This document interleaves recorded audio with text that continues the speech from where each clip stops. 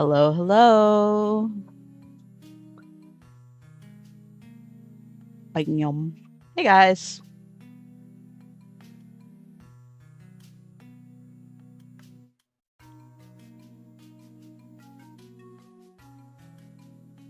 That there.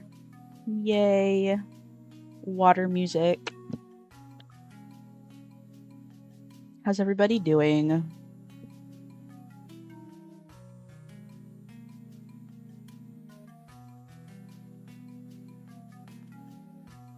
I see that it's been kitty hours in chat.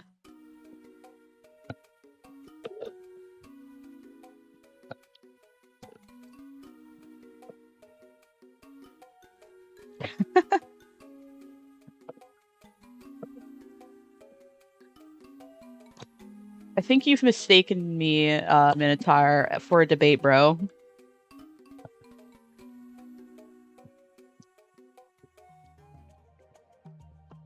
Ooh, Crimson Peak. That's one I haven't done, but I've been curious about. File cleanup. We love file cleanup. 20 pounds of dice, bro. Chill.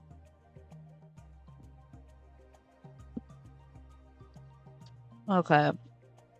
So, I'm not debating you.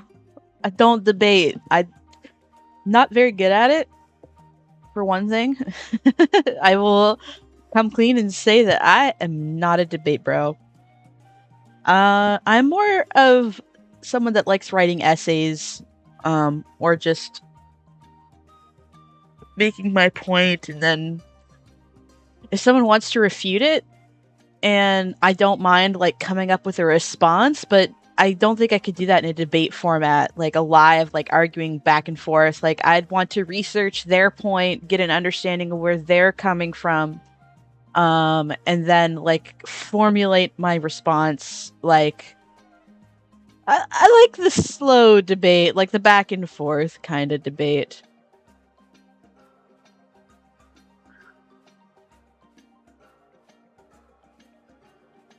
I am the debate master. You just have to pretend you didn't hear anything you can't debate against. Yeah, debate is an entirely different skill set than essay, so it's understandable. Yeah, also debate bros are annoying to me. Like, not everybody owes you a debate as well.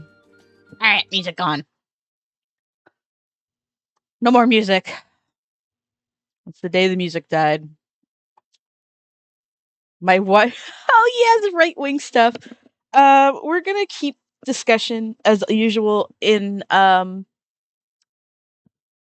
Inferno show about certain YouTubers to a minimum. If it's relevant, if it comes up, it's fine. But remember, keep it to a minimum. There's also a call-in section later after I kind of present my thesis. I will start welcoming call-in guests. If you are interested in calling me, I'm especially excited to hear from people that are in university, have taken post-secondary, college also good because I think in general education good.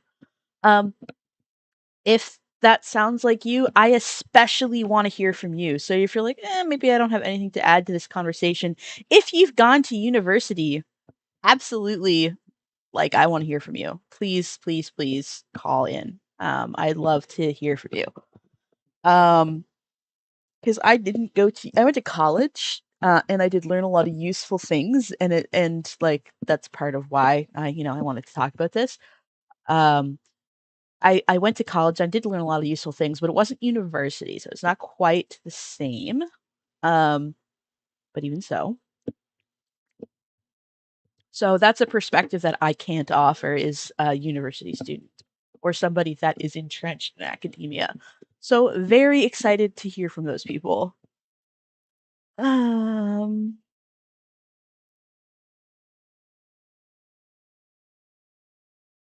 Hi, Purple Spy. I haven't eaten yet because my tummy hurts, but I am staying hydrated and I don't take meds. I'm unmedicated, which is an interesting decision.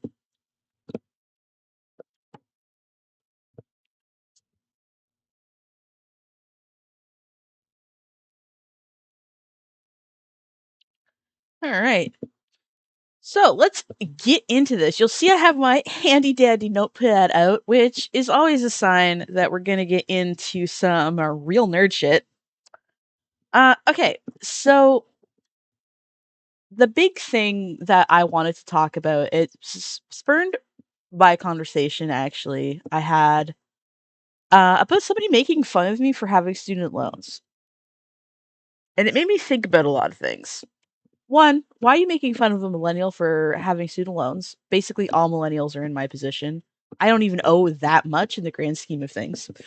So that was a weird thing to pick as a like it really tells you that somebody's at the bottom of the barrel when they start insulting you and making fun of you for having student loans. Is that like all you people have?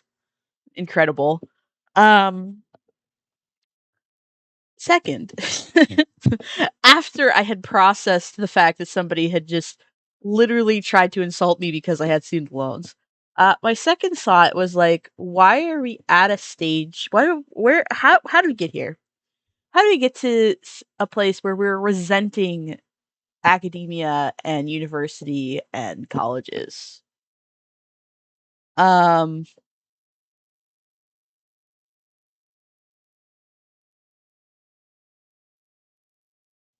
so I put some thought into it.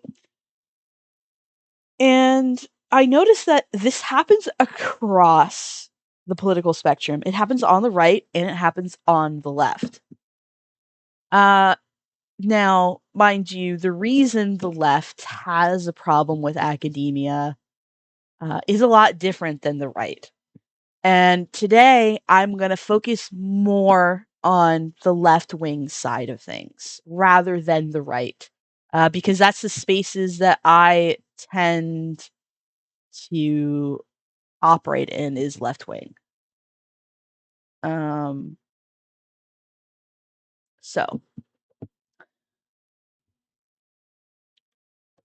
my main point today, I don't know why I did one because I'm not making a list yet.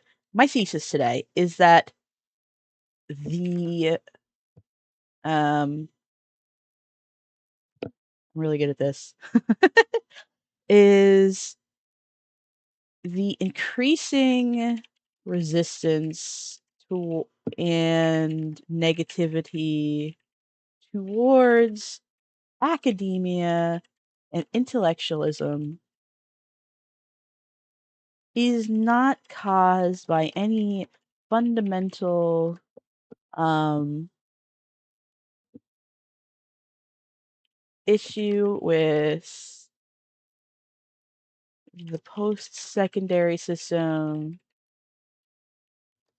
in and of itself, but by its tension with capitalism. That's wordy, but considering the subject, um I think it apt. So this is my thesis today. Um we're kind of going to go over why and I'm going to kind of prove my points. Uh and then we're going to start getting some calls. We're doing calls a little bit differently. For those of you on my Discord server, you might have noticed that it has been converted into a community. For the most part, that doesn't really mean a whole lot to you guys. But it means that we get a few more perks. It's now a public Discord server. It's in Discord's list of servers or whatever. So anybody can join, even if they don't have the list from me. Very unlikely that they will, but it's possible. Furthermore, um, we get a few perks. One of which is now that we have a stage channel. So I will actually be able to do what I wanted to do with the voice channel in that people will join and they will be unable to talk until I basically give them the microphone. Kind of like You might have had Zoom calls like this. So what'll happen is we'll all stay in that call. If I could get one of my mods, I'm hoping that more than one of them is here today.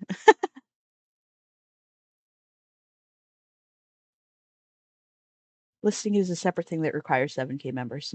It is technically a public server. It might not be on the Discord server list, but now anybody can join. Anyway.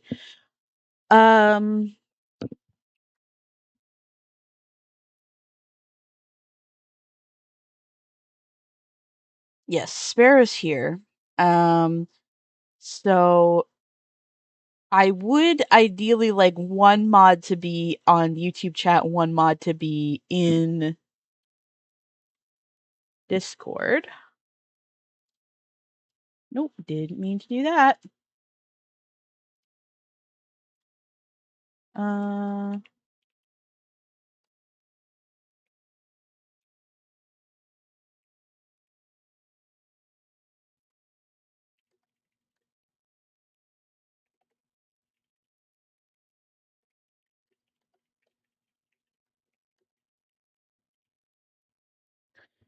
So just pinging my mods, but I would like somebody on YouTube and somebody in the Discord server.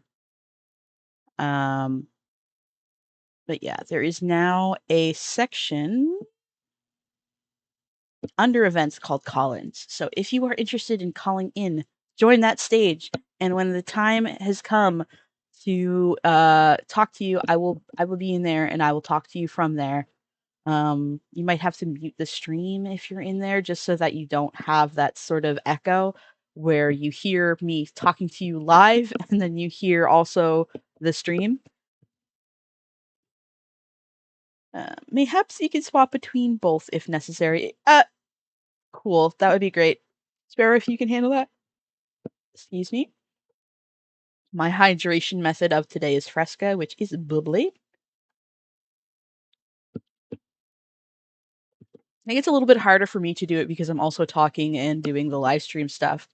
If you can manage it, Sparrow, that would be great. But I think another of my mods said that they would be around. So, okay. So back to our little argument here. I'm just going to read back through chat because I haven't really been reading it live. Everything goes back to capitalism. LMAO. Yes.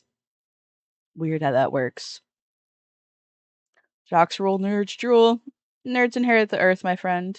I think that's kind of true now, is that like nerd culture is on the rise. Making fun of victims of the predatory loan industry is so weird. Like, you should be making fun of the people who are charging insane amounts of interest on the loans.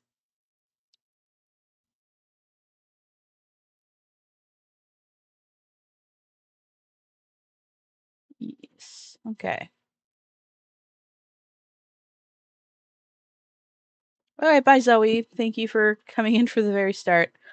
All right. So, I think to make a compelling argument, we need to think of what the opposition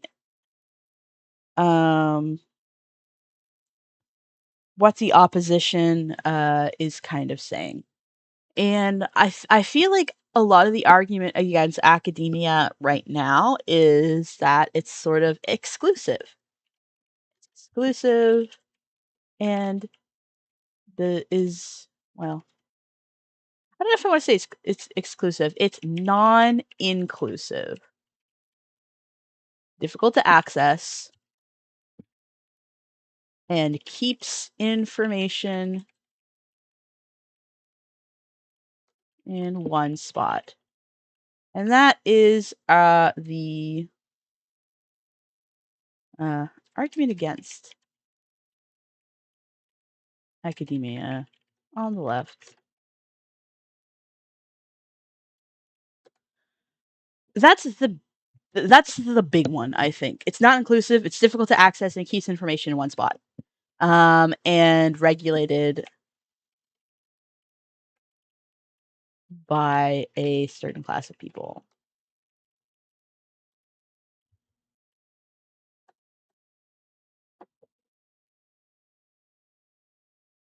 Are there more ads than usual?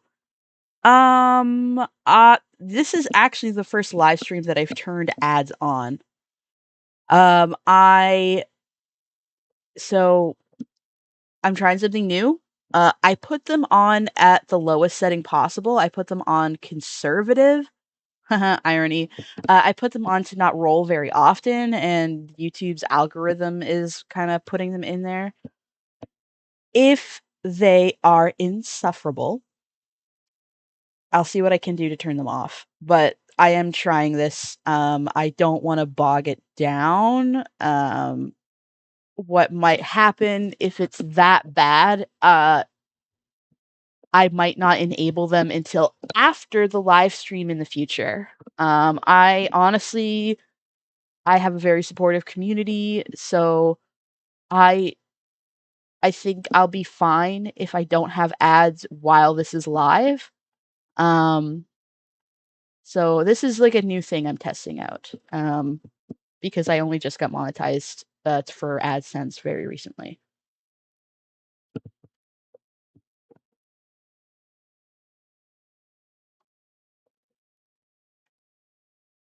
Every 20 minutes.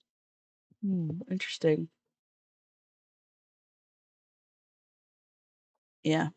If you have YouTube Premium, YouTube Stream, conservative, do you mean like Mr. Alt-Right?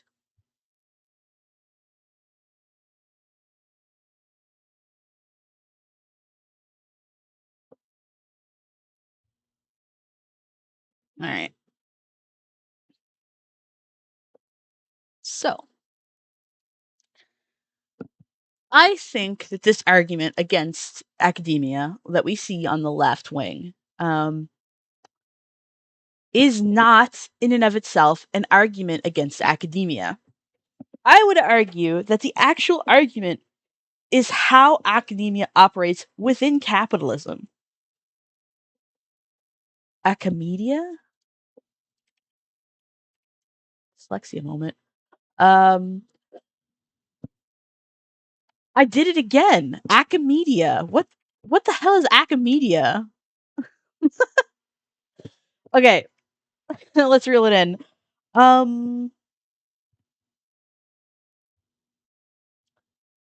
So yes, I think that like the main argument against academia that we see in left-wing circles is more against how it operates within capitalism. Academia doesn't have to operate within capitalism. It can function outside of it. And famously on the left, we don't like capitalism. So, therefore, if we are against capitalism, should we really be against academia, or should we be more focused on untangling it from capitalism? You know? Yeah, macadamia nuts. That's what this stream is about, actually. I fooled you! What's the minimum amount to get monetized again? 1,000 subscribers. Well, that's to get AdSense. 300 to get memberships and super chats. Anyway, I see, Barry, you're not using YouTube Premium. Yes, I am so YouTube Premium pilled. Speaking of capitalism,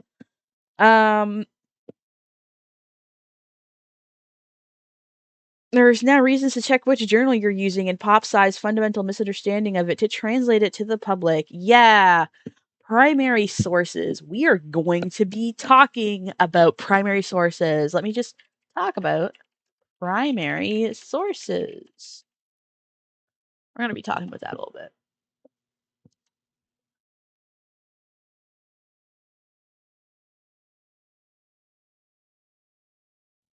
The Jumbler server, that's for people that don't know, that's Jewish Tumblr. The Jumbler server had a half joke where back about setting up a communist collective from which everyone gets to study and provide for themselves outside of capitalism. And I think we need that IRL. Yeah, maybe. So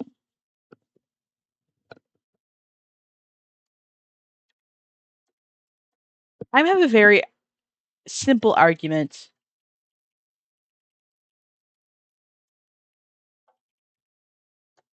It's always good to learn new things.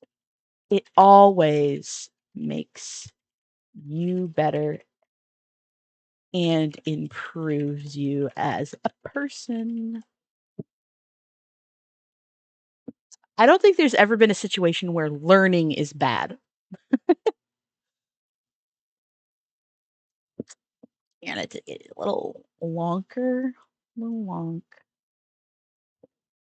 Uh, Getting a little crazy over here. The size. Am I actually, you know what? I could probably just hold on.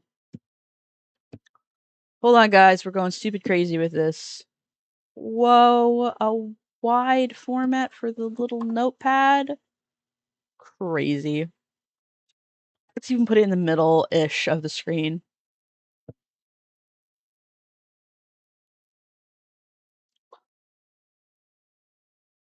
So,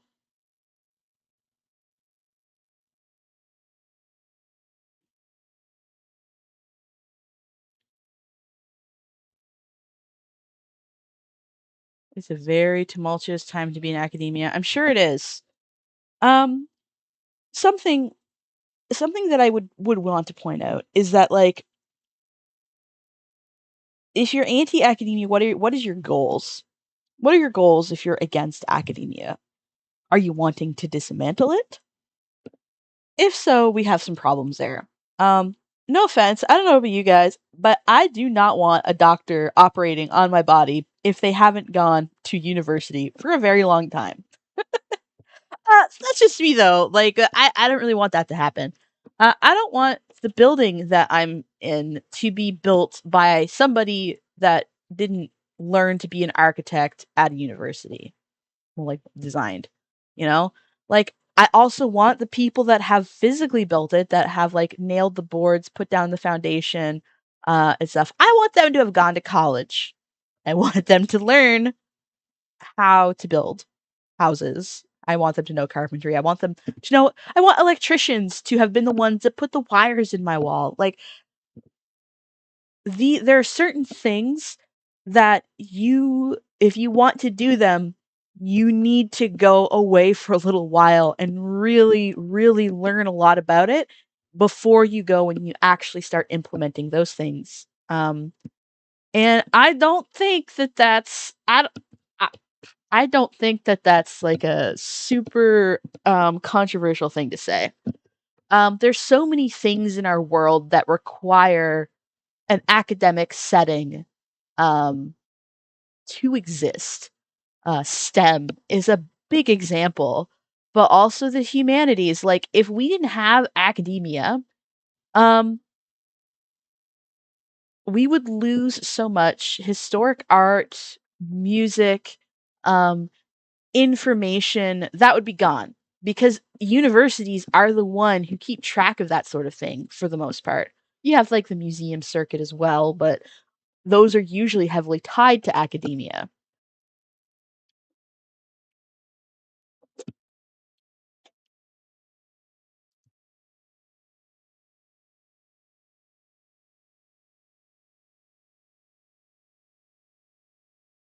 Going into conservation, so it's not really necessary to go to grad school, but I will after I graduate.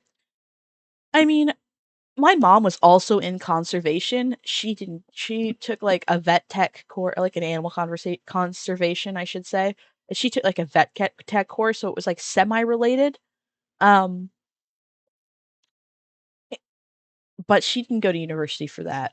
That being said, there were definitely people that she worked with that did, and they all fulfilled different roles. Not everybody on a team, on certain teams, in certain situations, needs to have gone to academia or need to have gone to university or post secondary, but it's always useful to have one of those guys around, specifically if you're doing something that's very technical or requires knowing a vast amount of information. So let's just say, hypothetically, in a world where you could go to university for free and there was no repercussions. This is very hypothetical, but there's no repercussions for failing. If you didn't do good on a course, you could just get right back on the horse again and try again. And you could do that as many times as you liked. Would academia still have the same problems it does now?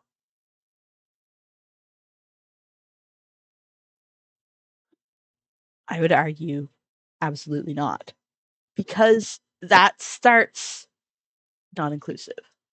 Well, you can try as many times as you want. Honestly, if you can do that, then it's behooves the university or the college to make university more accessible, because having to train the same student over and over and over again, not good. So it's you might as well just make it accessible so they don't have to do it once and they're not taking up resources from you. Difficult to access. Well, if it's free, anybody can do it. If it doesn't cost any money and perhaps even pays for your lodgings, then anybody can do it. Keeps information in one spot and regulated by a certain class of people. Again, if it's not based in capitalism, if there's not a lot of money involved, then anybody that has a desire to learn can go in and learn and be involved in this world. Once I've noticed a lot with my friends that are in university, once you get your foot in the door, if you are hardworking and you show that you're passionate about the subject you're interested in and you're easy to work with, um, people like you, like working with you, they're gonna want to keep you around. They're gonna want you to teach some classes, and there's so many people that are taking classes in university, they're also teaching other classes. It's kind of like a very lovely system that way. It's just really difficult if you don't have that money to get your foot in the door to show people that.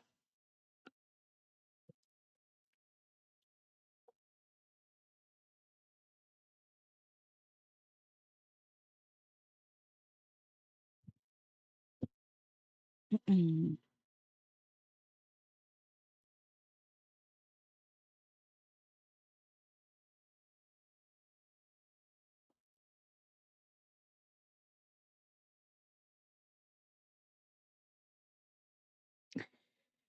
Ableism, that is a big one.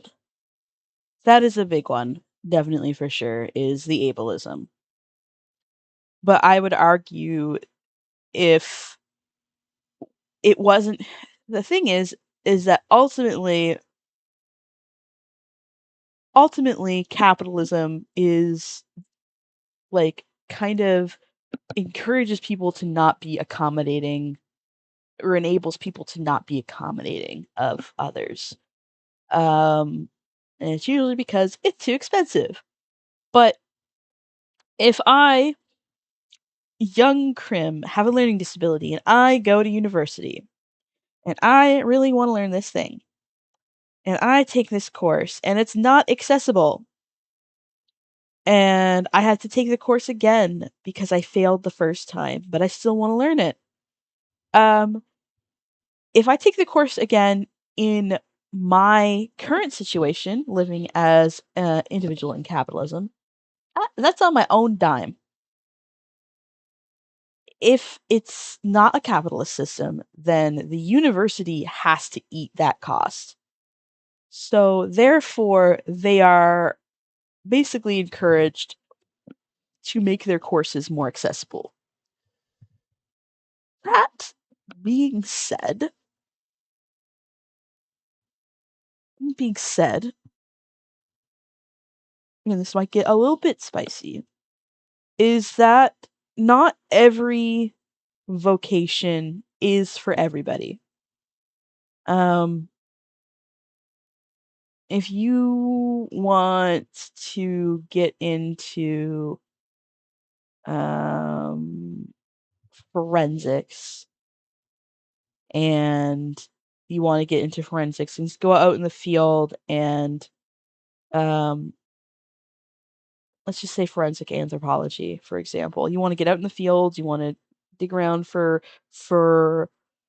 um artifacts and bodies, and like put together like what lives these people lived by studying their bodies or the sites they left behind. Um if you can't move around very easily, might not be the right career for you. And university being a stress test might be better than letting you get than having somebody get all that training and then be unable to actually complete the job. And that's like an extreme example.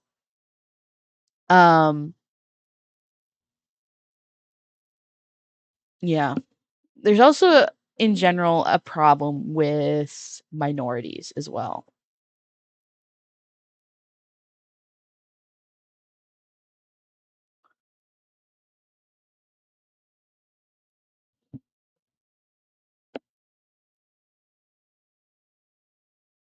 A rule about lifting, I don't know what you mean.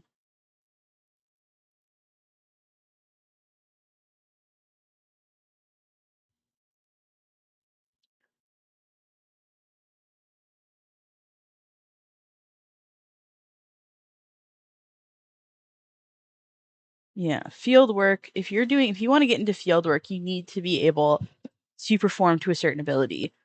Even on like a lower level, for example, like I kind of operate around the therapy world, and I'm that's what I'm going back to school for. Um, Now,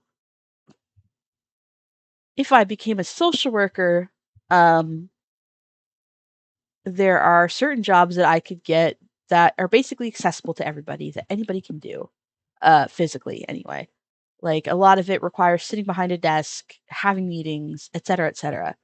However, as I am more interested in outreach and physically being around kids, there are certain expectations. So even if I am ready, willing to learn, if I'm not able to perform the function of the position that I am interested in, it's kind of a moot point to train me in that position. If I am working physically with kids and can't, I have a difficult time moving, maybe not a good idea. So outreach courses tend to require a certain number of work hours to complete, and it's to kind of test and see like, hey, is this person actually able to do this job? And you get some on the job training as well. And that's just an example that I can think that's relative to me. But I'm sure there's other things as well. Um, if you have a very difficult time parsing information, maybe a science isn't for you. Um, Everybody in the world should be enabled to have a fulfilling career, but not every career is for everyone. Um, and that can be difficult to kind of, that can be difficult to hear sometimes. And I think there is a line where you can accidentally slip into ableism when having this conversation, but uh, that is obviously not the intention that I'm coming with here. Um, but also, I think that regardless of whether somebody goes into a career in academia or a blue collar job or is unable to work, that they still should be able to live with dignity. And I think that if we enabled all people to have that, I think that this tension that we seem to have with academia would decrease a lot. Um, I also don't think that these reasons that we're talking about right now mean that academia in and of itself is bad. The thing is that we live in a racist society. We live in a sexist society. We live in an ableist society. So we have to change that before we expect academia to change. Um, we can have things like affirmative action and like we can have safety nets in place, but the fact of the matter is that regardless of how much we put into making sure that doesn't happen in academic circles, because we hashtag live in a society, it's still going to be a problem. Um, and that is not the fault of academia. That happens outside of academia. Right? So we can't blame academia for racism. We can't blame academia for sexism. It's a problem with society as a whole. Like it'd be the same as going into a restaurant and somebody's rude to you because you're black and being like, you know what? It's this restaurant's fault that racism exists. Well, that's kind of silly. That's not to saying that you shouldn't hold racist waiters accountable, just like you should be able to hold racist teachers accountable. But it's not a problem with the restaurant industry, it's a problem with racism, if that makes sense.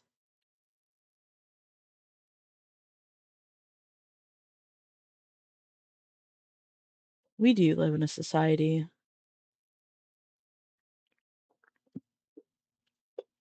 What kind of job could Stephen Hawking get if he wasn't famous?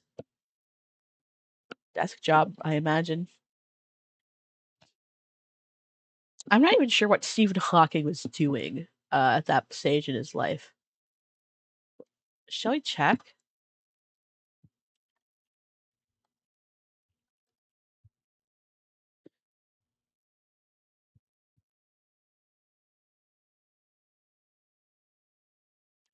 Author, actor, cosmologist, mathematician, astrophysicist, screenwriter, pedagogy, higher education, science writer, theoretical physicist.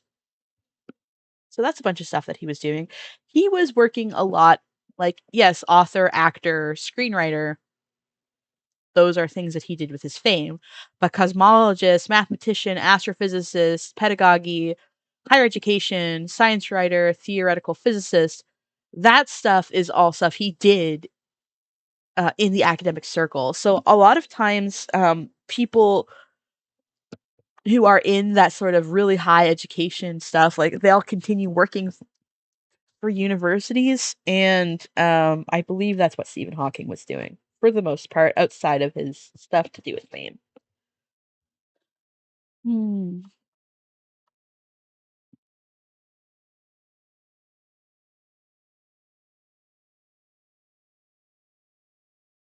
I was going to be an entomologist, but trauma-induced mental illness threw that out the window. What? Hold on, let me. Entomologist. People who study insects. Hmm. Bugs are cool. All right. So I realized that that was kind of like a short, formy um, thesis statement and sort of argument. But again,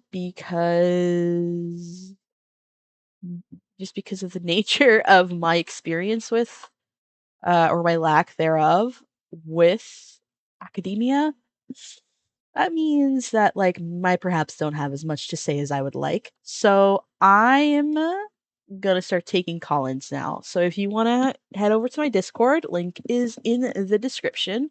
If you're not in my server already, you can go ahead and join that, and you should see under the events tab a little section called call-ins. So you can go ahead and join that, and we can get started with the call-in section.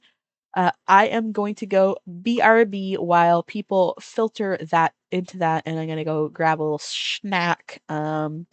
So please feel free to join. I'll be back in a second.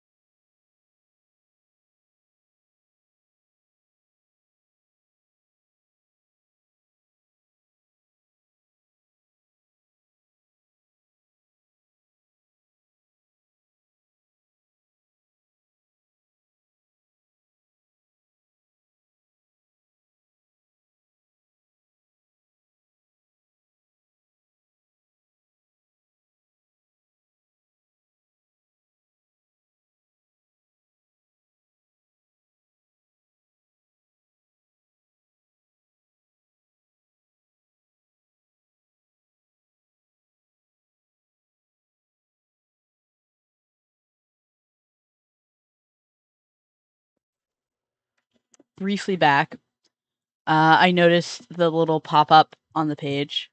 Paige, thank you so much for the super chat.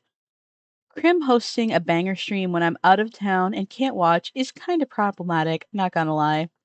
I'm so sorry, Paige. Thank you for being generous as always. You're freaking awesome. I am microwaving my little microwave dinner right now. Because I realized in the middle of the stream that I am in fact very hungry. I don't really have time to prepare anything, reasonable.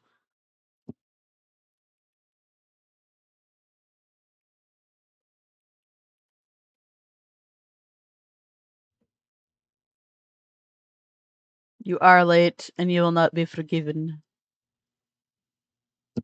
I should have been playing music. Oopsie, I'm so good at this job.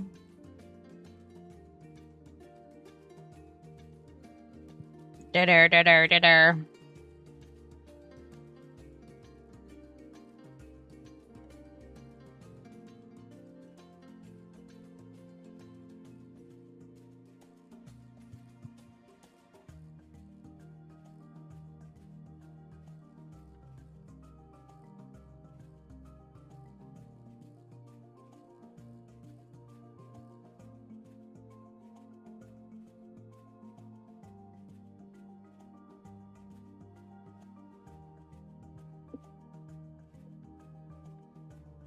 Alright. My microwave dinner should be done now.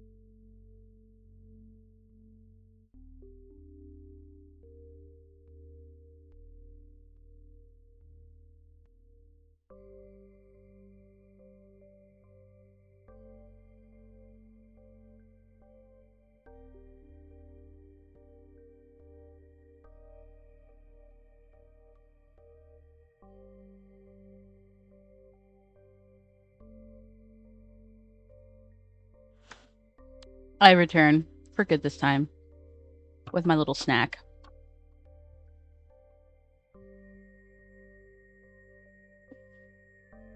What I got for dinner? Well, it's a microwave dinner, so nothing that great. But it's from a company called Crave. I think they might be Canadian. I'm not sure. Nope. Inspected in the US, so it's an American company. It's the creamy Cajun Alfredo with chicken and sausage. I haven't had this one before. I usually keep like a couple microwave meals as backup in case like I don't have time to make something. But I generally prefer making my own food. Anyway, chalky milk. Chalky milk. All right, let's freaking do this. I was going to test out stage with my mods, but I didn't because I'm like, I can figure it out on the fly. It's fine. Dude, why is there music?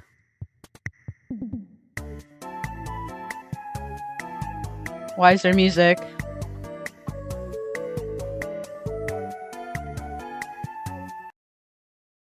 No. Absolutely not.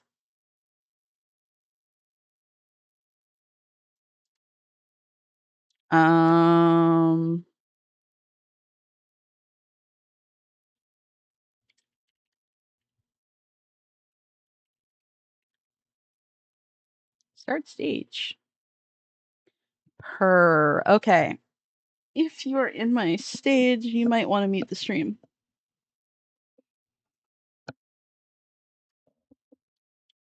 Okay.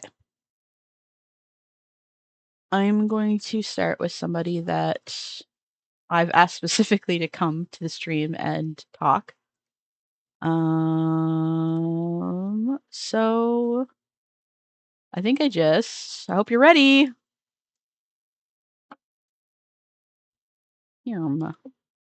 Invite friends to stage. No, I don't think that's how that works. Yep, I definitely. Show request, show chat, more.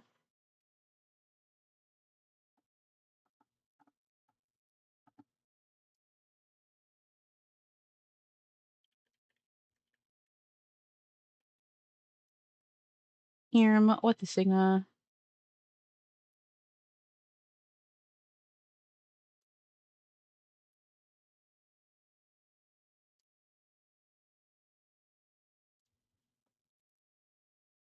Yeah, I definitely should have tested this out.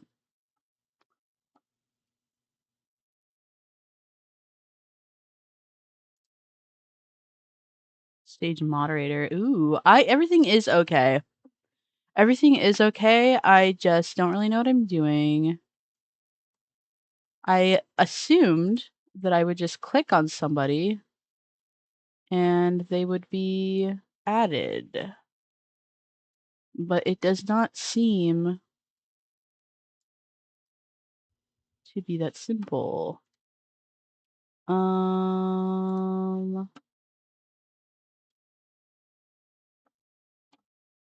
Click on DM. Oh, here we go.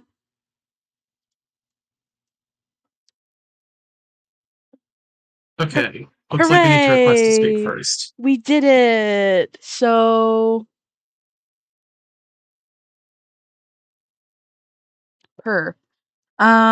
so yes, if everybody would like to request to speak when they're ready, I'll just go through and I'll accept them in order when it's time to talk. All right. It's working. Okay. Minotaur, I noticed that earlier one of your things was deleted and it contained the word supremacy. And while that's like a fine word in and of itself, I think it's one of those auto moderated words where like YouTube will delete it. So sometimes the language that you're using, even if you're joking, YouTube will annihilate it from existence. So, hello, my friend. Can you briefly introduce yourself, name, pronouns, what your relevance, that sounded so stinky, and what your kind of stake in the conversation is? Like, what are you bringing this to this conversation? Certainly. You guys can call me Dark Matter. I prefer not to use my real name on here. My pronouns are he, they. So I am a second year PhD student pursuing a PhD in mathematics at an Ivy League university. I won't say which. Um, yeah, so I'm pretty deep into academia right now. I'm planning on pursuing it further. Hmm. So obviously, any conversation about academia is relevant to my future. Yeah, absolutely. I actually specifically invited you to and asked you and requested you to this event. So I'm really glad you showed up. We've had a lot of really good conversations about this sort of thing, and I feel like you can contribute a lot, and I can learn a lot from you. So, what do you think? What what do you think about all of this? About people being weird about academia lately, and about the entanglement of academia and capitalism. I find it really sad that there's such a high barrier to entry to get into universities. But I feel like that's actually been changing a lot recently. Hmm. I'm actually a little bit surprised it took this long, considering that we've had the internet around for several decades.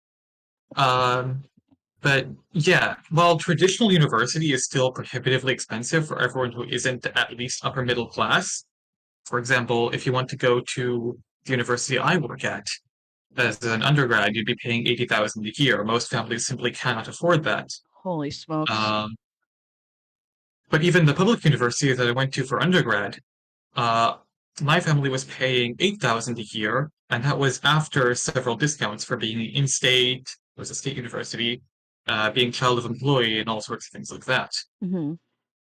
So it's expensive regardless of how many discounts you get. On the Yep. other hand, there's been kind of a surge in online resources.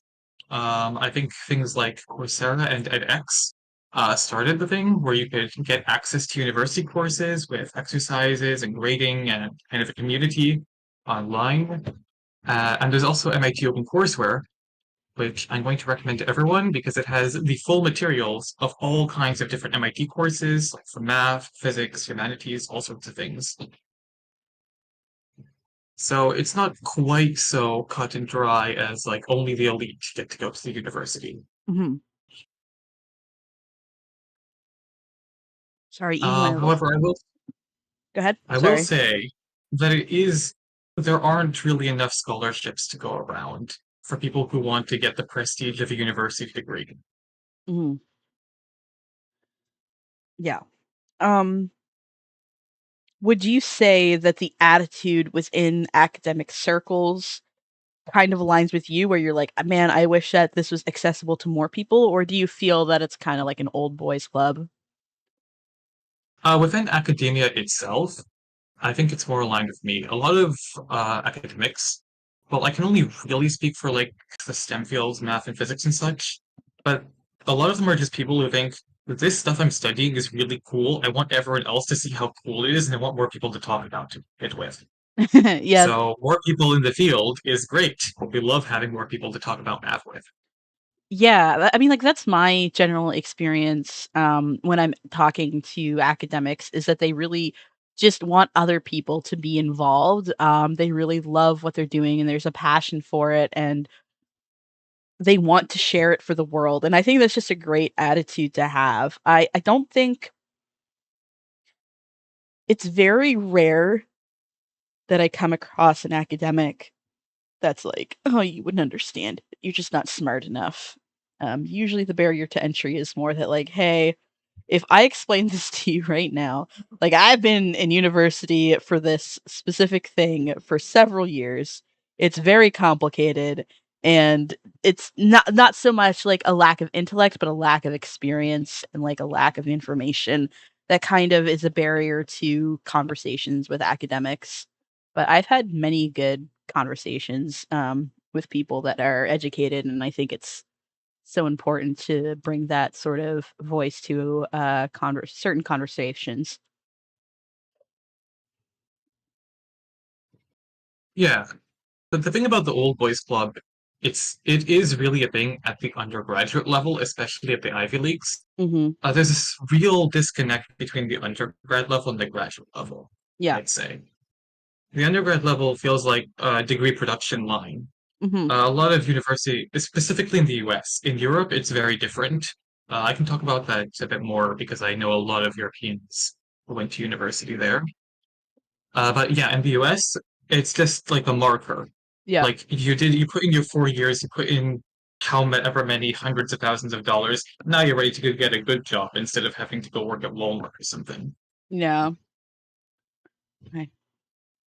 Yeah. That's yeah. Um, what do you think? Um, if we, for example, dismantled capitalism tomorrow, how do you think that would change? And like, this is obviously hypothetical. How do you think that would change the post-secondary field and academia as a whole? I think a lot more people would pursue a lot of what are considered the useless degrees.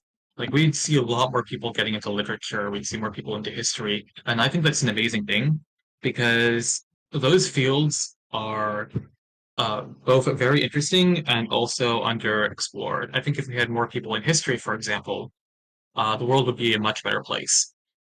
Uh, Um, I think the STEM fields would actually see a decrease in the number of people beginning to study them, but also an increase in the number of people actually pursuing research.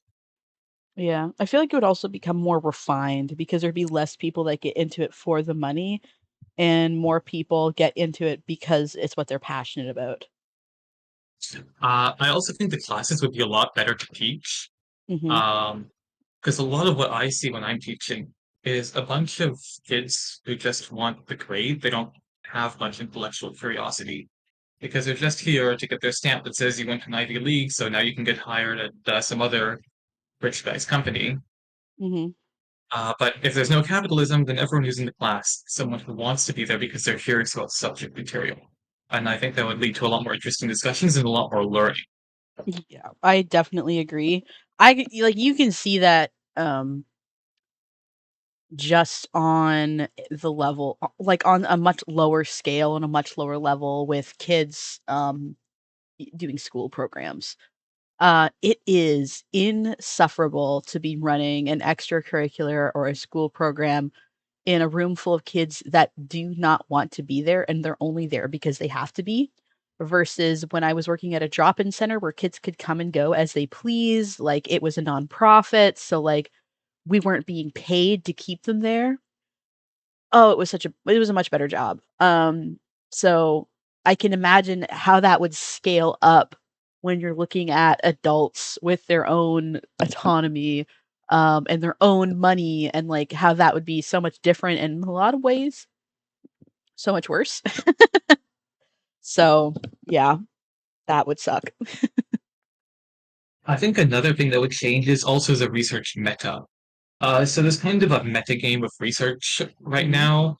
A lot of professors kind of stay away from certain fields because those fields don't get grants. Like we academics need money just as much.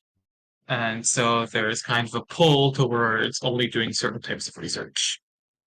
For example, you don't see a lot of people messing around with a set theory in pure math anymore because it's complex, it's nasty, and there's no money in it. Yeah. And the fact that this even goes so far as math is kind of sad because we really shouldn't be thinking so much about what part of this math is useful. We should be thinking about what part of this math is cool. And I think more people would be just looking at what kind of cool math they can do if we didn't have this constant need to apply for grants. Yep. Absolutely. Um, I have another question. So I've noticed and I've heard from certain circles that I follow that in a lot of journals, I don't know if a lot of journals, but there is like a specific journal. I don't know if like other journals are following this trend that are publishing papers before they've been peer reviewed. This might be like a niche topic, but it kind of it's got a little stank on that's seems a little stanky. And like I've noticed some bad things are coming out of that. What have do you know what I'm talking about? Have you heard of this? And like what's your thoughts on it? Let's see. I think that's more of a thing in things like psychology and sociology. Uh, The math review it's process is actually famously slow, yeah. It's not just but it's also in it's also in like an article that I'm thinking of specifically. So the idea is that like you can get it published and then it gets peer reviewed, and if that peer review ends up being like, hey, this paper's kind of bullshit, it then later gets struck down. But a lot of people pushing back against it are saying like, yeah, but at that point the damage has already been done. Like pop science has already gotten a hold of it and done a bunch of crap with it. And specifically, the situation I'm thinking of is the Homo naledi thing in anthropology. Um, there was all these claims that like, oh, it used fire and they buried their own dead, and like this hominid is so much older than we thought. Like it's older than what we thought was capable of doing those things. And I think that was in public papers for like a year or two. And it was just peer reviewed and being like, yeah, there is no evidence of this. You're reaching or like inventing information. And there's already a bunch of documentaries about Homo naledi. And this might be a conversation to have more with Sparrow because they're more um, familiar with this. But like pop science and has already kind of gotten a hold of it, and there's a bunch of documentaries, and it's actually had been taught in schools already, despite not um, being peer reviewed. So that's just an example specifically. so Sparrow there's jumps definitely in. a push to publish. A lot of professors kind of have their either their pay or their progress toward a pay raise tied to the amount they publish. Hmm. Um, But there's also mechanisms to prevent that in place in some fields. For example, in most STEM fields, there is this wonderful site called the Archive. Hmm. For people who want to actually go and look at papers, by the way, the site is arxiv.org. You can find basically all kinds of papers there in STEM for free. Go check it out if you feel like you can go for it. Um, but yeah, most professors will post their papers on the archive first just to kind of stake a claim on the idea so they don't get scooped. And then they'll send it off for review. Hmm. So this is papers in the archive can be cited.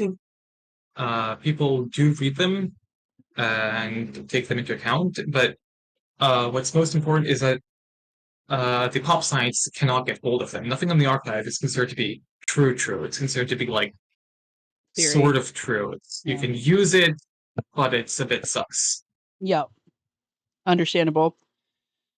Um, but yeah, so my thought was like it's obviously the influence for that is coming from a not a great place, and I assumed it had to do with funding, and again, there's that stinky capitalism rearing its head, trying to get funding and all of that fun stuff. So yeah, I suspected as much. If at all possible, what would be awesome? I am gonna make a thread in general, I think, and yeah, I think that would be good, and it'll be about and then I would like people to drop links and resources there. Links and resources, re academia, and I will just make that a thread. Put links here related to the stream.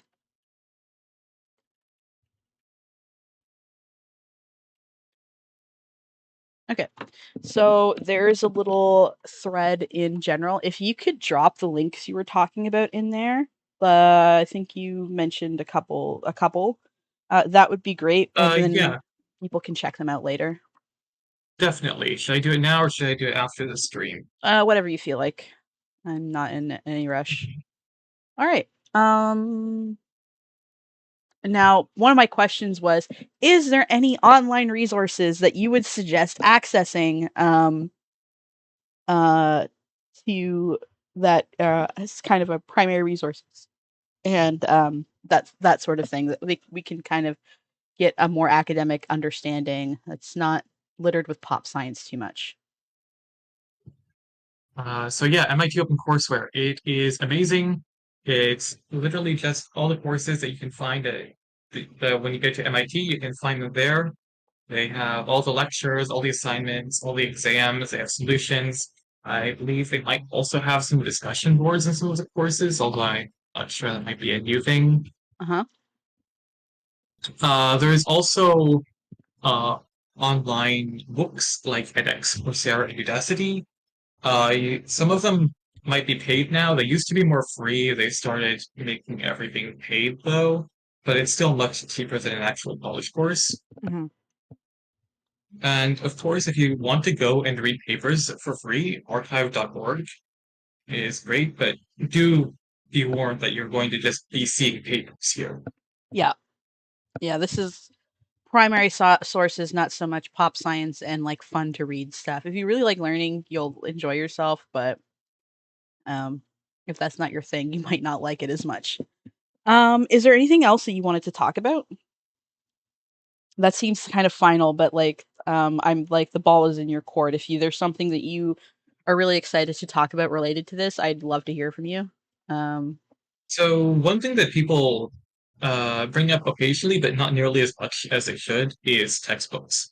mhm, Because textbooks are an industry now, and that makes me very sad. And so basically, most textbooks will come out, and then they'll have new editions every few years, where they maybe add a section or jumble around the problems a bit, or just make it sure that you can't, if your professor's assigning problems from a newer version of the textbook, you can't use the older version of the textbook. And recently, they've been doing things where you have online textbooks, mhm. where there is specific keys that you have to buy from an online site that you use on a different site to open the textbook. So you don't even get to own a physical textbook, you just get an online textbook Mm, hell world. that your access can be taken from you at any time. I'm And I think this is one of the worst things that have been done recently because now everyone is pumping out random textbooks, and some professors even use their own textbooks in their courses, which is a big conflict of interest. Not that I blame them, because a lot of professors are underpaid for the job they have and the skills they have. mhm.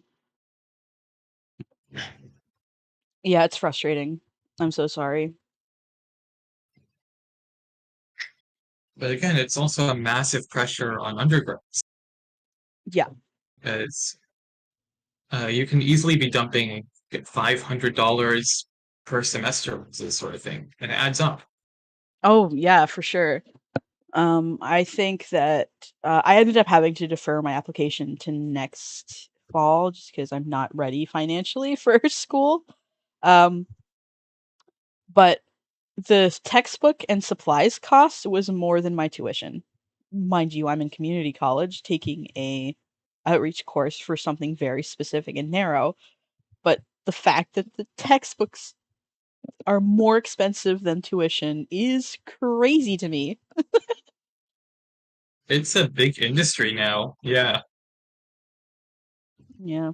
Um yeah, I am pro physical media and I am pro like sharing things like textbooks. And honestly, um I think it's nice to own a textbook, but I think there should also be loaners available at the university by demand. That's just my little onion though. The other thing is, university in Europe is very different from the US. Mhm. Um, so I don't want to speak too much on this because I haven't gone there. If there are any Europeans, I would really like to hear their perspective on it. But from what I've heard, it's only 3 years as opposed to four. Uh, you are basically entirely focused on your major Hmm. instead of doing gen ed courses and getting the quote unquote college experience, which is also kind of just a scam, the college experience. I can go on a rant about that later if you like. Um, yeah. And the courses actually are a lot more serious and they move faster. For example, first year undergrad in the US might be learning calculus or maybe real analysis.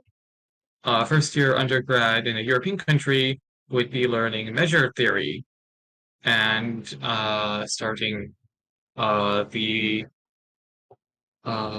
like what would be graduate level real analysis in the US. Hmm. So And it's yeah. also much cheaper there. So I think Europe kind of has their college system a lot better than the US. Hmm. Uh, if any Europeans can confirm or deny this, I would be very happy. Yeah. Yeah. I mean, like, even in Canada, it's a little bit different than it is in the US, I've noticed. I'm assuming, yeah. I can't it's hard for me to go into details, but I've heard talk that like a lot of people come to Canada specifically to go to university because our university system is different.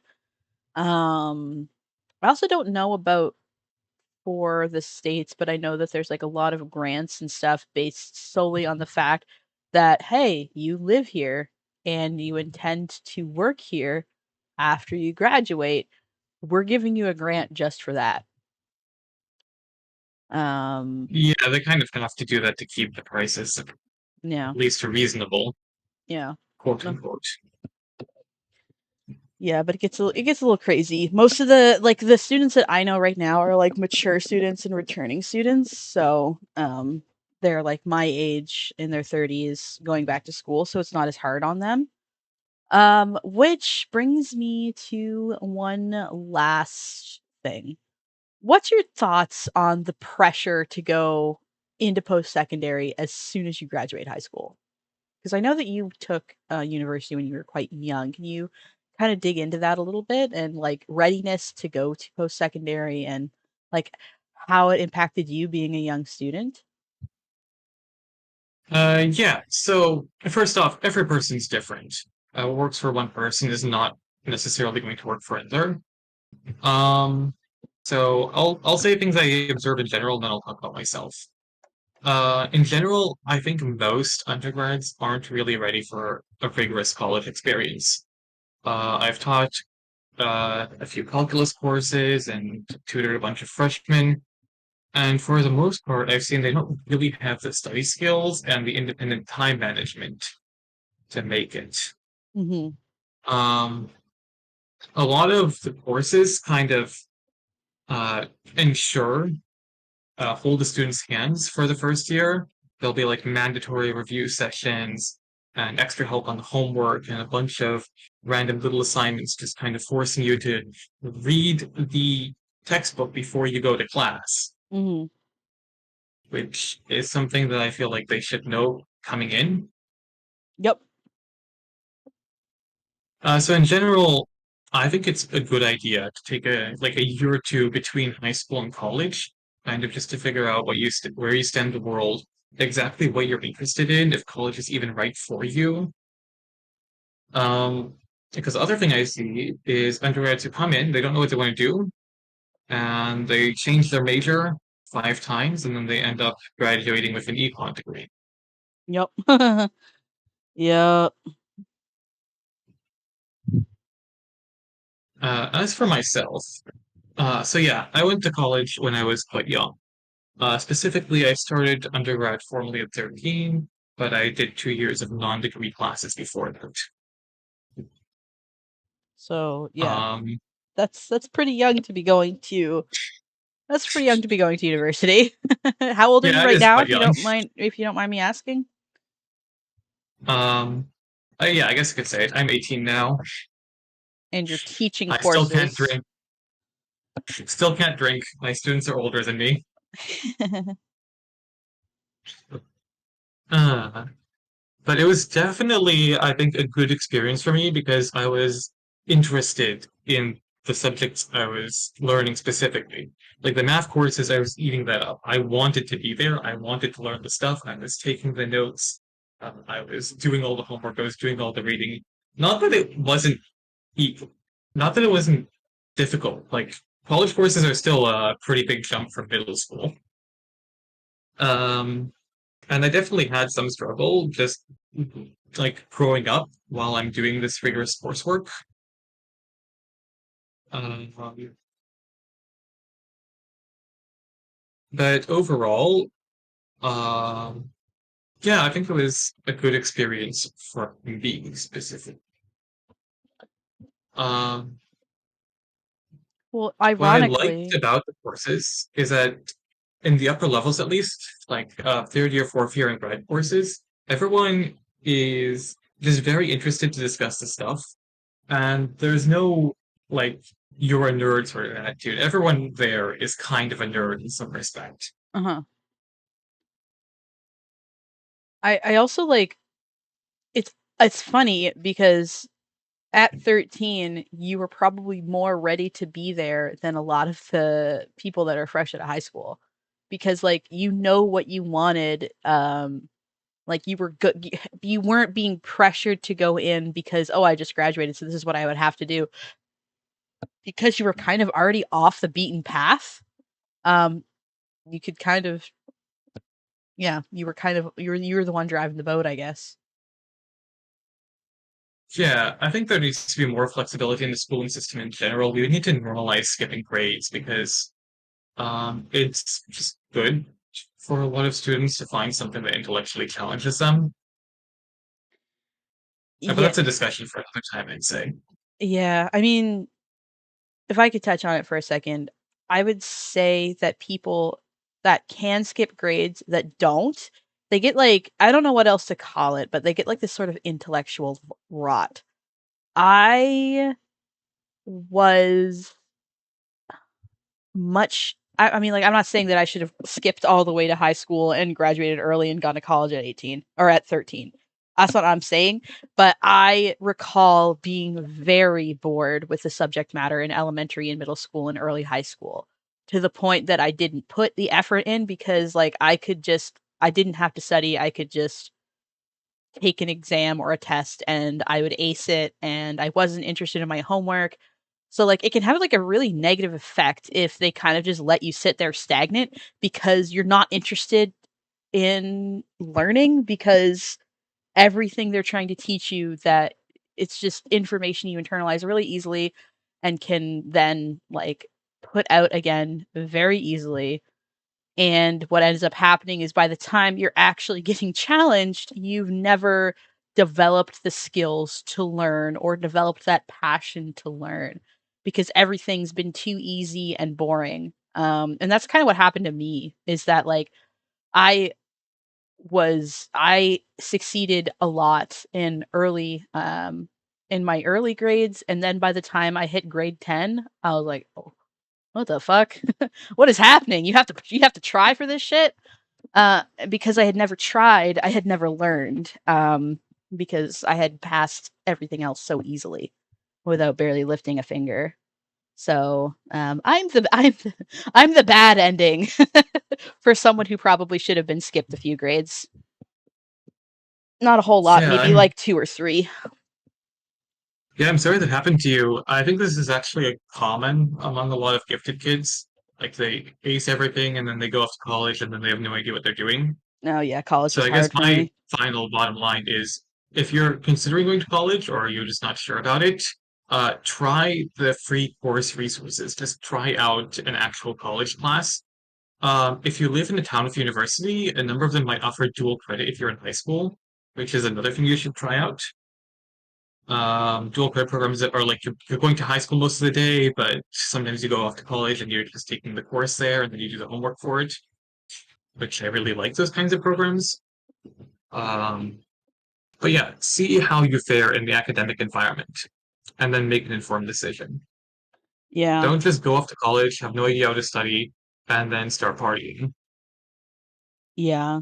I mean, I think our good friend Daria Morgendorfer said it best, where it's like, when I'm like in my 30s, I don't want to look back, and for my whole life to have been affected by a decision that I made when I was 17 years old.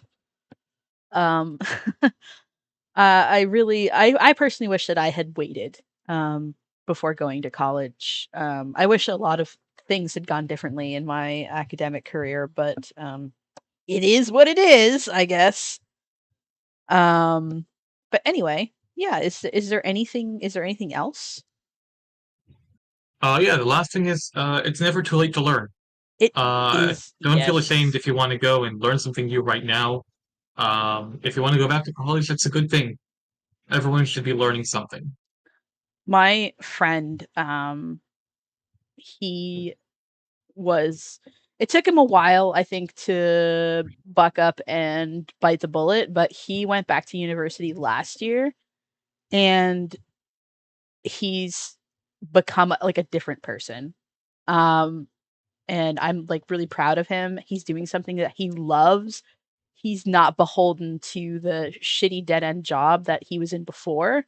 And actually, because of that new attitude, I think in part, he's actually succeeding in that job more than he was ever before as well. Like, I don't know. I've just seen him grow so much and put so much more value in himself as a person.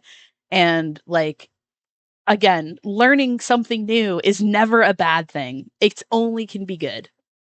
Um, and the amount of good that I've seen it do to somebody, especially if they're older and really ready to put in that work and that information. And like some young people, such as Dark Matter here, um, are ready, but like let's be real, a lot of us aren't ready until we're grown. Um, if you're kind of like in that stage of your life where you're like, really dragging your feet, go back and learn something, and you might be surprised, what it can do for you.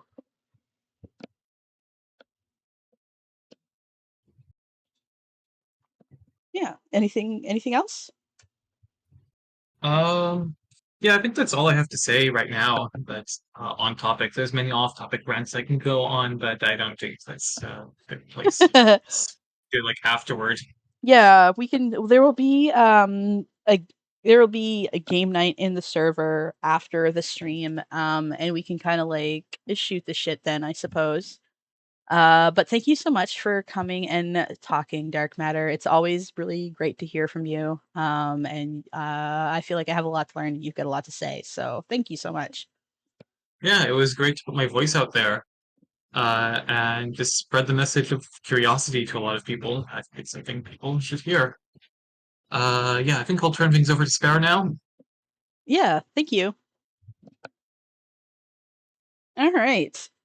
Next we have somebody who's actually one of my mods is going to come on. Hi, can you introduce yourself?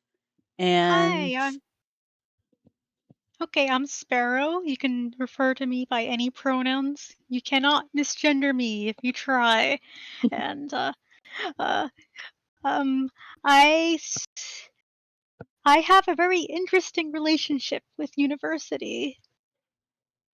well, please let us know, and like let us know what you're like studying and all of that stuff as well, or have studied. I'm I'm studying environmental science, and I used to be a bio major.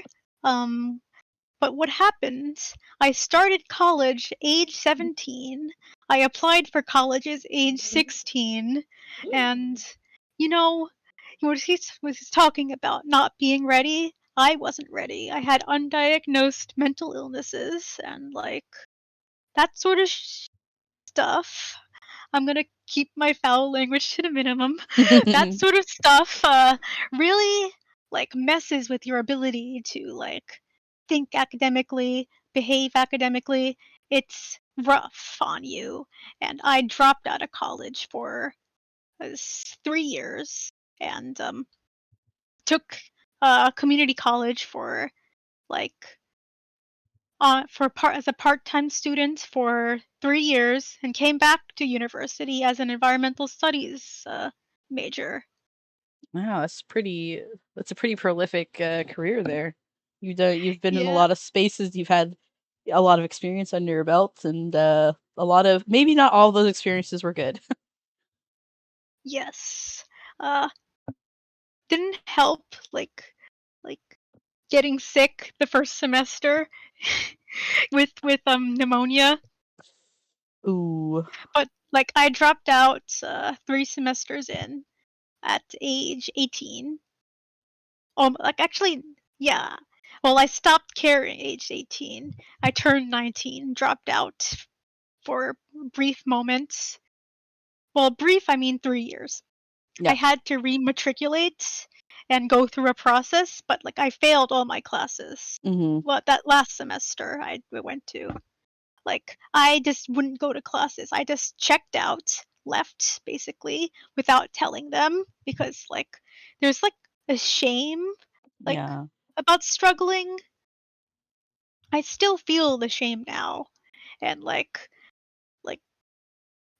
I'm only like now opening up with professors, and the professors like say I have the mind of a grad student even though I do have learning disabilities, which is like good, I guess. Well, I would call you just a very curious and thoughtful person. Just in my time of knowing you. So like I'm so sorry that like you went through that, but like I'm so glad that you got back in the saddle. I think that like learning to let go of that shame is going to be like really big, but I think you can always say like, hey, like even though I had this bad experience, I still rose to the challenge of going back even though I knew how hard it was. Like that's like not to be like sort of wax poetic, but like I think that's what like real courage is like knowing how hard something's going to be, knowing that you struggled with it before and doing it anyway. Um so I think you should be proud of yourself. Thank you. But like doing college as a neurodivergent person Mhm. is like an interesting experience, especially like balancing. Well, I commute, so balancing commuting,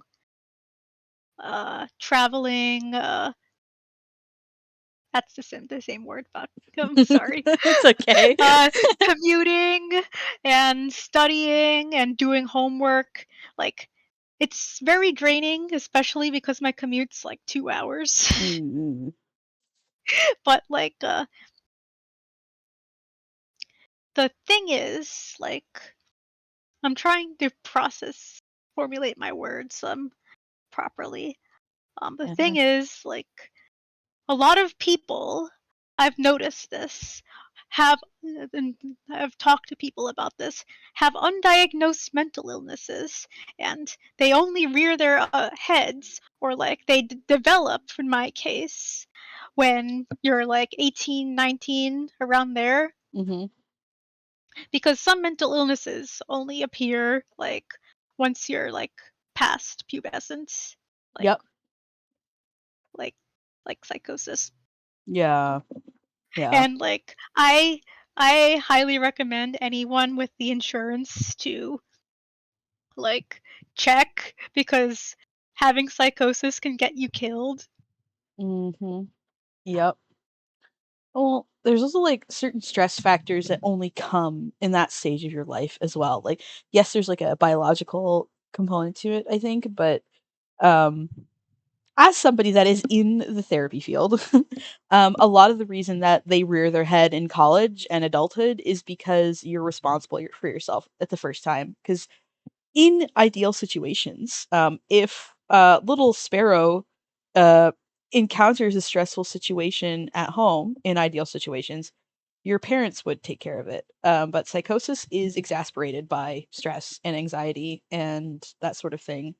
So, yeah. I can attest. So if every time you've gotten super stressed out, your parents came in and saved the day, as they should, because that's what parents are supposed to do with their children, then you might not have ever been in a situation that would maybe cause a psychotic break. But if you're having to deal with that all by yourself, perhaps for the first time, you're gonna discover some things about yourself. Yes, I had the symptoms as a kid, but like they were like Jeff the Killer or stuff like that. Yeah, like it's not an issue as much until you get into a situation where it can be an issue. And like working with the disability center, stuff like that. It's like there's certain things you don't want to disclose, but you do want accommodations for, and it's kind of rough. Oh, that's a game that I love playing so much. It's like, do I disclose my diagnosis? I would like the accommodations, but I don't like the prejudice. Luckily, ADHD is enough for my accommodations. Oh God, which thank I do goodness. have on paper. It's like playing poker, I find. I have a lot of like stuff under my belt, I'd say, like baggage, but like It's you gotta. don't want people to know what you have. Yeah, you don't want to show your full Sometimes. hand. You just have to show Yeah. what's appropriate in the situation. Yeah, that's fun. And like I feel like psychosis, for example, is something I do not want to disclose. Mhm. I'm keeping it in my head, and Understandable. like especially because like some people like egging things on. Like I've noticed, like egging on delusions or like calling you insane, stuff like that. Like I one time, like the only time I disclosed this was because I couldn't do homework because I thought my computer was like infected by something like spyware, and I was so afraid I just couldn't do homework. Oh no. Yeah. I mean, I saw somebody talking about very recently how their university literally called them the R slur. It's like you can't help but being R. Which is hello? What is happening? Anyway, sorry. You were saying?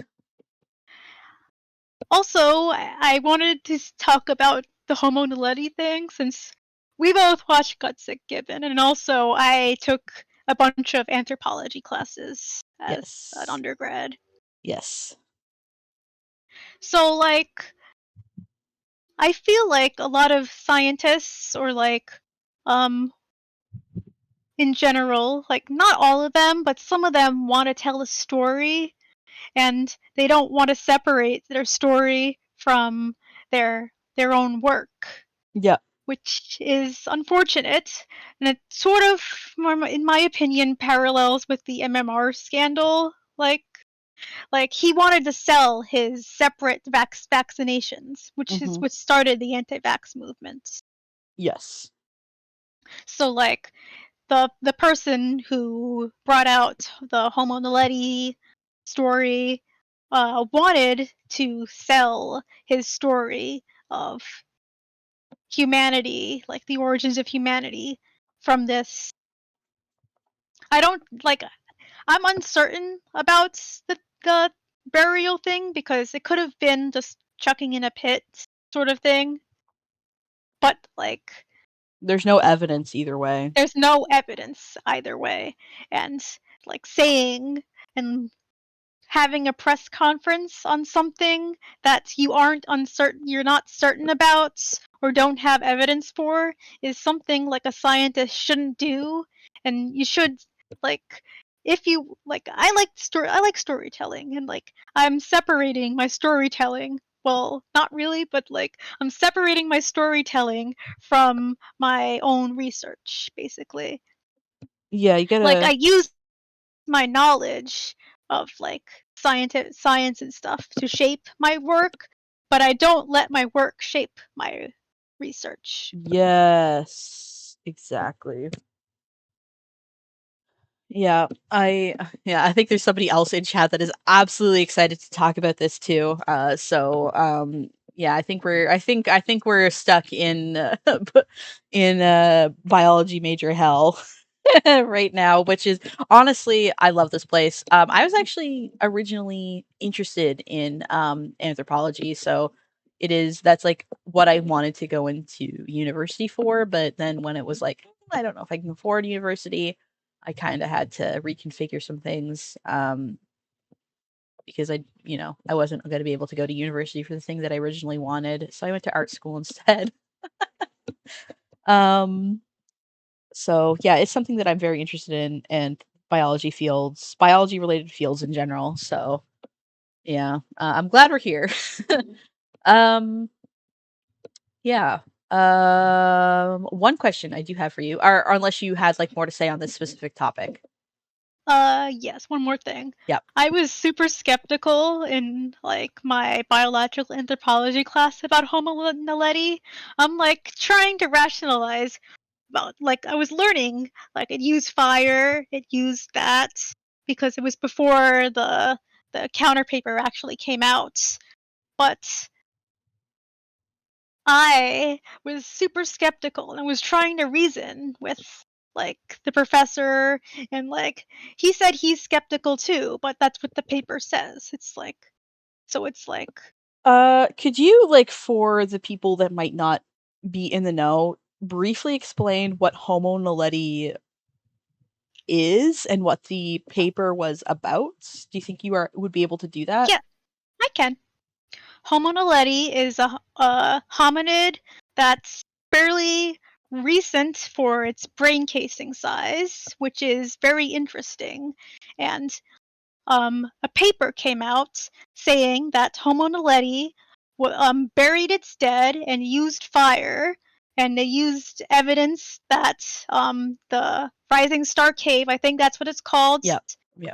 The Rising Star Cave is inaccessible, and only Homo naledi was found in there.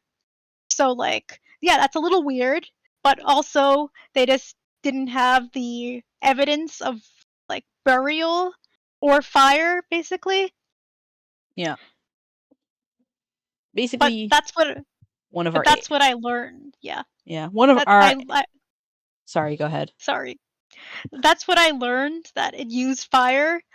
We used like potentially used fire and potentially buried its dead, but like it was very, and we were like talking about how it was hotly debated, but like it was part of curricula, which is very interesting because of how sensationalized it was. Well, at that And point, it wasn't peer reviewed, which is weird to put it in a curriculum, something in a curriculum if it hasn't been peer reviewed. yeah, it is weird. It was 100 level, but like it's still like something you shouldn't like say. We also laughed at aquatic ape theory in Oh. that class. Aquatic ape theory. Yeah, this might be a little bit too seeing like the viewer Too count nerdy. plummet as we talk about this. This might be a little bit too autistic for what is aquatic ape theory, Aunt Maddie asks. Oh I'm so boy. sorry. I'll let you do that one.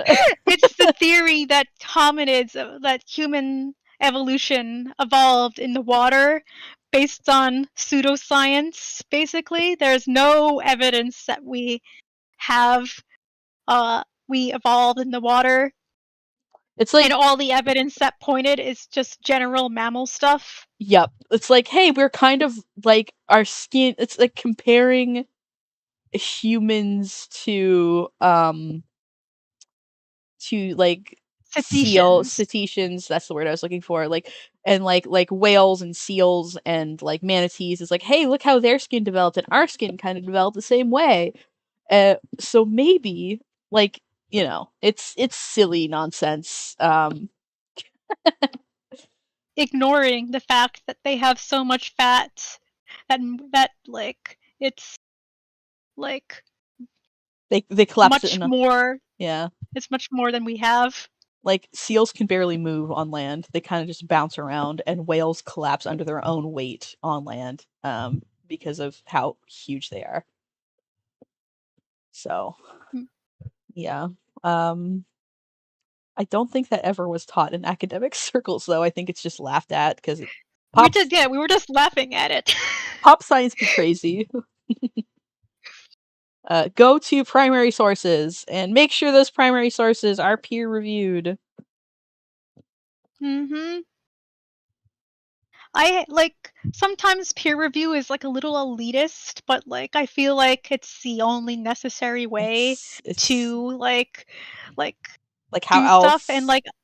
How how else. And also I'm still skeptical of like where the journal is being published and who funded it. Read who yes. funded it, swear to God. Yeah, if Big Milk publishes a paper on how milk is actually really good for you and it makes your bones really strong, um Also, maybe question that. Also, like one of the things that popped in my head about reading the sources is some pesticide company funded a research about how their pesticides don't hurt bees. Is that Monsanto? I'm like, I don't think it's Monsanto. It was some German company. Okay. But that sounds like a Monsanto move, to be Yeah, it honest. does. It does.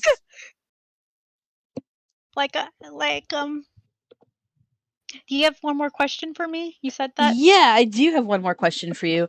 Um, do you think is there any publicly available resources that you can share with the audience? I would need to think about this because my brain don't work that fast. That's fine. I'll add it into resources, but also use the Internet Archive. I swear, it's fun. Yeah, awesome. Thank you so much. Anything else that you wanted to say about all of this? This is not me trying to get you off. It's me genuinely being like balls in your court. If you have anything you want to talk about, go for it.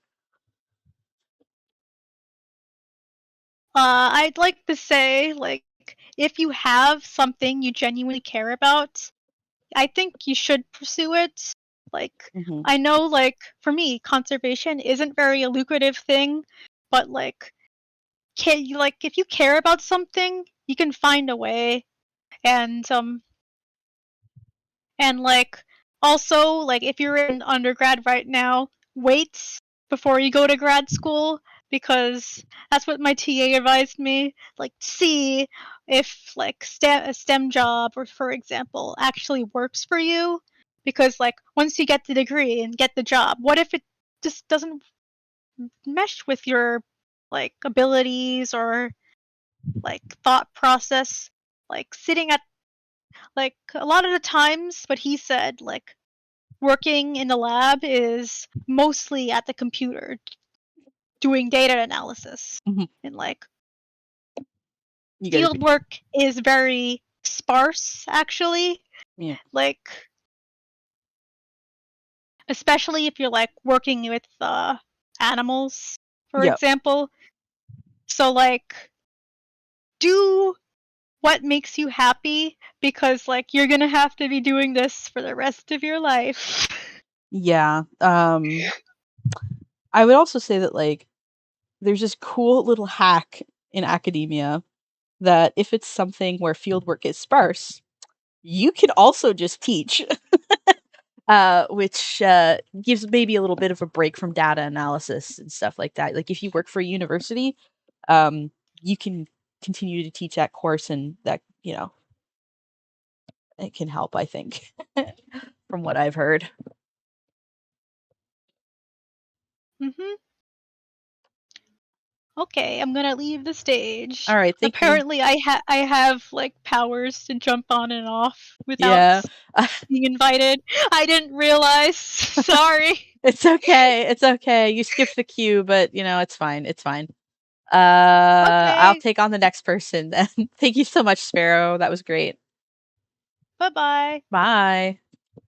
All right. So we're going to bring out the next person. Where's her? Where's there? Little Sparrow's now speaker. Where'd it go?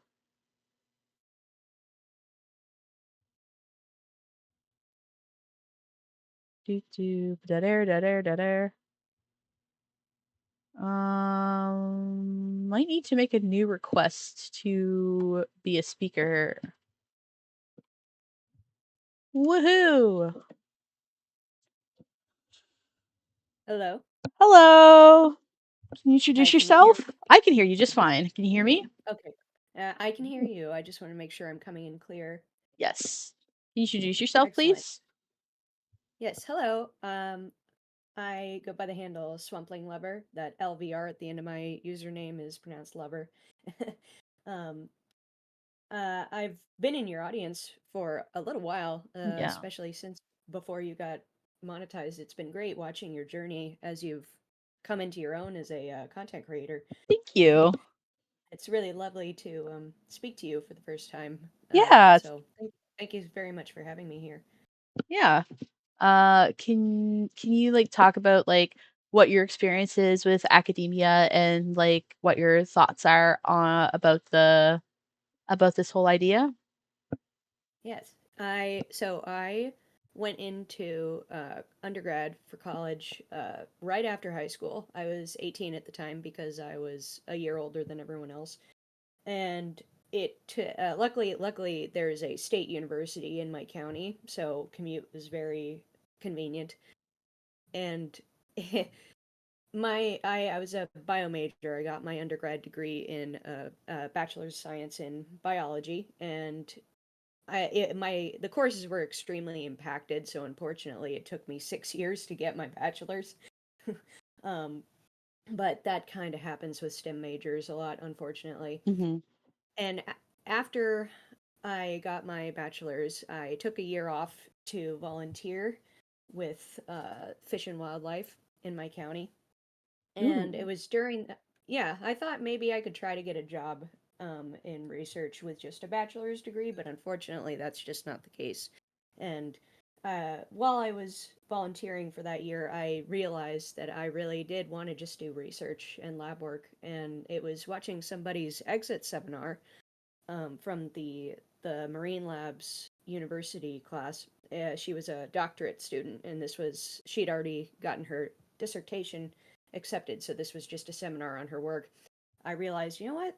I do want to get a higher degree than just a bachelor's. It could get me where I wanted to go in research. So I went back to school and I just got my master's, and through no fault of my own, it took me 4 years.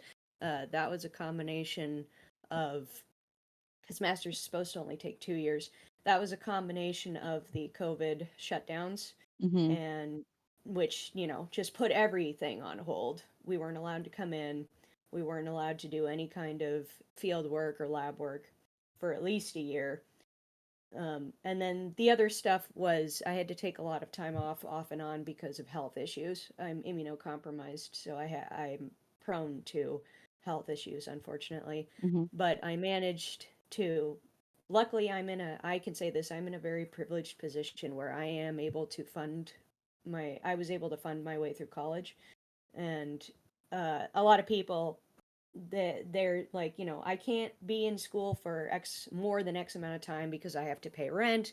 I can't live up here for that long or something like that. So I was luckily in a position where I could stick it out and take as however long I needed to in order to complete my degree. So it was challenging, but now that I've gotten it, we're hoping I got my master's in ecological physiology, specific molecular physiology, and we're hoping to get my study published at the end of the year. Ooh. What's your study on? Yeah, so it was on. I'm gonna try to put this in layman's terms. Mhm. It was on studying heat shock proteins in kelp, seaweed, bull kelp specifically. Heat shock proteins are proteins responsible for protecting basically protecting your cellular functions in times of stress. Mm-hmm. So this was examining how temperature change specifically affects the abundance of heat shock proteins in kelp tissue.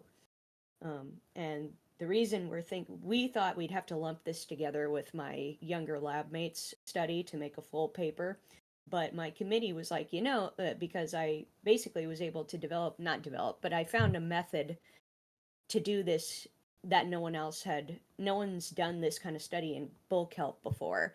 So my committee was like, you know what, you could probably get this study published and it could be a cited paper. And I'm like, oh my God, no way, I could get my name on a paper, just my name. So hopefully that's something we can do Sounds really by the cool. end of the year.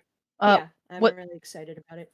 what sort of like application does it have? Like my immediate instinct was environment, like global warming and stuff like that. It would be like a place to talk about it, but maybe I'm misunderstanding It's something. exactly the reason this was part of a multi-lab, multi-university study because uh, I'll just say I'm in Northern California, and we experienced some environmental events in the last 10, almost not quite 10 years. Since 2013, we've experienced a lot of environmental changes, and one of them was what was called a marine heat wave, Mm-hmm. which compounded with a couple of other variables. There was an outbreak of sea star wasting disease that killed all our sunflower stars, which in turn allowed our purple sea urchin population to grow out of control. And they essentially mowed down all the bull kelp along our county coastlines. Um, so Northern California lost huge swashes of bull kelp. So those kelp forest ecosystems are basically reduced to urchin barrens at this point. So this kind of looking at heat shock proteins can be applicated to many different organisms, and temperature change is kind of the big hot button issue with climate change currently, especially since we're expected to experience more marine heat waves in the future. This kind of research is very important, especially looking in foundational species like kelp. Well, and like that kind of like, if you don't mind me saying so, that kind of like leads into this idea that I've been talking about, like the tension between academia and capitalism. Because like on one hand, capitalism is how we get into universities at this point. Like they are, they need to make a profit to appease shareholders and all that fun stuff. But at the same time, global warming and research on global warming can kind of put a lot of capitalist enterprises in a bit of a hot seat.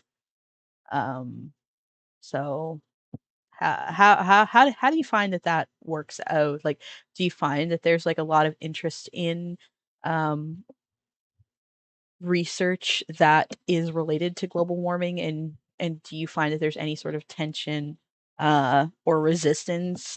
Like can you talk about that a little bit? Found both yeah, the short answer is yes to a degree. Unfortunately, it comes more from the layman, unfortunately, because when not to sound elitist or anything, there is a bit of a disconnect between people in the scientific field and people out in the world, so to speak. When basically, I can give you an example. When this all happened, our abalone fishery had to be closed because Mhm. there was no food for them, and they've been starving for a while. And the thing with invertebrates is they can survive starvation conditions, but in order to do so they have to stop reproduction. Mhm. And so their populations took a huge loss. I don't think they've been put on the endangered species list, but they're close. And abalone is a very popular recreational fishery, abalone fishing, because people love eating abalone. They're And yummy. there's no. I'm sorry. Do you know what abalone are? I do know what abalone are. Okay, okay, You might want to we good. might want to explain it to the audience though, just in case there's anybody that doesn't. Yeah, in case you don't know what abalone are, they're basically big snails big marine snails, you would recognize their shells if you've seen them. They are what mother of pearl comes from, I will which makes a bring up a lot of picture. jewelry. Yeah, good idea. It's the shell that looks like an oil spill, lots of rainbow colors and stuff.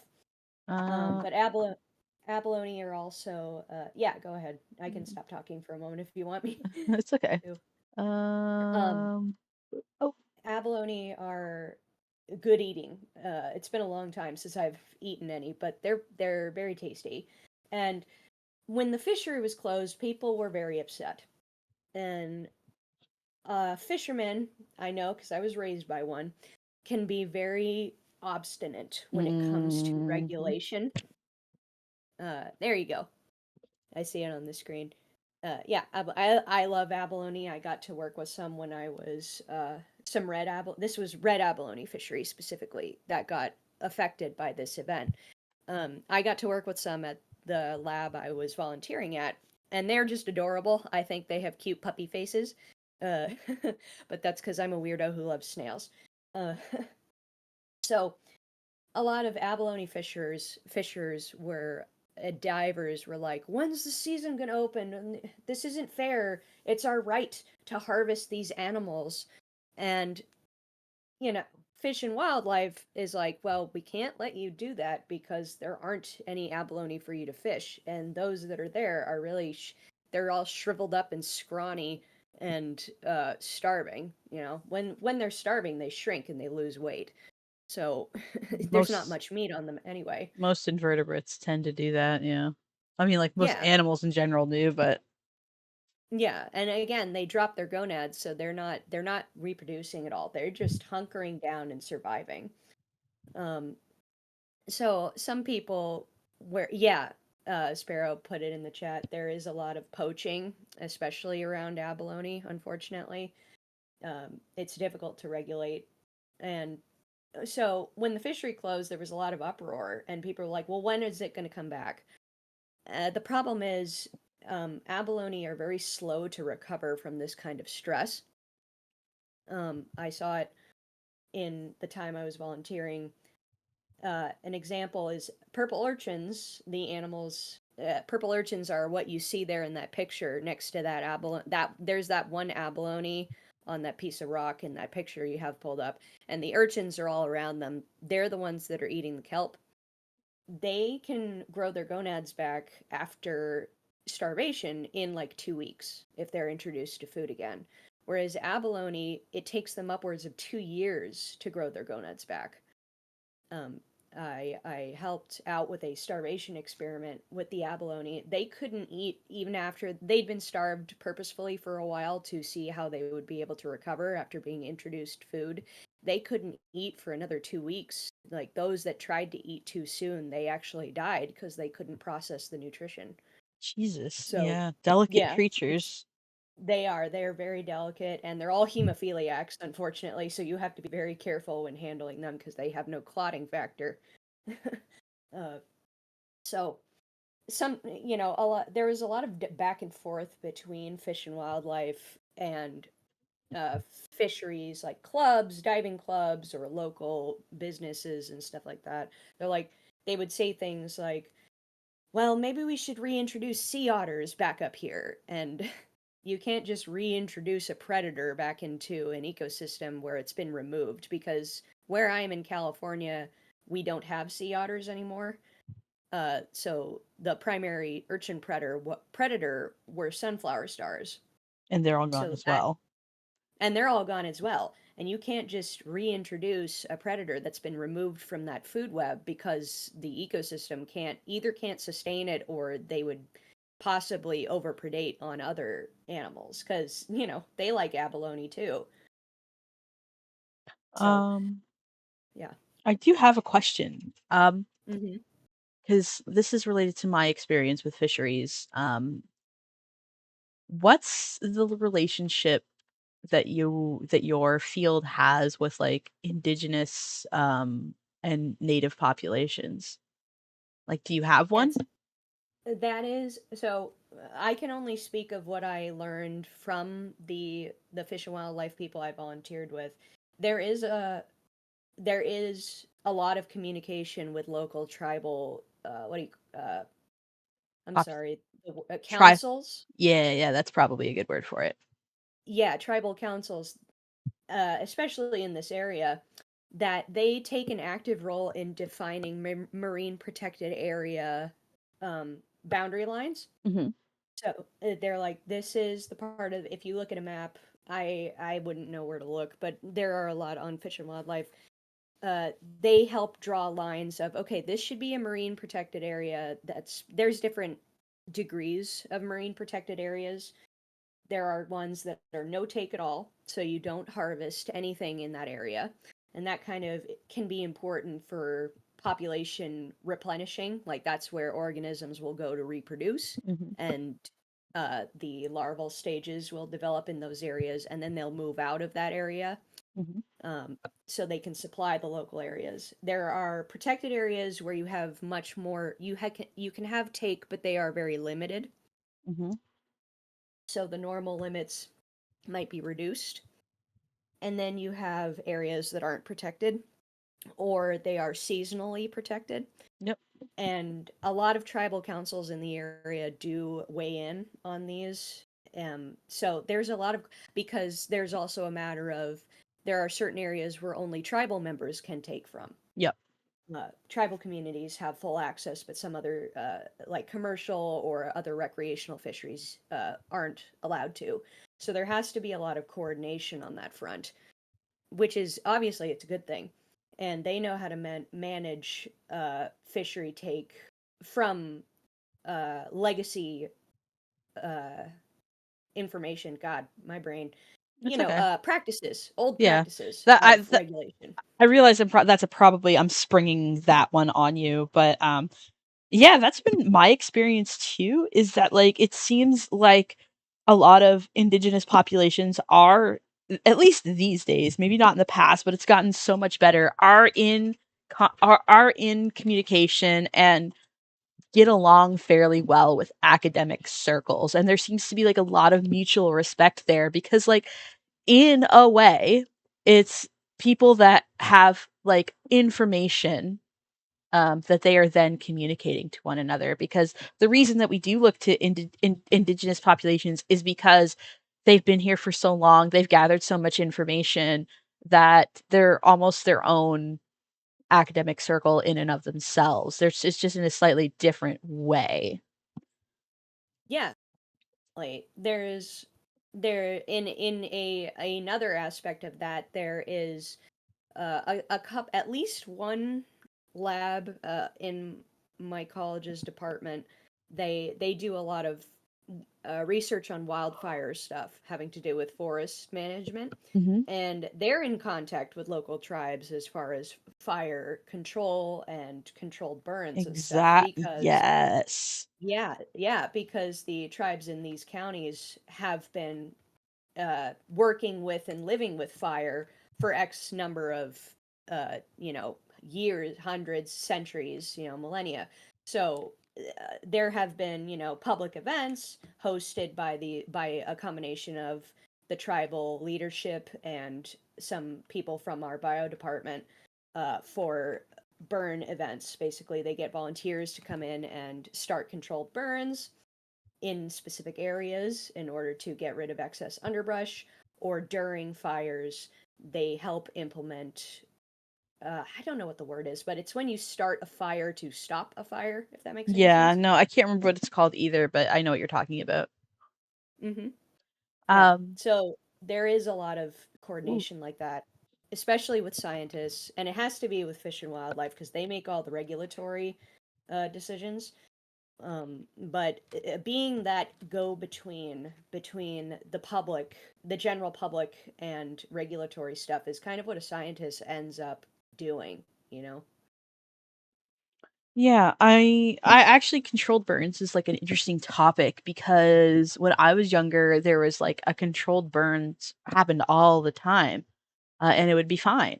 Now in my area, I think they've kind of stopped doing it because of heat index has gotten so crazy, right? Like global warming has made it too hot and too dry in a lot of cases to even have controlled burns. and we've had like an increased number of wildfires, even in my area, which is like, fairly far north and like on the ocean. So it's been odd, to say the least. Yeah, it's Canada and Northern California have a lot in common in that unexpected wildfires have had to be dealt with a lot in the last few years. Yeah. It's been like last year it happened in my city.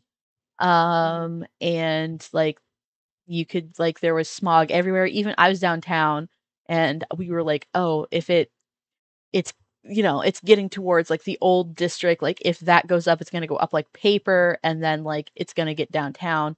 Luckily it didn't go that far, but like there was like smoke downtown and like some people were evacuating just because of the smoke. And I was in Toronto as well this summer, and I looked you could just see the smoke all over the city.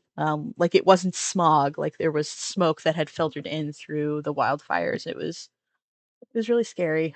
Um, so this is not something Canada has had to deal with in the same way that Northern California has until like the last 2 or 3 years. So it's yeah, it's Yeah, something. I've been in that inundated. Our counties were covered in smoke in a lot of places to where it was fog almost, and we Yeah. had to go out in filtered masks. Yeah. And then like you're like you blow your nose or something and it's like gray and it's like ah, yucky. Oh yeah. There's ash all over your car. Yeah. Was there anything else you wanted to touch on? Again, this Uh, is not me trying to like kick you out or like get you to finish talking. It's like genuinely the ball is in your court. So if you have something you want to talk about, I am all ears. sure. If in regards to academia in general, or I'm trying to think of what would be good takeaways. A lot of a lot of grad students end up going into teaching Hmm. because it's the most viable option, unfortunately. Uh, and also in grad school, you at least at my school, you get a tuition waiver if you TA, Yeah. which is very, very helpful, obviously. But for me, I hated teaching so much It's not for because I don't have everyone. the I just don't have the patience for it, unfortunately. And also, again, being immunocompromised, being around a group of people for X number of hours just increases my chances of getting sick. So I did my mandatory 2 semesters, and then I'm like, I can't do this anymore. I'm not doing it anymore. And then I did it one more semester as a favor to the department. Um, but my go-to is like after I've paid my dues, I want to give those waivers to someone who actually needs them because technically I didn't need them. So and you can get paid as a GSA as a grad student assistant as well. That stuff's really important. And it makes me kind of sad. It does make me sad that not as many students might go on to do research because the difficulty, the time and effort it you need to put in, you have to be dedicated. Like a lot of people, I don't want to say that, I don't want to use the gamer term, but they kind of got filtered during this process, in that you need it takes a lot of time and dedication, and you have to be ready to log in a lot of hours, um, and if you don't have the wherewithal to it, it kind of becomes too much of a chore and a job. And some people just like, you know what, I'm not interested anymore. I don't want to do this. I'm either just going to take the units and go be a teacher, or I'm going to drop out. And Hmm. knowing that going in is important. Like my cousin and I had the same dreams as kids. We were 6 months apart. Yep. She also wanted to be a marine biologist. She just and she went kind of further than I did, and Hmm. she ended up stopping at her master's degree because she's like, I'm done. I can't do this anymore because it took so much time. But you can get places with a master's degree. She works for the Fish and Wildlife Federal Office now, which is great. Uh, I do want to go on to PhD, but I need a year off. I'm going to take a sabbatical because my brain just sublimated after all of this. It was the first time I ever experienced burnout. And I told my advisor that, and she said, "Yeah, you really should take that year off because when you get to PhD, it's going to be like this, but on steroids." So it's definitely something to examine, especially in the STEM field. If you want to research, this is the way to go, but you have to know that it takes your time and energy. It takes dedication. Uh, and uh, I suppose taking a year off after high school is fine too, but especially after undergrad, if you want to take that year and think about it, definitely do that before going into grad school because it can only help you, but you can probably also find something with a bachelor's degree. I would also, small thing is I was not expecting, there is still a little bit of sexism in the STEM field. Mm-hmm. Um, Possibly, definitely more for people of color. And I'm really white, so I didn't get that intersection of it. But it's not as overt as people might think. In When I was saying some of my when I had to do a lot of reading before I even started my study, and because this was a multi-lab study, we were often on calls with researchers from the other labs, right? And I said, no one's looked at protein in bulk health before. So there's not a lot for me to go on. I'm kind of flying blind here. I have to kind of figure this out on my own because a lot of stuff is like, oh, you find the method and you just replicate it, right? And there was no method for me to work with. So I kind of had to figure it out. And the men that I was talking to, my advisor's a woman, and she was, really had my back. A lot of the male scientists I was talking to, they're like, "Are you sure about that? Are you really sure no one's done anything on this? Like, did you really research that much?" Are you sure that a girl could come up with this idea first? Like, Yeah. maybe you should check again. And it took my advisor's husband, who is also in the faculty, he's another researcher. He had my back and he said, "You know what? I believe her when she says that because protein is really difficult to work with. And it's more difficult than RNA Yeah. because protein requires a lot more tissue basically." So he's like, "Yeah, I believe her." And they're all, "Oh, okay." Yeah. Thank God we have a man to come save you from your Yeah. from your And delusions. yeah, and my lab mate who came in 2 years after I'd been on this project took like 3 different tries before we finally got it right because we were running around with chickens, like chickens with our heads cut off during this Mhm. time. Um, he was an undergrad when I was already like a first or second year grad student, and then my advisor asked him to come back on because he had done well during his undergrad research in the lab.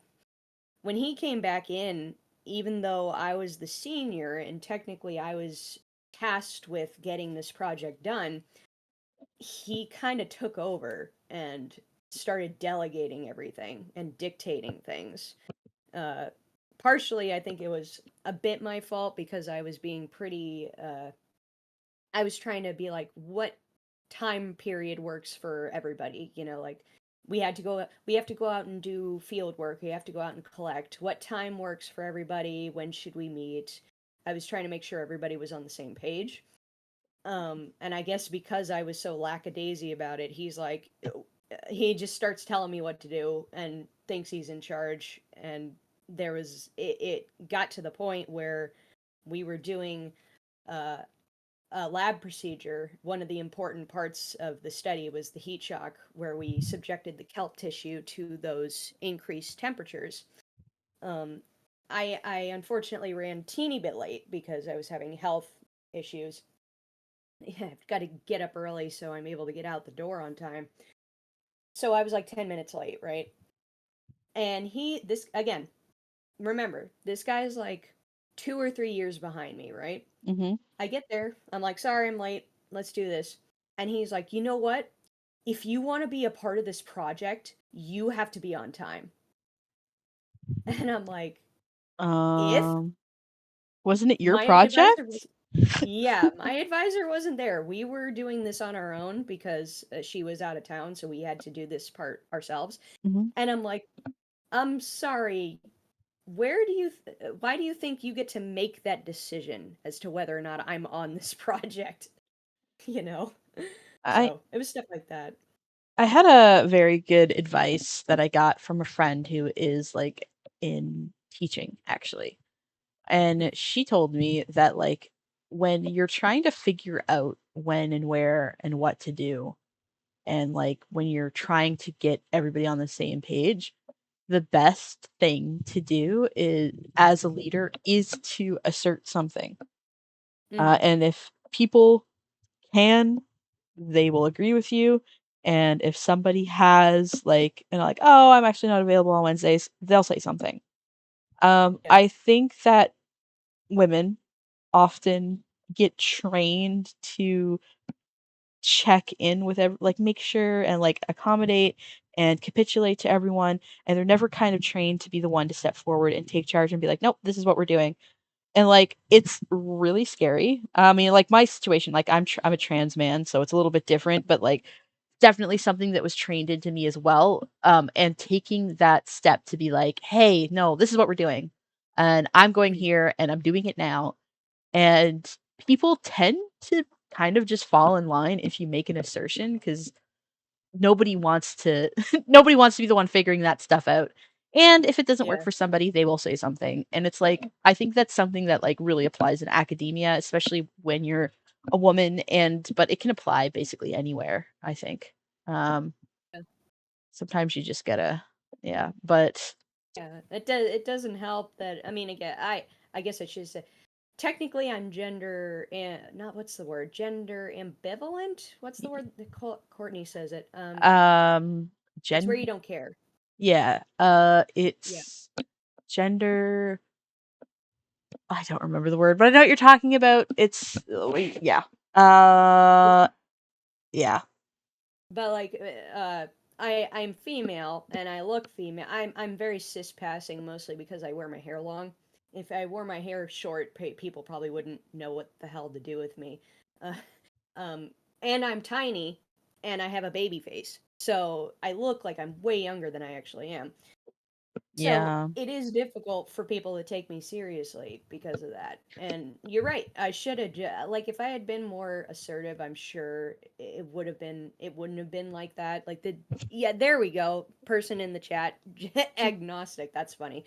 One person someone in the chat just said it. Gender apathetic. Yes, that's what it is. So you Yes. can call me whatever the hell you want. It's just I'm like, oh, my sex is female. That's the only thing I care about. But Uh, it doesn't matter as far as expression goes to me, and because I don't put any effort into it. It was how I was raised. My sibling is non-binary. We were basically raised without gender roles, so it was really easy to fall into that. Anyway, uh, the dude tried to micromanage everything that was happening in the lab. And he's like, what time are you doing this? Because I need to use this. And what time are you going to use that? And eventually I'm like, you know what? Just wait your turn. Okay? I'm coming in at this time and I'm using this. And if I'm still using it, you will wait for me because I need to use it first.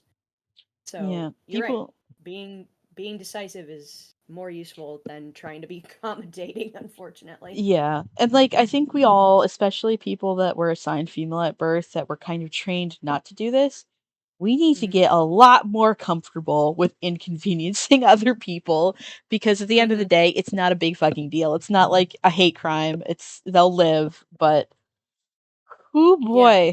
oh boy, like that fear of inconveniencing somebody else. Yeah, and Jesus. it overlaps when you have a physical disability like I do with Mhm. being immunocompromised. I tell people what my needs are, but I don't want to be that person who sounds like I'm asking too much.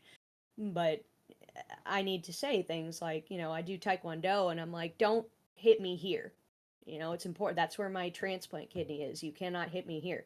And some people don't like that. They don't like being told, please don't hurt me. um, Please don't put me in danger. Please don't come if you're sick. Please wear a mask. They don't I, like that. I believe the technical term for those kind of people is douchebag. That's true. Because like Most people in my if somebody told me that they had a transplant kidney and like, hey, don't hit me right here in this little spot where my transplant kidney was, I'd be like, thank you for telling me that. Because if I punched you in your transplant kidney and I killed you, I would want to walk off a bridge. Yeah, So no, it's crazy. Like I've yeah, I mean, I'm sure a lot of people be like, "Well, why do you do martial arts?" Like because I love it, because I love it and I enjoy it. And all I need is a little bit of consideration. You know, I wear protective gear and I have it marked where you don't hit me. And this one person in my class just really hates being reminded that. And I've been kicked in the bladder a couple times, which is really close to that. I'm like, "Please aim higher," aim for the chest, and this person just exploded at me about how hard it is to think about that. It's so hard, and it's like we're really high, we're high level belts at this point. She's like, well, that means we should be able to kick as hard as possible. And it's like, yeah, but you're all supposed to aim where you're looking. You're yeah. supposed to look where you're kicking. You know what's really Yeah, hard? Having a fucking transplant kidney, Karen. yeah, Relax. yeah. And she straight up told me, I'm like, I don't want to die. And she straight up told me, maybe you should be in a different sport. Yeah. Ooh. Yeah. Mm. ADA violation, right? I mean, like, on some level, like, I understand the idea is like if you can't perform this sport, then or this activity, maybe this isn't the right space for you. But considering you're a high level belt, it seems you are able to perform that sport to a fairly professional degree. So I Yeah, think, it's not. I know I can't compete in sparring, and I never would because they wouldn't do the accommodations necessary, and I wouldn't ask that of people. You know, I just want to be able to do it for fun and for exercise. yeah, So it's pretty straight up. And I've heard people say the same thing, like martial arts shouldn't be exclusive of people. yeah, But got a little off topic, but yeah. that was kind of the attitude around the department especially in college. Everyone was like, "Oh, the pandemic's over. We don't need to follow regulations anymore." And it's like, well, some of us are immunocompromised and need to be able to, you know, get my schoolwork done without worrying about getting sick. But everyone wants to stop wearing masks and come in sick, and there's definitely been super spreader events within excuse me, within the department. And it's only because I'm a giant hermit who hardly ever leaves my house that I was able to avoid that. I mean, for me, like I do have a lot of problems wearing masks. I find it really overstimulating for the hashtag tism. And Hmm. actually my eyes water and my nose runs. No idea why. Maybe I should look into that if I'm wearing a mask for too long and it's really uncomfortable. But you know what I did? I Mm. I didn't go into places where people were required to wear masks. I stayed the fuck at home. And I work a job outdoors, so I don't have to wear a mask.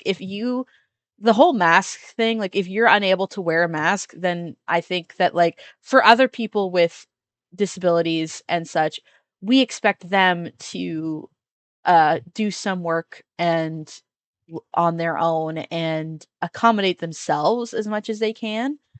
Hmm. Uh, and I think that people that are really that uncomfortable with wearing a mask should be doing the same. I know I did. I shifted my career a little bit from working in classrooms to working outside, so that I wouldn't have to wear a mask as often because I find it so unpleasant and like I can't work if I have to wear a mask all the time. Like my brain shuts off, I'm overstimulated, I can't breathe, like I don't like it.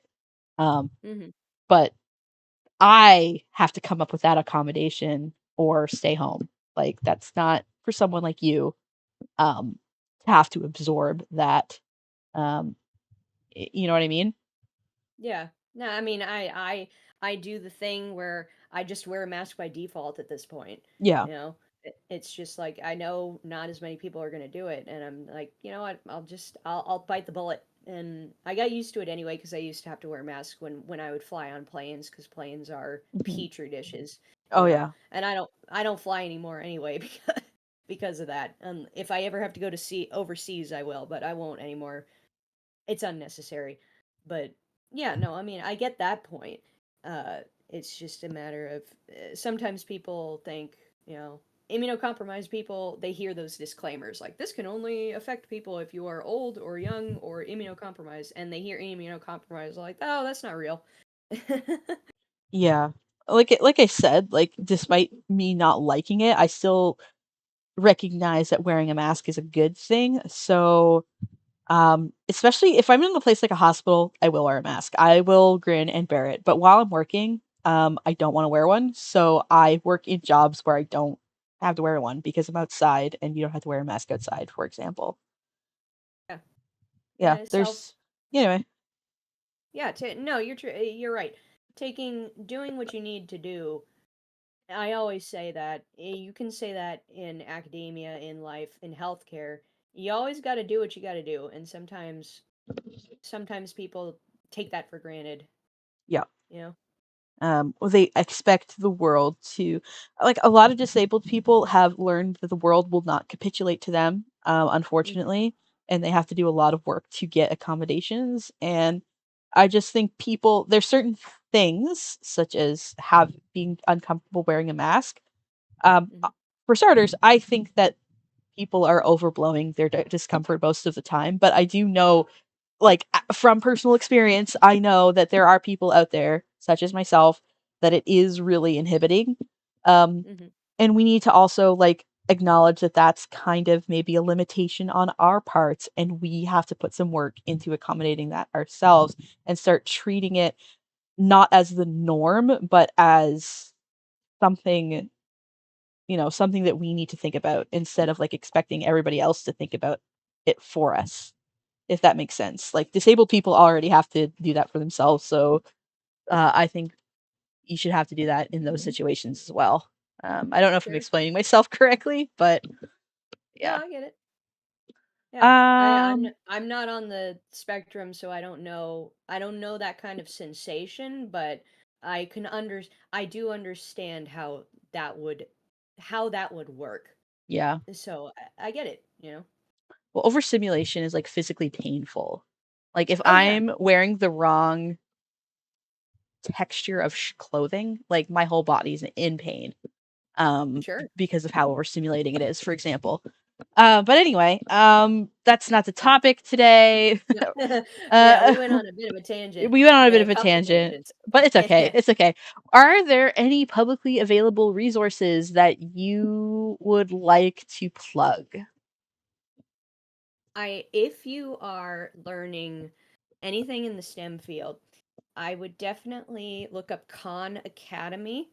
I will Hmm. put it in the at least in I don't know how to put it in the maybe I'll put it in Yeah. the If you you go put it. to general, Mhm. Um, there should be a tag, like a thread that says links and resources re academia. If you click on that, it should pull up the thread. You might have to click on where it says messages. It should pull up the Mhm. thread. I'm not sure if you're on PC or if you're on Yeah, I'm on mobile. PC. Yeah, then it should just I'll kind of pull it up and then you could just paste the links in there. Sure. I will I'll go in there at some point. But it's Khan Academy. It's spelled like the Mongolian word for king, Khan. And it is an invaluable resources for tutorials on things like chemistry and organic chemistry, biochemistry, because when and cell bio, when I was in undergrad, I had to take organic chemistry, and it was very difficult for me. I'm a scientist and I'm really bad at math, and stuff like nomenclature and adding up chemicals was very difficult. I barely passed that class. I think I got like a C in that class. And part of it was because of tutorials on Khan Academy, and it's free. Luckily, they have presentations. Everything's done in a visual learning way. Hmm. So they have a blackboard that they draw things on. Ooh. That's very helpful. They draw all the equations, they draw what molecules look like, stuff like that. It's very helpful. And that's one of them. Again, Khan Academy. I'll put in a link. And they have a lot of stuff. They don't have just chemistry. They have math and biology and Mhm. technology, physics, stuff like that. So I would STEM recommend that. stuff. Yeah, STEM stuff. I would also, I know you guys were talking about textbooks earlier. I don't, obviously it probably varies based on your location, but when I was still buying textbooks, eventually I stopped buying textbooks because they were so expensive. Yo ho ho. Yeah, I just look up stuff. You can, uh, often in university towns, there will be used bookstores. There was a used bookstore right across from my college that would sell textbooks at like half the price, if not more, which was extremely useful. So I would look for those. And if you don't want physical media, I know we don't support big corporations like Amazon, but they do have rentals for textbooks for discounted prices. Mhm. And you can also often find textbooks at the library. At least at my university, they had a lot of textbooks that you could loan out for the semester Mhm. for a discounted prices. So I would definitely look into those.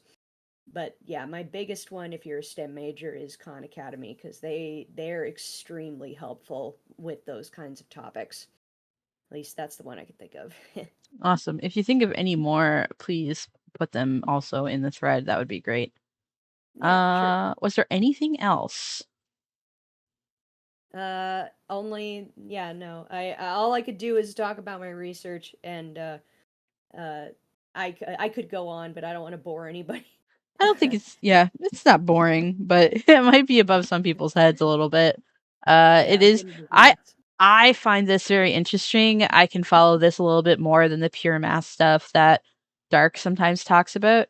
Mm-hmm. Um, because again, like this was the field that I was originally very interested in. And my mom works in conservation, or she did. She had to retire because she has fibromyalgia. So, Mm. but it is like a field that I'm very interested in, and I could listen to people talk about this for hours, but I recognize that my audience isn't all me. So, Yeah, um, no, the fun thing about physiology is I'll be able to apply this to other stuff. Like, I didn't go in thinking I'd be working on kelp. I was like, I want to help, learn about starvation physiology and the abalone and the urchins. And my advisor's like, okay, well, think about that. And then she got put on this project and she's like, you're doing kelp. I don't know anything about it, but you're doing it. And I'm like, all right, I'll figure it out. But luckily, the stuff I learned, I'll be able to carry more over into research with like invertebrates or fish. So that's one reason I love molecular physiology is because it's at such a fundamental biological level that it can be applied to a lot of different organisms. now another thing that I wanted to ask before you go is like, do you think that like what Oh you're yeah. doing is going to make a difference? Do you think it's important, and do you think that if we got rid of this field, like how do you think that would affect the world? Oh, absolutely. Molecular physiology is like it's when an organism goes through stress, and it can be both environmental or internal, because, big part heat shock proteins are called heat shock proteins because the first thing you think of is temperature change, right? Mhm. Um, but it can happen if like there's a pH imbalance in your body or your electrolytes are off. The changes that the organism undergoes happens at this molecular level first because stress affects the proteins in your cells. Basically, your DNA codes for proteins in your cells, and they're what cause your cells to function. They're Mhm. how your cells get their work done. And in times of stress, those proteins can get broken down or damaged, and they cannot perform their functions anymore. So, this heat shock response is responsible for putting those proteins back the way they were so they could continue to work. Mhm. And it's been it's kind of the consensus is that examining environmental stress on the molecular level in organisms can help you examine how an organism responds to stress at the earliest point, Hmm. like basically before it starts affecting the organism on the organ level, the tissue level, the whole body. So you could take this information and you could apply it to you can apply this to like almost any organism within the kelp forest food web. It's not just the kelp you could apply it to. You could apply it to the urchins, you could apply it to the fish, the Hmm. abalone. And what my committee said after reading the study is they said, because I not only learned what I learned, but I learned what we didn't do correctly or Hmm. what we could have done better. And Hmm. they said, people could really, and I outlined all that in my thesis, because when you're talking about what you could have done better, you've got to be thorough, especially with molecular physiology. Yeah. The thing with with physiology is you always have to be thorough. My committee members are like, people could really use this as a springboard for things like um, how to determine what populations can better withstand events like marine heat waves. Because we found that location and local environmental context that these kelp were growing in did have an effect on their heat shock response. So be like, oh, why is this population growing back after this event, but these other populations aren't? Um, and people could be like, well, we could that could help us maybe examine how we could conserve certain populations more or supplement them with captive breeding programs, that kind of thing. One Hmm. of the other labs working, they're the ecology people. They're growing kelp in the lab that can be planted out in the field. And they might want to replenish the populations that are more likely to withstand these marine heat waves, so that they're a little bit more, there's more of them, you know in general. And I think looking at this from this perspective, this molecular perspective, might even be able to help us, sort of an early warning system, if that makes any sense. Yeah. No, that makes sense. Yeah, I really hope to apply it, if I, well, I don't want to be typecast as the kelp person because of this. If I have to be, I will, and I'll do more research in kelp if I'm like asked to.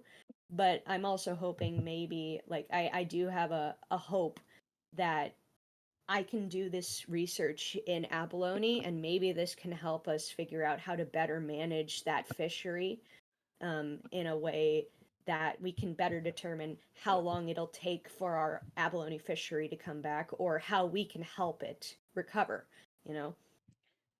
Like, sorry, I've got so many questions. And like, how do you think that like anti-intellectualism can kind of like hinder all of this? You mentioned a little bit about like commercial fishers and recreational fishers. Do you think Hmm. anti-intellectualism plays a part in that, or like in general, like lack of curiosity, or even outright like climate change denialism? Like, can you speak to that at all? What I Yeah, what I find a lot, and unfortunately my own dad does this, but Yes. he means what he knows how important. He's not a climate change denier by any means, but he is someone who's a fisherman, and a lot of them are like this, where confirmation bias is very prevalent. Yeah. Yeah, because fishermen, especially, hold on, I'm just gonna get up and put close my blinds because the sun is right in my face. Oh yeah, you're on the um, West Coast. It's like 10 p.m. here, and I was like, "What do you mean the sun?" oh yeah, yes, I'm on the West Coast. I'm behind everybody. Everybody I talk to online is either on the East Coast or up north or something like that. So I'm off by several hours. um, what was I saying? Oh yeah, they a frame of mind I often encountered when I was both volunteering and when I talked to my dad or his fisherman buddies is, they say, these fish and wildlife scientists, they're not out there in the field like we are. They're not out on the water, and they don't see the things we see. So they don't know what it's really like out here, you know? So there's definitely this air of, if you're a scientist, and especially a lab scientist like me, because to be perfectly fair, uh, to be perfectly fair, I am very much a lab rat. I'm not a big uh, field work person. When I volunteered, it's mostly because of my health stuff. Yeah. I tend to be pretty cautious, and even though even though I'm a strong swimmer, I don't even want to scuba dive. Yeah. uh, Probably because of that, because scuba gear is not very maneuverable. Anyway, the most I did was top deck stuff. Like, I did go on field survey seasons with Fish and Wildlife, but I stayed on the boat. Yeah. Um, so there's this air of, you scientists, you aren't out here fishing. You don't know what it's really like out on the boat. But when I was volunteering and I was talking to my supervisor, she talked about this a lot, because she was an environmental scientist, which is a job I really hope to have eventually. She said she'd often go to town hall meetings and conferences, because Fish and Wildlife holds open town halls a lot, Hmm. or conferences where people can come in and voice their grievances. And a lot of times they're like, you guys don't know what it's really like out here. We're on the water. We know what it's really like. And oh, what do you mean the abalone are gone? I see shells all the time, or I see urchins, or this species of fish, I caught a bunch this season. Or what do you mean the kelp is gone? There was a whole bunch of kelp in my backyard. And it's like, okay, we get it, but you guys are just, you're not, well, you're not coming at it from a data collecting eye. You're not doing surveys, you're not collecting samples. You're looking, you're seeing, and you're thinking, well, that goes with my idea, so therefore I'm correct. But when Yeah. you're a scientist, you have to look at things on a bigger scale in a lot of ways. Yeah. It's not about the kelp that you saw, it's about all the kelp you didn't see. That tends to be the Exactly. problem. It's like, there's kelp Yeah. here. It's like, yeah, but there should be more, or something like that. And it's like, it's confirmation bias. You're only like gathering the information that confirms your previously held belief. Oh, yeah. Yeah. Like, there is and there's so much, I hate to say entitlement, but that's kind of what it is It is. Yep. in a lot of ways. I when I would same energy as climate change isn't real. Yeah. Uh, when I was I got a lot of stuff from when I was volunteering. When I was volunteering, I helped out on a clam creel survey. Hmm. So we went out to the mud flats, and we basically asked people as they were coming in from clamming, so how much of this thing did you get? What species did you get? Um, a lot of people didn't want to talk to us. And B, there were some field officers out there too. They said there were some guys way out in the flats who were taking more over the limit amount for some clams, Mm. and they said the tide was coming in, and they saw these guys, and they're like, hey guys, you look kind of stranded. We can tow you back in, but you have a few too many buckets. You're gonna have to put some back. They didn't want to confiscate them. They didn't say you had to get rid of all of them, just some of them, you know. Courtney just entered the chat. uh, Hello, Hello. Courtney.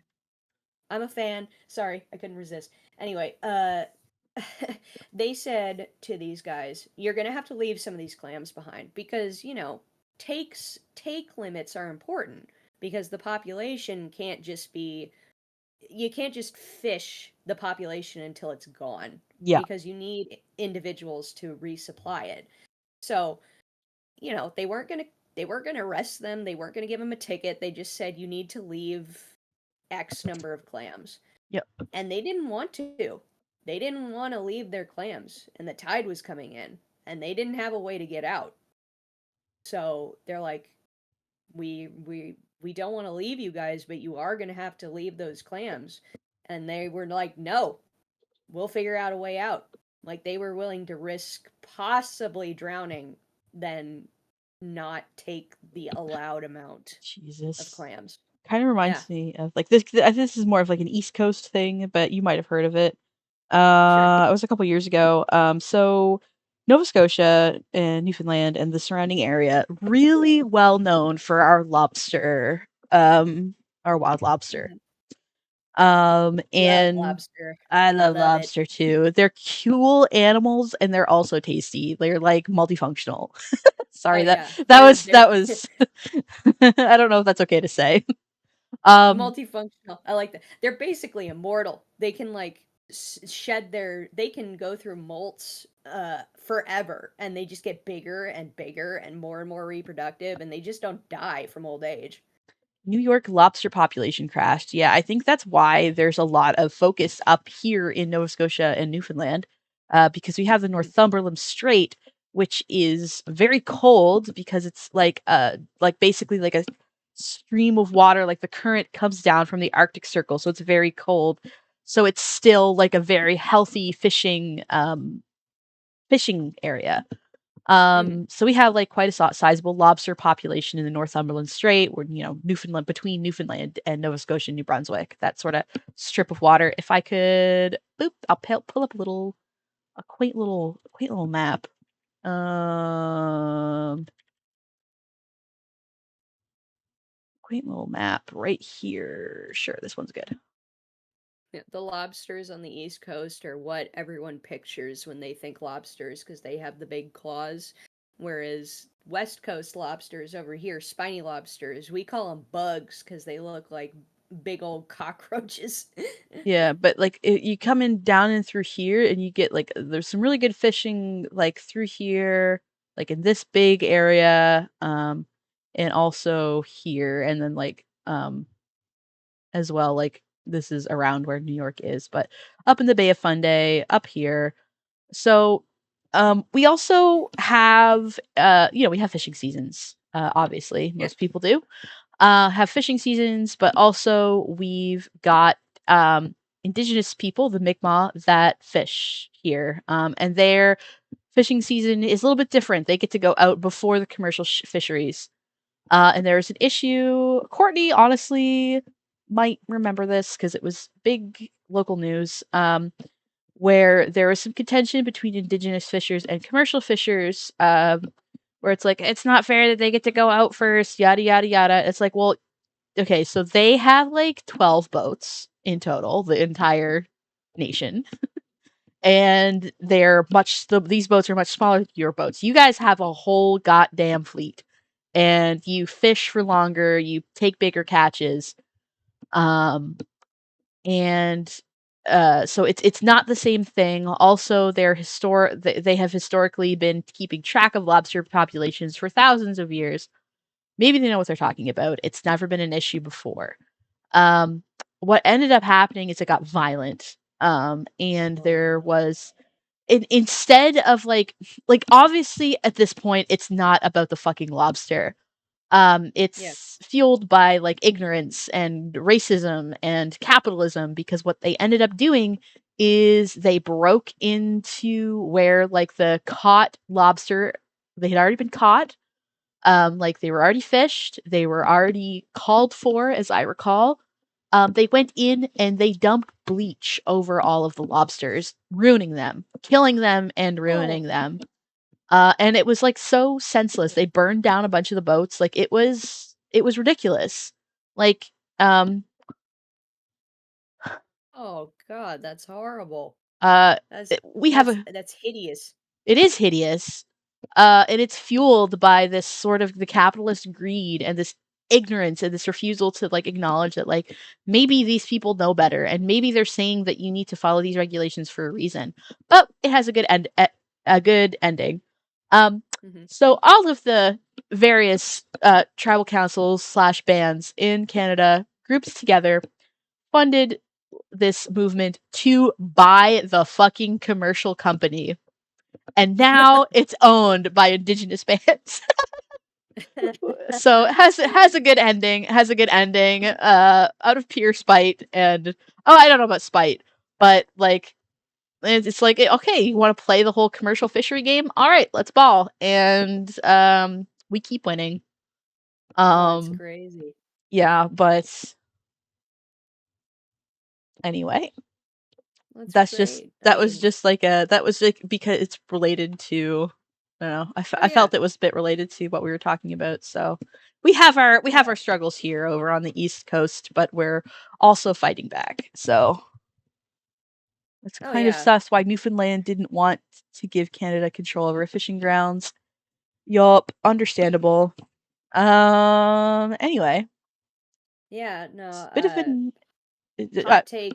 I want to, if I had control, like if you gave me all the power over, fishery regulation, I would abolish gill nets and seine nets and anything that's not hook and line, mhm. you know, because of the bycatch that happens. What about like lobster traps, like the wooden ones and stuff like that? Oh yeah, traps, crab pots, lobster pots, those are fine, but there needs to be, unfortunately, over here on the West Coast, there is a bit of an issue with people putting too many traps out right now because of, poaching and stuff. And B, the way they are designed is whales can get tangled in the lines that the buoys are attached to. Mm. So that is an issue of just how they're designed in general, because people fish right where the gray whale and humpback whale migration routes are along here, and that can cause mortalities. And a lot of the whale populations over here are still protected.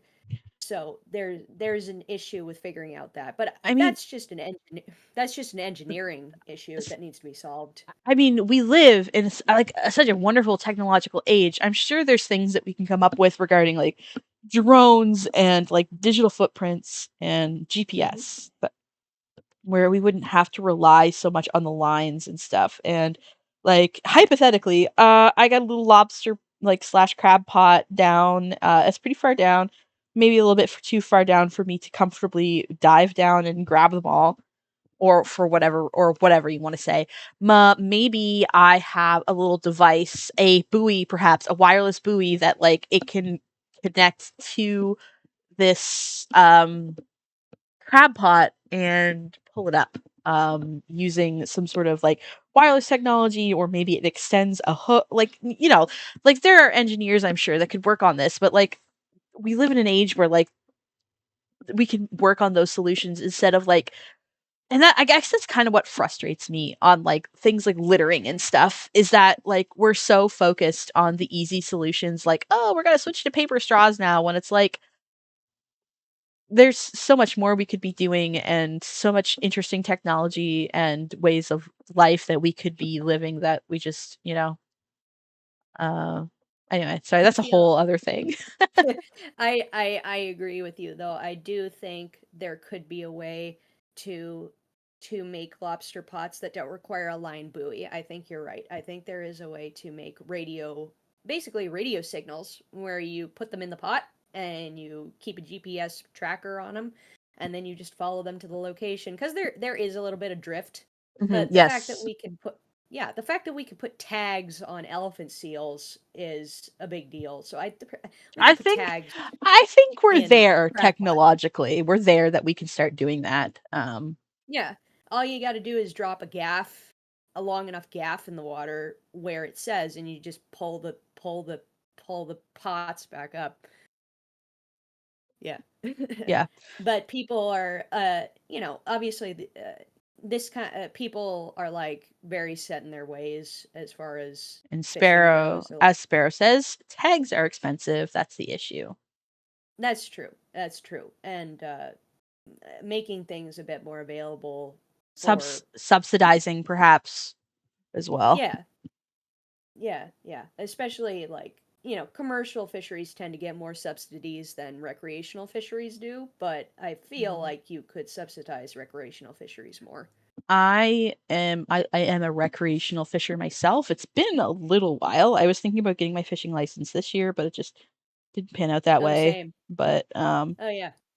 I also really like doing things like going clamming and just foraging in general. I'm not sure I could stomach hunting. I think I'm Mhm. too baby for that, but I do like fishing a lot. Oh yeah, I love. Some of the kids I worked with this year, we got to go fishing. They were indigenous, and it was like a planned thing, and it was a really good experience for them. To Yeah. and like to do it in a respectful and I can't think of the other word. The word where it's you're not damaging the population and it's Oh. Sustainable. sustainable, yes. And they got to learn about that. We also had at the summer camp I work with, Saint FX, which is St. Xavier's in Nova Scotia. They have this lovely program called Ocean X, and they came by our summer camp and taught the kids so many cool things. There was like a little they had like different stations set up where they would like, oh, this is how you extract DNA from a strawberry. This is a little game of like, hey, you gotta. It was so cool where they had like these pipe cleaners with like different beads on it, and it's like, hey, match the DNA strand and like this DNA strand would be the pipe cleaners and beads to the sequence listed by the animal. And like some of these are mutations, so you might not be able to perfectly fit in. And then there was like a squid dissection station and like a touch tank. And it was like, it's so cool to see like universities get involved with kids and get them excited to learn. Um, Oh yeah. yeah. I just think that you can start getting kids into that at a younger age and like yeah, it's just I don't know. I get really excited about getting kids involved and excited for higher education. I think Yeah, it's the bio club, both grad club and undergrad club at my university do the same thing. They do a lot of local events with local elementary schools. Um, yeah, I also love fishing, but I haven't been able to go fishing as an adult without my dad. So yeah. I haven't, you know, 'cause he knows everything. He taught me everything. I haven't had the opportunity to try it myself. That's the only thing. Yeah, I haven't been fishing by myself as an adult, so like it hasn't been since I went with like my dad or like my friends' dads that I have gone fishing and I miss it so much. Like it's been years, like Yeah. it's been over a decade. Um Oh yeah. but it is I something that I just really love and I'm looking to get back into it. So but yeah. I it's just important to need do to it learn. sustainably. Oh yeah, that's what limits are for, and that's what size limits are for. It's important to know your limit, know what the limits are, and it's important to uh, it's important to know how to catch and release in a way that is not damaging to the animal, and that Uh, is an art.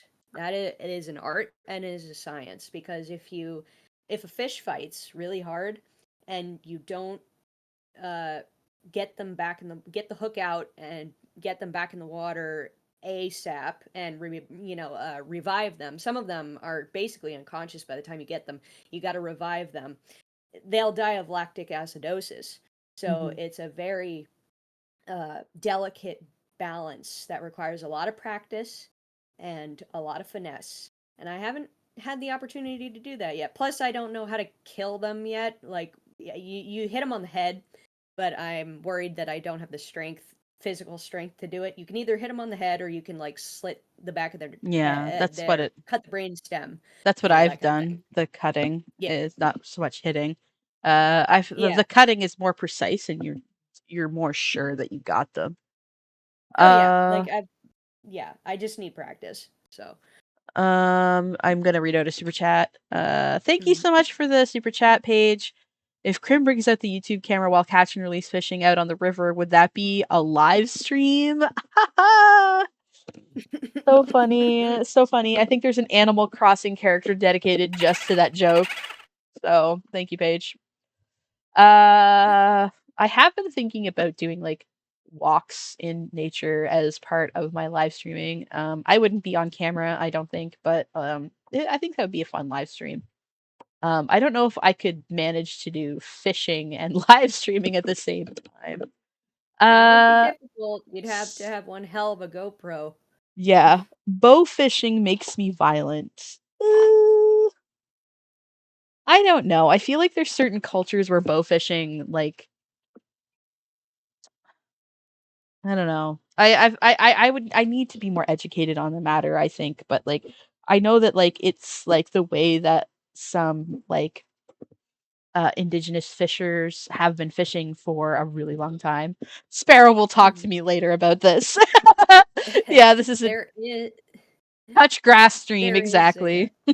there is an interesting, obviously I'm all for, abil- ability to for obviously always support tribal rights to harvest as they would.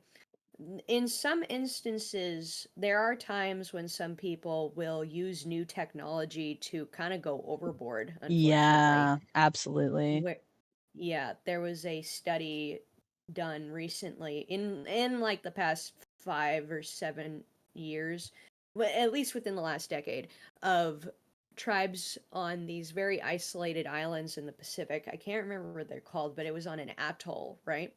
Mhm. And they went from like hook and line and bow, not bow fishing, but slightly less technologically advanced than spear fishing. Mhm. But then they got spear fishing, and spear fishing allowed them to take a lot more than they would before of reef fish and bigger fish than they normally would.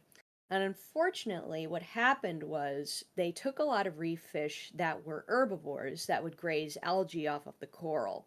And because they reduced the population so much, the algae overgrew the coral, which suffocated the coral and caused a lot of coral die offs in their area.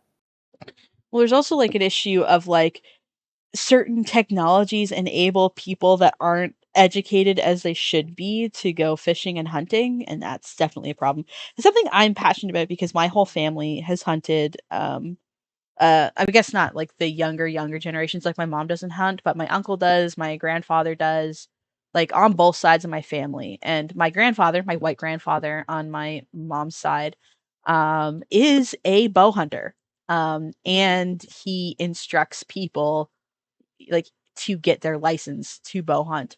So it's something that he's pretty passionate about. Like he's I mean, like, he's a boomer. He's like, I these newfangled technology, like back in my day, we just went out and we so but he's also very educated on like migration patterns. Like you don't go after certain kinds of animals, like you don't go after like nursing mothers, like but I feel Mm-hmm. like there is like certain technologies like what you're kind of talking about enable people that maybe shouldn't be hunting to go hunting and fishing, and it's a problem and they won't do it sustainably. So, Yeah, and it's that a matter. Yeah, it goes it it's a back matter into of like being. Yeah, sorry, go ahead. sorry. Go ahead. This is your show. I'm talking way too much. No, it's okay. It's okay. It's just a call-in section. To circle back to anti-intellectualism, there's this whole like, well, I it's my right to be able to hunt and fish, and I got the license, so I should be able to hunt and fish how I want. And it's like, I don't know about that. I don't know about Yeah, that. I think yeah, it's yeah. go ahead. You go ahead now. No. Your turn. Oh no, that whole thing of it's our right to harvest these animals.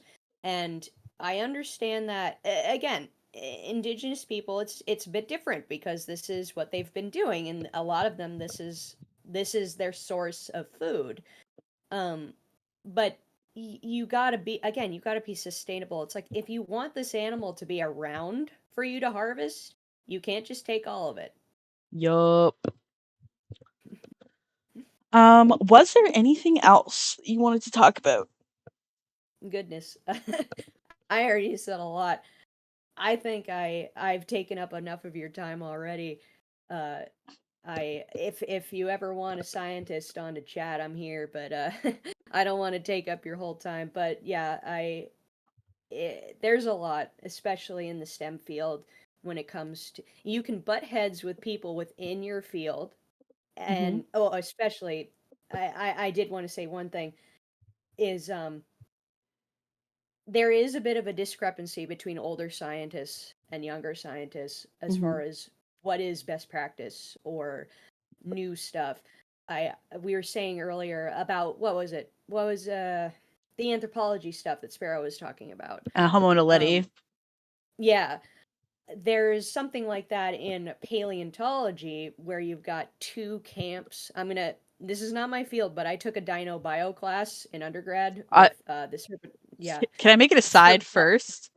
I yes, love yes, that real quick. professionals and like people in academia will like put like one tiny little toe into their field and they're like, just a front load. This is not my field. I don't know what I'm talking about. I'm super stupid. I'm so dumb. Like, so take everything I say with a grain of salt. But then like laymen will talk with such confidence. So I'm sorry. It's just like a habit and like a little idiosyncrasy in academics that I find very endearing and cute. So sorry, go ahead. Well, it's because when you're an actual scientist, you know when to not talk about Yes. stuff you don't understand. Yes, yes, but I think you could Uh, probably we are speaking on layman's terms, so I think you're fine to talk about paleontology a little bit.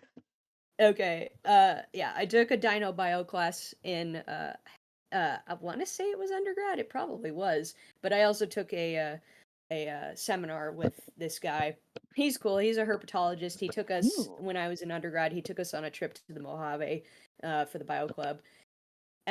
He said there are two different groups of dinosaur scientists.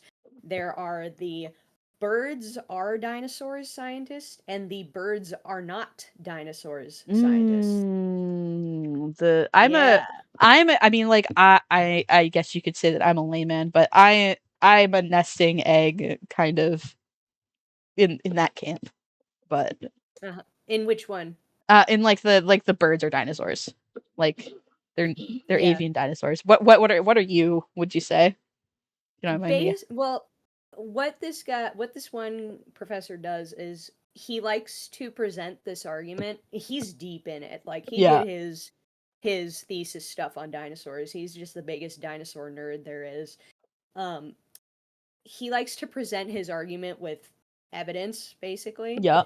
And basically there is a lot of evidence, at least the way he presented. There is a lot of there's a lot of evidence to suggest that the I'm going to try to say this in the right order.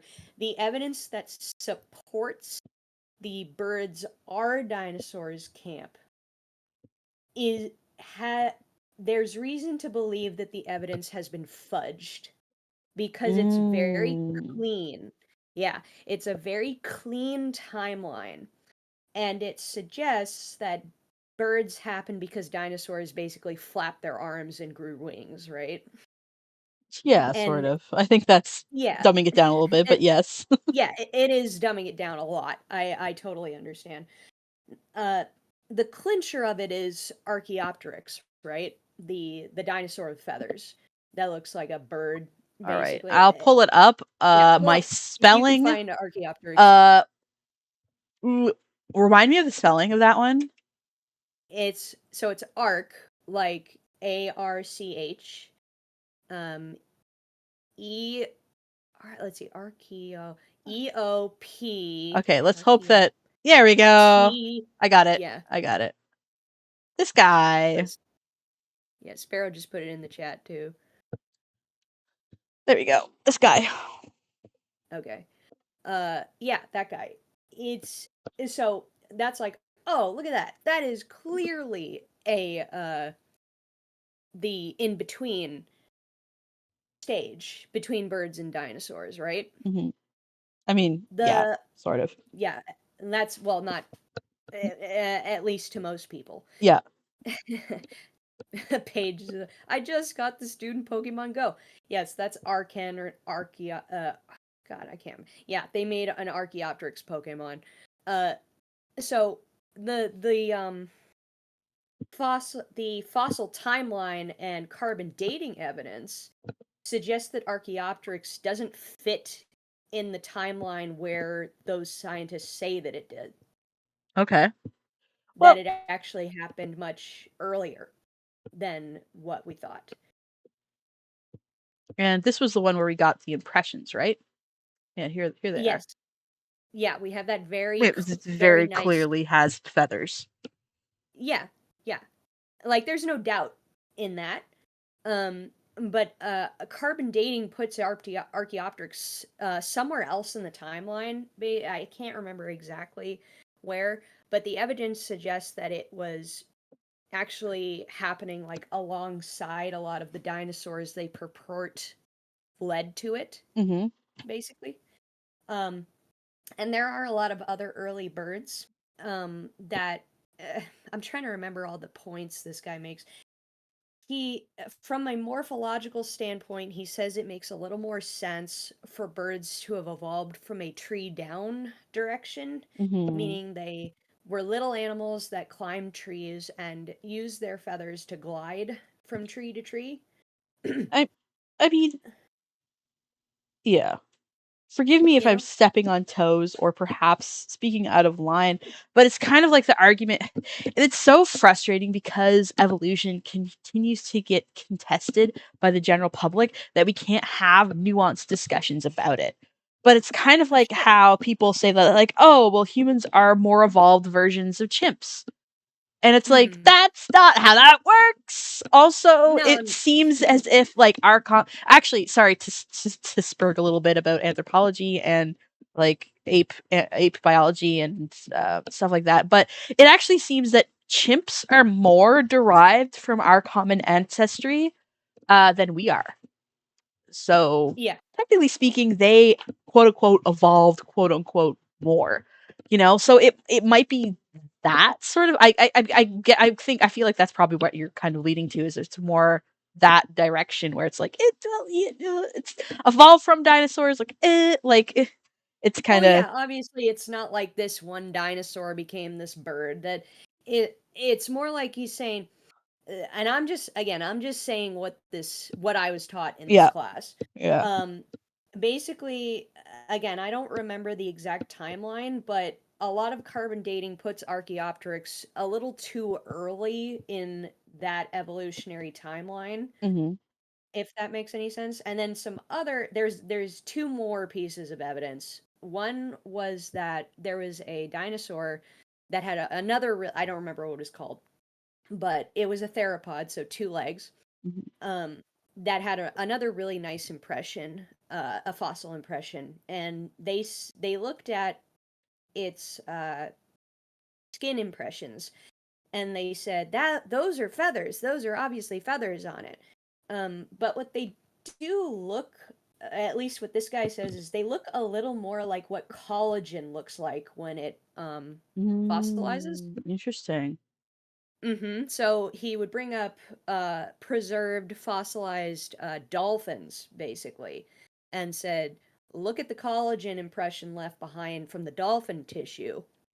It looks almost exactly what this impression looks like. So it's skin tissue rather than feather tissue." Uh, is one point, and also that same dinosaur, you can see impressions of its organs, which is really interesting. Is it this guy? And let me see. There is a bit of a delay in the stream visual from what I'm seeing, so I'm probably not seeing it It says exactly. Sinosauropteryx. Is that ring Uh, a bell? that might be it. It was in a It does similar position, it at does least. seem to have impressions of his organs, which is really interesting, and you could see like this kind of fluffy stuff that could be Yeah. like Okay. Yes, that is what it is. What's it called again? Sinosauropteryx. Yeah, Sinosauropteryx. Yes, that is what it is. And yeah, that fuzzy stuff. They're like, those are feathers or proto feathers or whatever.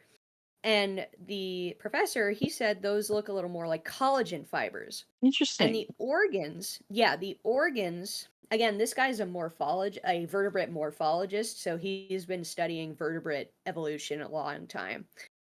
He said from the way the organs are impressed, look a lot more like the diaphragm of a crocodile than the bellows and airbag system that you'd find in a bird. Interesting. Yeah, and it's true that dinosaurs are archosaurs, which is what birds and crocodilians are. So they're definitely related. There's no doubt about that. It's just a question of like, did one turn into the other? And one camp is very like, one definitely turned into the other, and the other camp is like, it might not be that cut and dry. Like his camp, the birds are not dinosaurs Mhm. crew, is more like, it's more likely that if dinosaurs did have feathers, because they did find a fossilized feather, certainly, from the time that the dinosaurs were around, but it's a lot more like an ostrich feather than Mhm. a flying bird feather. So it wouldn't be useful at all. It's big and poofy, and there's like no structure to the follicles or whatever it is that makes up a feather. Um, so it's like, yeah, maybe they had feathers, but maybe they were more akin to radites, like ostriches and emus, rather than flying birds. Does that make any sense? Nope, that makes perfect sense. I know exactly what you're talking about. Like I said, this Yeah, is something that I am very. But yeah, yeah. So but they're like, I think that like those two yeah, camps are at each other's throats but always. yeah, but like that's not like a bad thing necessarily. I think that if we didn't start thinking, because there was like a big pushback against birds are descended from dinosaurs back in the day, and Mhm. for the wrong reasons, I think. Yeah. Um, Yeah, and like everyone thought they were big, slow, dumb monitor lizards or something like that. but thinking of them as potentially more closely related to birds put us a step in the right direction. So even though we might have gotten it wrong, and we don't know for sure yet which camp is correct, even though we might have gotten it wrong, it was still a step in the right direction. So it's still good to try to learn. Um, Oh yeah. and I hate the camp. The camp that I hate the most, it's layman camp. It's an anti-intellectual camp, if you will. Oh yeah. Um, Yeah, I don't want to think of Jurassic Park as having yeah. feathers. And it's like, who fucking cares if you what you feel about Jurassic Park? Like we're talking about facts here. And that Yeah. camp drives The me only crazy.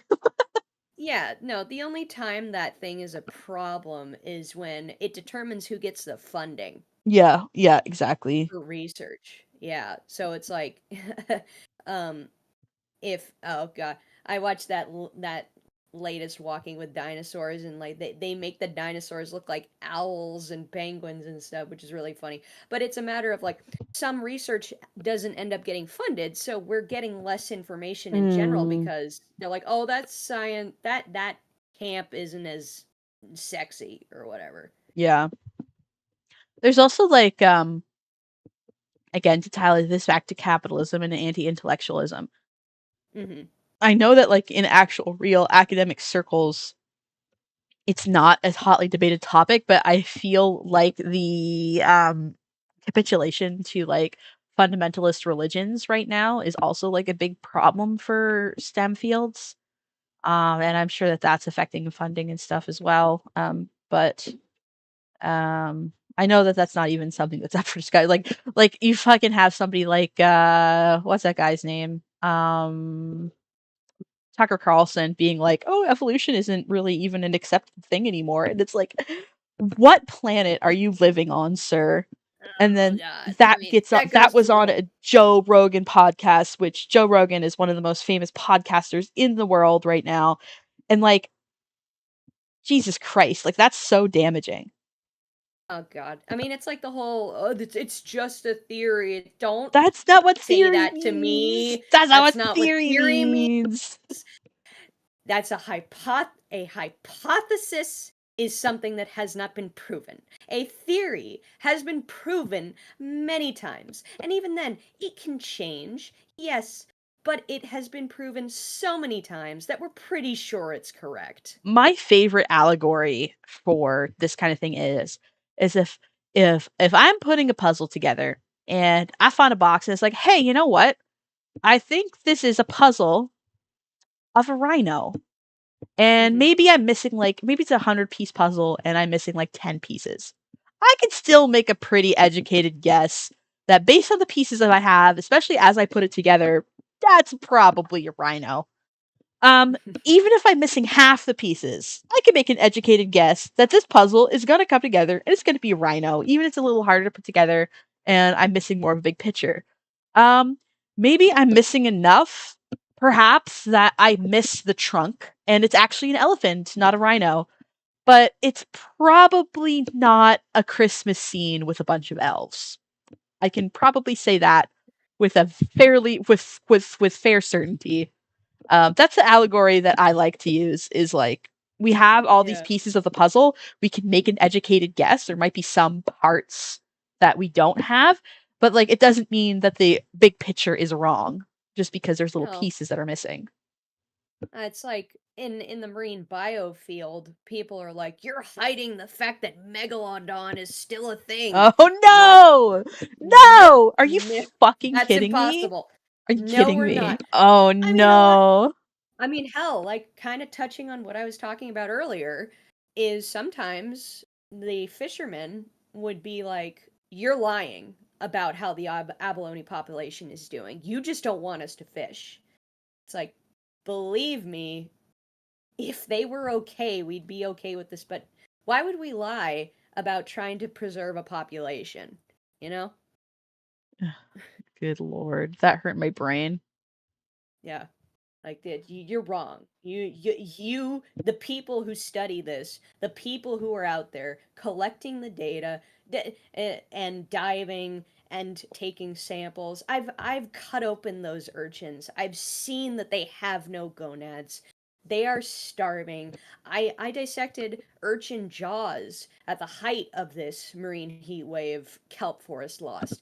They had been eating so many rocks that their teeth were turned upside down. Ugh. Yeah, Yeah. like And yeah. there's this it's just it feels like a lot of anti-intellectuals just assume why would we lie? Why would people lie about this kind of thing? What could possibly benefit this lie? What could this lie possibly benefit? And it's They think a lot of times they're like, you just want money for your research, and like you're working for big whatever, and it's like, have you seen the salary a scientist makes? Like, yeah, I want money to research, but it's because I want to learn. It's not like I'm getting rich off of this stuff. yeah. Anyway. Any All right. Is there anything else? I I'm sure we could tangent talk till the cows come home. But like I said, I've taken a lot of your time, and Anthony is here. He's got a bigger name than me, so I'm sure people want to hear from him. And Squeakers has been waiting a long time while I've been I yapping. Is Squeakers here to talk, or are they just here to moderate? Because they are one of my mods. Okay, I see. I just saw that they're in the audience. Maybe they're here to mod, but Ant has had his hand up for a while, so I'm sure people want to hear from him. And yeah, I really enjoyed this, and I thank you so much for letting me come on. I It was a really appreciate. pleasure. I'm always I like I said, I am a hermit, so I tend to lurk more than I engage. But if you ever want to have a sit down and have a TED talk or a science chat or geeky stuff, I'm up. If may I plug my socials a little bit? Absolutely, please plug your socials. I should have invited other people to do that, but I don't know if other people have socials, but I know that you do. Yes, thank you. Uh, like I said, my username is Swampling Lover, spelled with an LVR. I do have a YouTube channel, and I play video games and talk about action figures. My main things are Pokemon and Transformers. I know it's, I'm a scientist by trade, a sci-fi writer, hopefully by trade eventually, but I do hope. I know it's very unlikely, but I do hope to maybe eventually get some traction on YouTube so I can help support my loved ones a little more. But this is more of a hobby. I'm also on Instagram, same handle. I do chibi art for fun. So yeah, And thank you so much, Krim, for having me on. It's been a delight talking to you. I really appreciate it. Yeah, thank you so much. I hope to talk to you again. You have a great day. You too. Thank you. Bye-bye. Whew. Okay, I'm gonna go get another drink, and then I'm gonna come back, and then we're gonna talk to you, Anthony, for a little bit. BRB.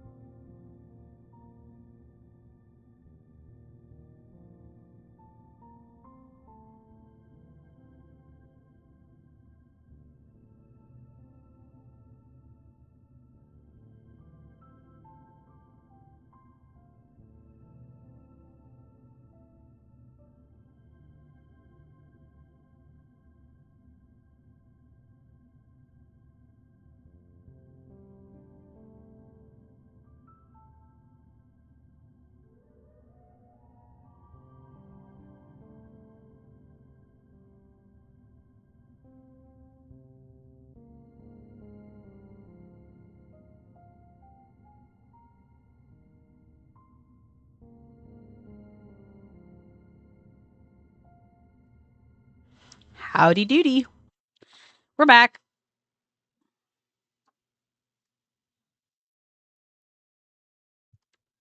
All right. All right, Anthony. I'm gonna bring you in. Up. Welcome. Oh, I invited you to speak, so I'm assuming that you'll accept when you're ready. Meanwhile, I got my drink, I got my fresca, and then I got my little snack. I'm going with nuts and berries because I'm a little creature, I guess. Hello there. Hello. How are you doing? Am I speaking? Am I Ooh. on? Can Oh. people hear me? Am I muted? I am not sure. Turn on screen, turn on microphone, Discord. Why am I muted? This is strange. You're I am muted somehow. Oh, you can all hear me.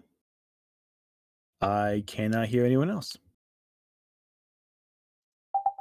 Hello? Hello there. I can Yeah, hear you now. no, yeah, Good. everybody could hear you, but I wasn't coming through. You're the only one. Me and you are the only ones that can talk because this is a stage. Oh, Hi. well, so that was all live. That whole me talking Yeah. like. Yep, absolutely. Oh, great. Naturally, we couldn't have something. Couldn't be too easy. It couldn't be graceful. No. No, of course not. What are we talking about? So can you introduce yourself? Like, you know that you weren't here for the part of the stream because you had your Magic the Gathering thing going on, but we're talking. Oh yeah. I'll gotta give you a rundown of what we're talking about, and then you can kind of like introduce yourself. So we're talking about anti-intellectualism and the tension between academia and capitalism. And I'll bring up my little handy dandy notepad And I will copy paste that into the chat, and like you'll know what my thesis kind of is. Okay, that'll bring me up to speed pretty quickly. Yeah. So increasing resistance and negativity. Yeah, that's absolutely okay. Fundamental issue with the post-secondary system of itself. Yeah, it's definitely a capitalistic concern, I'd say. And yeah, so one thing about I guess I should start with my background with academia. Would that be a better Yeah, that would be perspective? perfect. That would be perfect. That's what I've been getting everybody else to do. Excellent. So unfortunately, I'm not involved with dinosaurs. That would be incredibly cool. My academic background is a little different. Mine is more focused on literary studies, which is, I think, a field that is in general very dismissed when discussing academia, which I think gives my perspective a very unique angle to look at it from. Can I So get my you to pause for background, a I have a second? master's of fine arts. Anthony? I studied under Mm. several published writers and authors, analyzing literature and all that. Can And I I've get you to actually pause been for a able to second? take this background Anthony. and apply it in a very professional capacity. Because the thing about like analysis and communication is that they're universal skills for any job market. I do not actively work in academia, but I have had previous jobs where I have worked Yeah. in academia. I worked previously, actually, for a while in historical preservation, which is something Ooh. not a lot of people know about. I have worked with specifically organizations that dealt with Chicago history, specifically the life of suffragist Jane Addams. That was a previous academic experience of mine that I used to work for like a year editing transcripts and what have you of letters that she wrote to and from her correspondence. In case you don't know Jane Addams, she was an early suffragist, like a first wave feminist who set up several programs for the youth in Chicago. She was in constant correspondence with Teddy Roosevelt. In fact, I actually held some letters physically that Teddy Roosevelt wrote to Jane Addams, which is incredible. But that, again, that's outside my real field, which was, of course, literary analysis. It was more a job a friend of mine basically helped me get, and I worked with them for a while. But academia is a very important background. It also, there are a lot of places where academic knowledge brushes up against practical knowledge. Yep. And I differentiate the two because they are very different. I think part of my success in both on YouTube and like professionally is that I've been able to find a balance between like my academic background and the daily know-how to do anything, which I feel are two very different skills and very different forms of intelligence, completely. And I think a thing is that how do I phrase this exactly? And by the way, if I'm just babbling, just tell me to shut up. I will say that I think you might need to turn me up because I was trying to get you to pause for a second because I got a super chat. Oh, I didn't hear that at all. I'm very sorry. It's okay. It's okay. It's okay. Page Lato. I get Lego. I thought it was Lato, but okay, maybe you changed something. Speaking of promotion, Crim's Patreon. Yeah, that'd be cool. But thank you for the money. No, you keep on going, but just keep in mind that I think that I was a little bit. You're very resonant. So I think it drowns out my voice sometimes, which is fine. But like, yeah, I might want to turn me up in your ear a little bit. I'm very sorry about that. It's okay. Yeah, it's okay. I tend to talk loud, slightly. Anyway, no, continue on your tangent. It's fine. No, it's all good. So, like, basically, to make a long story short, because I could go on forever, with literary studies, the academic focus there is both historical preservation and analysis. On one hand, historical preservation in that old ideas need to be preserved and presented in a way that is eternally relevant, because not only with literary works, it's not just simply the the written word itself, it's the historical context surrounding it. So, for example, if you're talking about, say, the history of theological thought, right? You look at what works of literature and concepts do you feel embody theological belief in, let's say, Abrahamic religion. What is the most influential text for biblical text you can think of, because it's not the Bible. Is it Dante's Ironically Inferno? enough. Is it Dante's Inferno? No, it's up. That's another one. That's probably second or third next alongside the Bible. I'd actually say Paradise Lost is the most influential work. Yep. Because you think about it, describe to me what happens to Adam and Eve in the Garden of Eden. Like, what do you think happens? Based purely on memory of just you are also asking somebody that was in Bible study. Crud. So yeah, you're probably not asking, but the layman's idea of it, like there's this idea that they were tricked and that like they were kicked out and et cetera, when it was like they did something bad, they were tricked by the serpent or they were tricked by Satan even. When it's like the serpent was just a serpent. It wasn't Satan, for example. That's not something that's ever brought up in the Bible. Yes. You're one step ahead of me because of your background. Yeah, sorry. This is something I'm very autistic about already, but absolutely you are correct. Like there's so many common misconceptions about the Bible that were actually brought up instead, like that were kind of invented by Paradise Lost or by Dante's Inferno.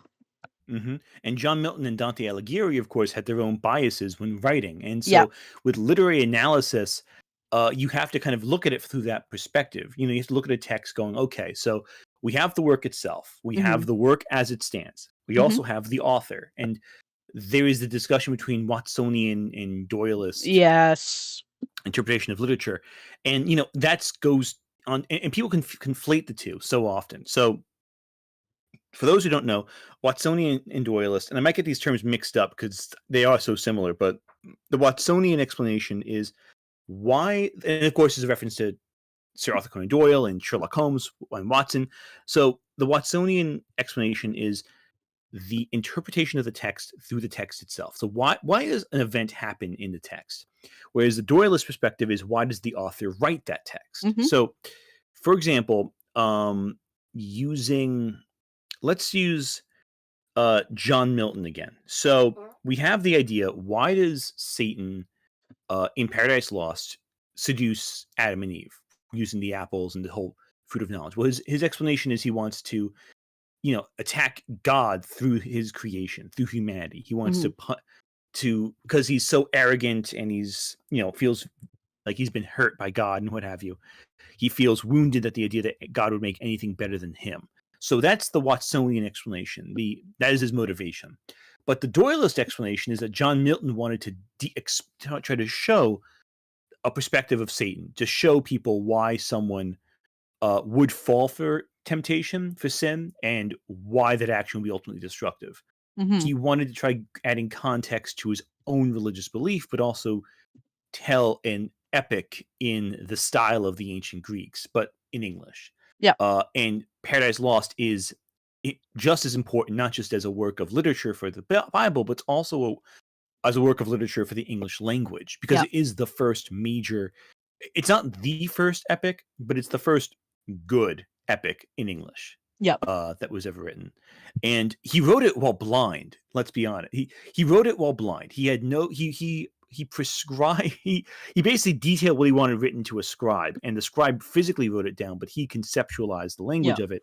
And that understanding of the text makes it so fascinating and so interesting. And again, all this goes through is just the simple basic understanding of literature. For example, another example would be comparing Jane Austen to the Bronte sisters, which people don't realize is the Bronte sisters hated Jane Austen, absolutely despised her writing. Mind you, Jane Austen was dead before the Bronte sisters really got started with their careers. I think maybe even before they were born. I have to take a look at the timelines. I know they were a few decades apart at least, or at least a decade or two apart. But the Brontes could not stand Jane Austen's writing with a passion. But I think if Jane Austen read the Bronte sisters' work, she wouldn't have liked what they wrote either. Because the Bronte sisters were romanticists, and Jane Austen was neoclassicist. The best way of putting it is neoclassicist writes literature that exists within the confines of society, and usually focuses on people trying to function within that society. So if you read Pride and Prejudice, for example, The majority of the conflict is not about will Elizabeth end up with Mr. Darcy. That's like secondary. The real conflict is will the Bennett family lose their house because because one of their daughters can't marry into a wealthy family. It's focused on the capitalistic struggle. Whereas the Romanticists had less interest in society. They were more interested in the individual's connection with Yeah. nature, or by its opposite virtue, opposing nature. Yep. And the Bronte sisters loved the gnashing of teeth. They loved human misery. They loved rich people being absolute fucking bastards to human beings. They just love that like agony and pain. So the Bronte sisters could not stand Jane Austen because they just antithetical to their beliefs. But I think the question ultimately is, why does any of this matter? Like, what's the point of going through old literature, analyzing it, looking at the historical context, and seeing, okay, here's why any of this is important. And the reason for that is that if we understand literature of the past, we can understand society as it is today and Yes. expand our understanding of both text and ideas. And I think a big problem is, beyond simply the practical output of academic study, there is the introspective aspect, right? Mhm. How we better understand ourselves by seeing that there really are no original ideas, that all ideas are extensions of discussion that have existed over the course of thousands, if not tens of thousands of years. I don't think pre-civilization conversations are exactly going to be beneficial to our discussions, but it shows that we have this gradual alteration and evolution of concepts, but ultimately we're always circling the same core ideas. I think it's really important to note, because if we don't keep track of that, we kind of lose ourselves in the confines of what's new and what is old. Like, because, and again, if I'm talking too much, please don't hesitate to Oh stop no, me. you're good. But You're like, good. You're good. Keep going. Cool. You look at, say, colonialism, right? Mhm. The colonization not only of land but also of ideas. You look at, say, people talk about, let's say, the country Japan, right? And they say that there's a lot of homophobia in the country, but all that homophobia was instilled in the country thanks to European colonialism. Yep. These ideas did not exist in Japanese writings and Japanese culture until Commodore Perry opened up the ports. Yep. And Europeans flooded the and of course there were Europeans in Japan before that, but like that was when Japan made an effort to modernize, quote unquote, to become like Europe in America. Yeah. And what that tells you is that society and ideas changed, and that what you think of as like the old way of things actually only dates back like a century and a half at most. Yeah. Maybe now 2 centuries now with how much time is passing. But you look at it from that perspective and things seem much more recent. Understanding that context, especially for queer history, I think is essential. Yep. And you look at, say, the works of Shakespeare. I remember recently there was a controversy over race changing certain characters and gender changing certain characters in classic literature from Shakespeare, classic plays.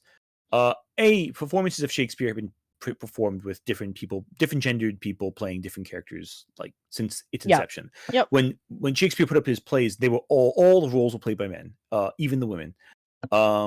So gender was a very queer concept. Also, Shakespeare probably wasn't straight. Oh yeah, there's definitely not. Absolutely Yeah. not. If you read his, I mean, I can't say with absolute certainty, absolutely not, but I can say, some of the sonnets do read as very queer.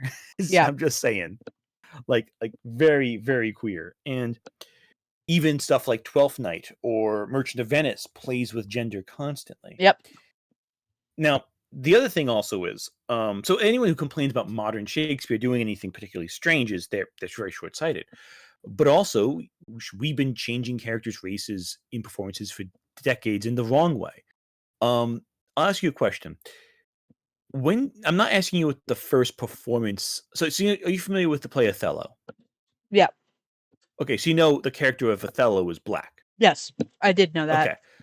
When do you think? I'm not going to ask you who played who, but what decade do you think the first filmed version of Othello was, where a black person played Othello?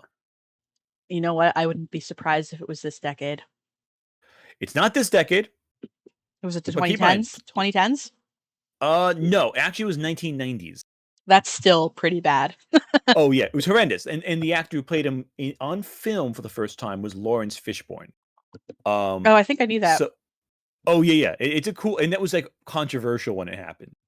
The first performance, I did a video about this a while back too, where I discussed this. But the first performance of where a black man played Othello was actually in London. It was in the I think 1818, and the performance was very controversial. It was done on dockyards first for like the common worker, and then it was brought into like the big theaters in London. Mhm. And it was only on for like a couple years, and then it was decades and decades without anyone playing Othello.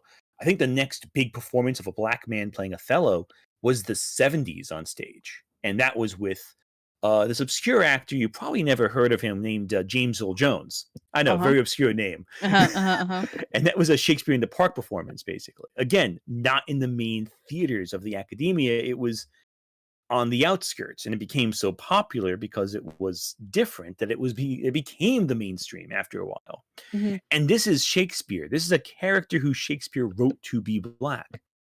Granted, he had no intention of hiring a black actor to play the black character, but he wrote him as a black man. Yep. And in the play's text, they even describe his skin color as dark. Yep. And so like you look at it from that perspective and you realize that what we interpret as reinventing of text, it's much more of a modern concept, our perspective of what is being changed and how it's being changed, than the history of it. And academia helps show that. Academia helps illustrate that these ideas are far more new than we give them credit for. And that's, I think, a major component of our discussions of literature and our understanding of concepts. I would also say that, like, for as long as I have been, sort of I don't know if I'd call myself a theater kid, but I've always run parallel with the theater kids, surprising absolutely Oh, yeah. nobody. Um, You liking theater kids? I have perished the thought. it's like almost like if you're not doing something interesting, like kind of I don't know about new, but like if you're not sort of like having a uniqueness to your production of something, then what's even the fucking point? Exactly. Like if you have nothing to add, or if you have nothing to sort of use as like a hook, I suppose, then like you have nothing to add to the story. Mm-hmm. Yeah, because you have to have the extra the extra angle in which to make it interesting.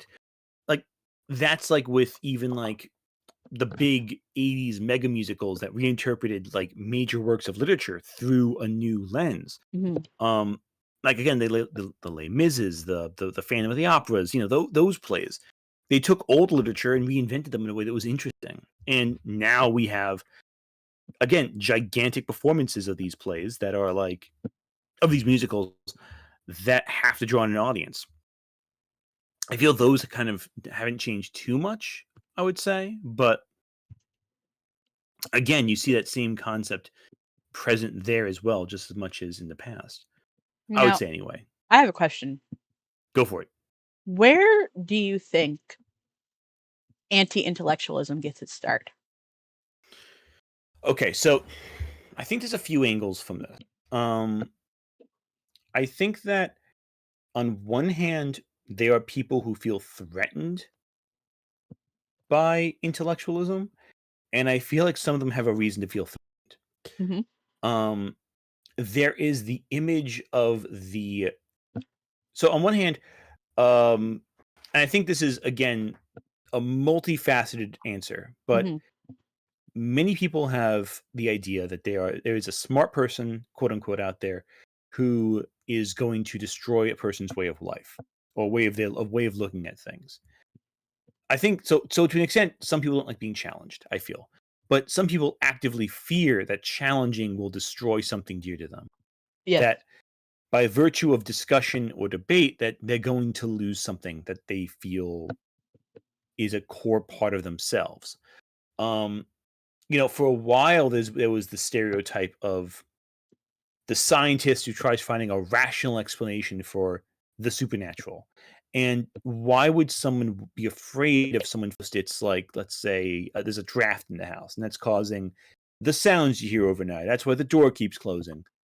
That immediately demystifies everything, and I feel like it kind of takes away the magic of what we're talking about, right? I don't know if you can see And if my stream has updated yet, but I've brought up Oh, a yeah. very specific I image want that to believe. I and love like the X-Files. I do too, but this has become like I feel for a lot of people that believe in the supernatural. I want to believe. I want to believe, so don't tell me otherwise. You know, and this kind of goes into supernatural stuff, and it also goes into like religion and spirituality and pseudoscience and flat earth and Bigfoot and all this sort of stuff, you know? And the thing also is, there's another element of anti-intellectualism where people put on the markings of intelligence Uh-huh. to reinforce anti-intellectual beliefs. And I think you guys were touching on it before with like people who say like, oh, why do you want to make Megalodon? That's like a Godzilla villain. Why do you want Megalodon to like not be real or not still be around? And it's like, well, you know, because Megalodon existed many years ago, and the conditions in which it can exist are no longer around. Very simple explanation. And the answer is, yeah, but what if there's somewhere out there where they could still exist, or the ocean's so big we maybe didn't find it yet, which means Megalodon has to be real. It's like, yeah, you're skipping a few steps there. we have no reason, like we have no reason to believe this is true. There is no evidence that it is true, so it's why would we believe that it's true? I guess that's what makes a skeptic, I suppose. Indeed. And the thing also specifically with aliens and ghosts is that we do have some evidence that something could be out there. And that's where things get really tricky. Aliens especially, because scientifically speaking, given the number of stars in the universe and the stars that have planets and the planets that exist in that special zone, Yeah. reasonably, yeah, there's probably intelligent life out there in the universe, probably a lot of it. But the problem is that intelligent life coming to Earth? That's less likely. Yeah. You know, so like the idea is like, yeah, aliens could definitely exist, but like the possibility of them being here is the more unlikely part. And likewise with ghosts, you know, I don't want to get into a discussion of life after death or anything like that, but there are people who have experiences that are very odd or they feel very strongly about. And they are, and I don't think I'm the right person to say that every one of these experiences can have a very rational explanation.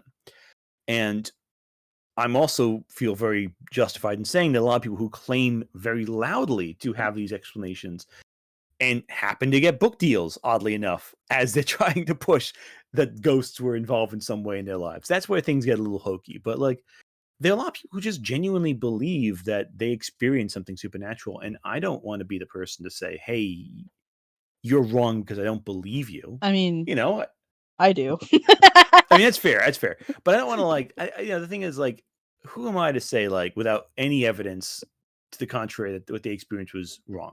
Because the thing about academic knowledge is you have to always have an open mind to like the possibility of it. But people hear that and get a different conclusion. Like they think that if you're open-minded to something, that means that you believe it, which is not true. Yeah. But likewise, being skeptical implies you refuse to believe it exists, even if evidence of it presents itself right in your face, which is also not the case. If I had evidence that the supernatural existed, of course I would believe it. I just don't think there's evidence, and I don't think that witness statements are evidence, and that's because we know that the human mind is extremely powerful. Like, it's an extraordinary 100%. powerful thing.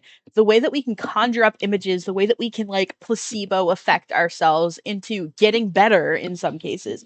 Like, it's so interesting. And like, what is a memory but like what is an experience?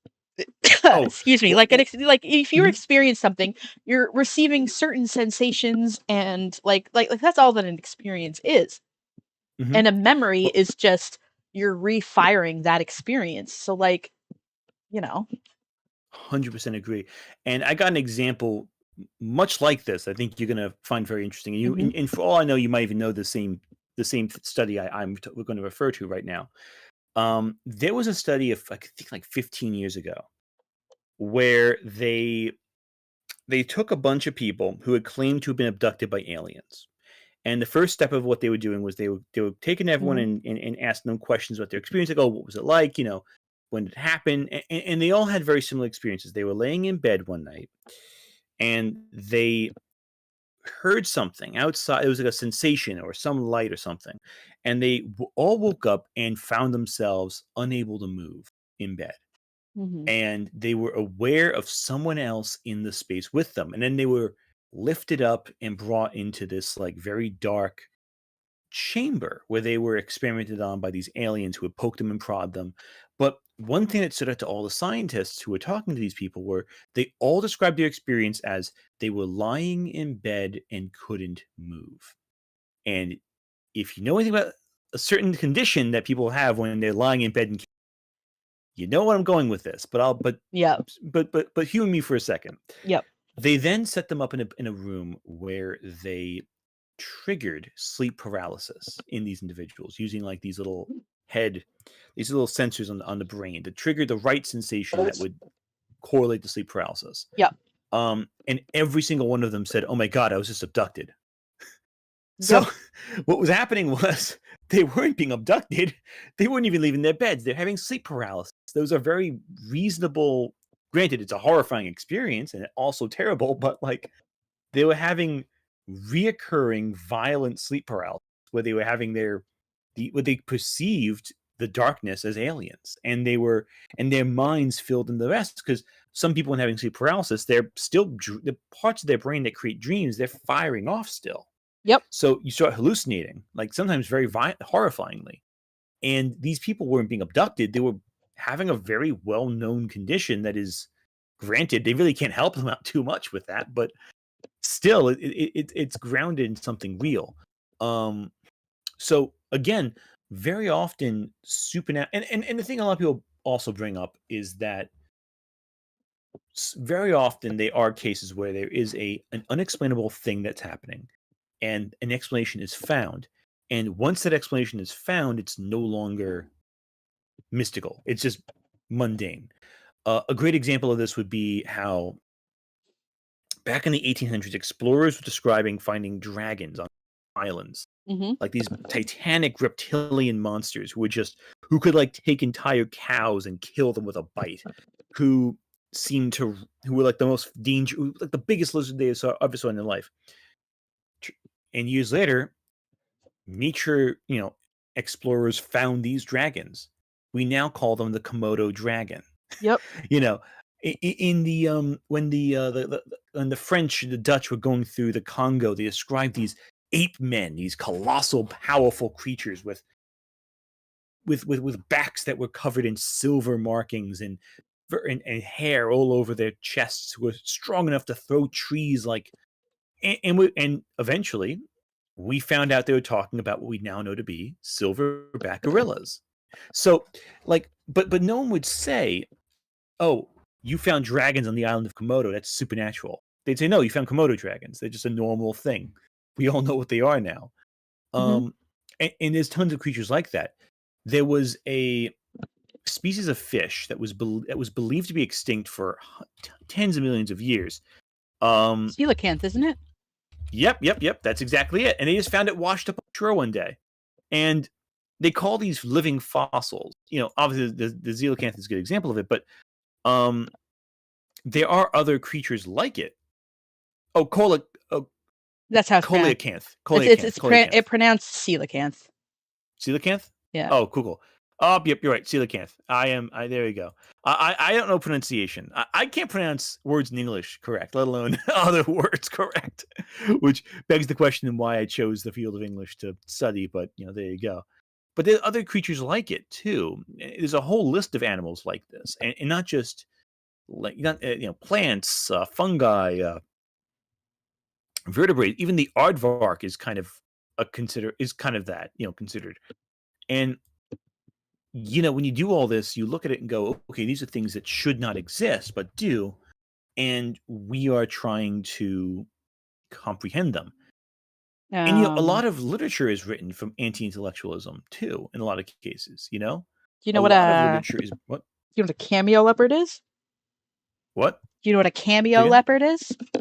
A cameo leopard. I So feel like a I know ca- it visually, a but not by. cameo leopard is a cross between a camel and a leopard, and it was a mystical creature that lived in Africa that was extremely tall, and it was basically a monster. Oh yeah, I can imagine. Do they They, have like weird you know what we black have. spots and a Yeah, big neck? we call them giraffes now, but they were in the My. same. They had the same sort of like mysticism as like dragons and unicorns Mm-hmm. to like people in Oh, early history. 100%. And the thing is, like, most animals like that. You look at the cryptozoology, right? Hmm. Most cryptozoological creatures, you know, the reason why people still believe that they could exist because they were real animals that we believe to be monsters who were, like the whole thing with unicorns, for example, in Africa. I think Marco Polo described seeing unicorns running around Africa, but when you look at his description, it's clearly a rhinoceros. Yep. Oh, and like you can go all down the list, but you look at like the descriptions of rhinoceroses, and then you look at the descriptions of say Mokele Mbembe in the Congo, who was they brought the colonists brought books with them to the Congo, to remote parts of the Congo, Yep. and as the stories go, they showed the natives their drawings of brontosauruses, apatosauruses.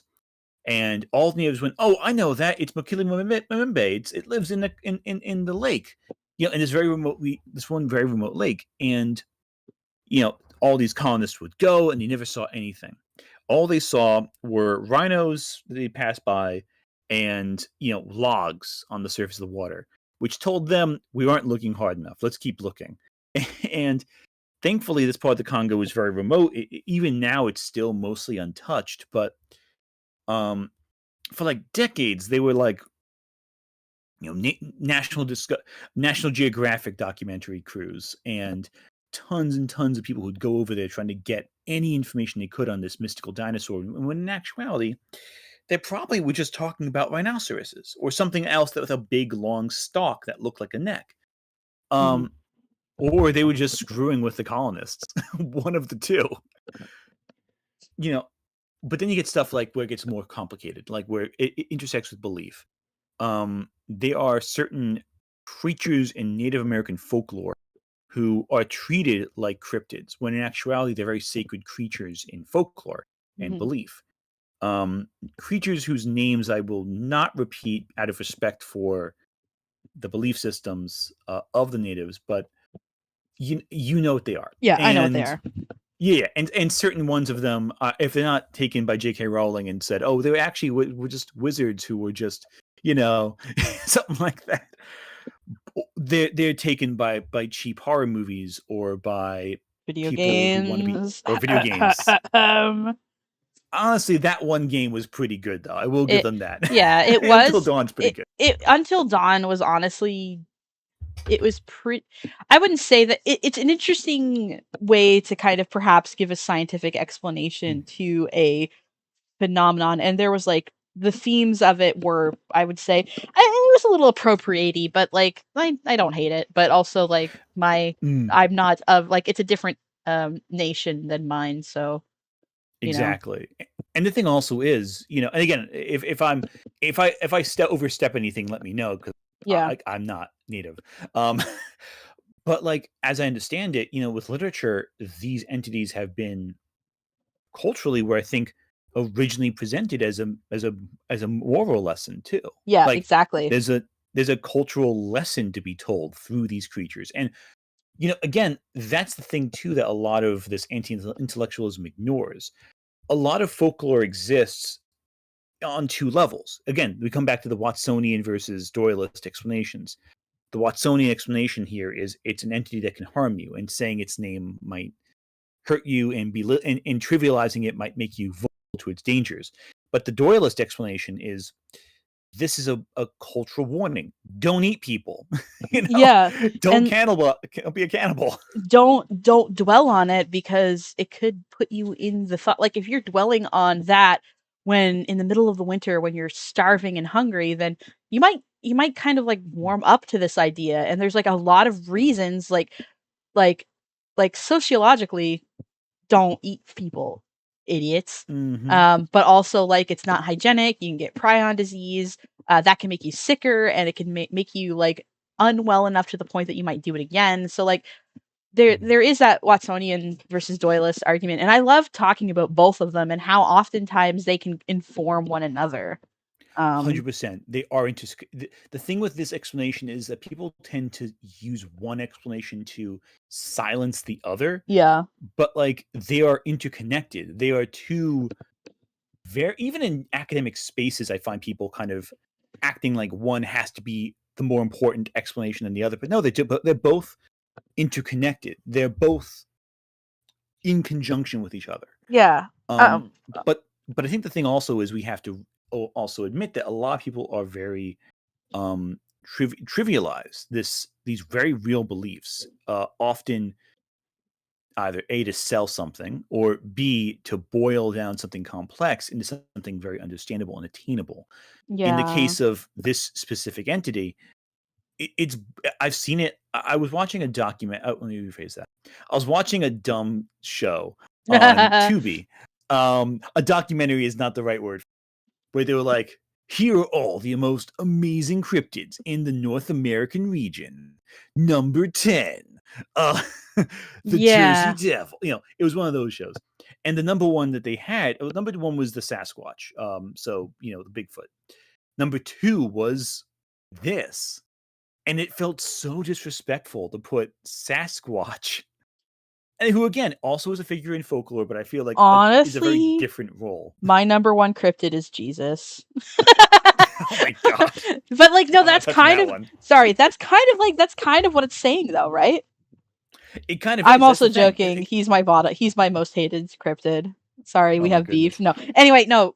In all seriousness, he probably would have. I just find it funny with like religious belief. If you ever actually read the Bible, he kind of is. Modern Christians would hate him. He is also kind of a cryptid, because he has like all of these. Because like every book that he's in, it's conflicting stories. Like you said that you saw him here, and then you said that you saw him here, and you said that nobody ever saw him again, but then this guy said, and it's like it's very similar to how we like gather information on cryptids. So that's my favorite. That's my favorite joke, is calling the Messiah a fucking cryptid.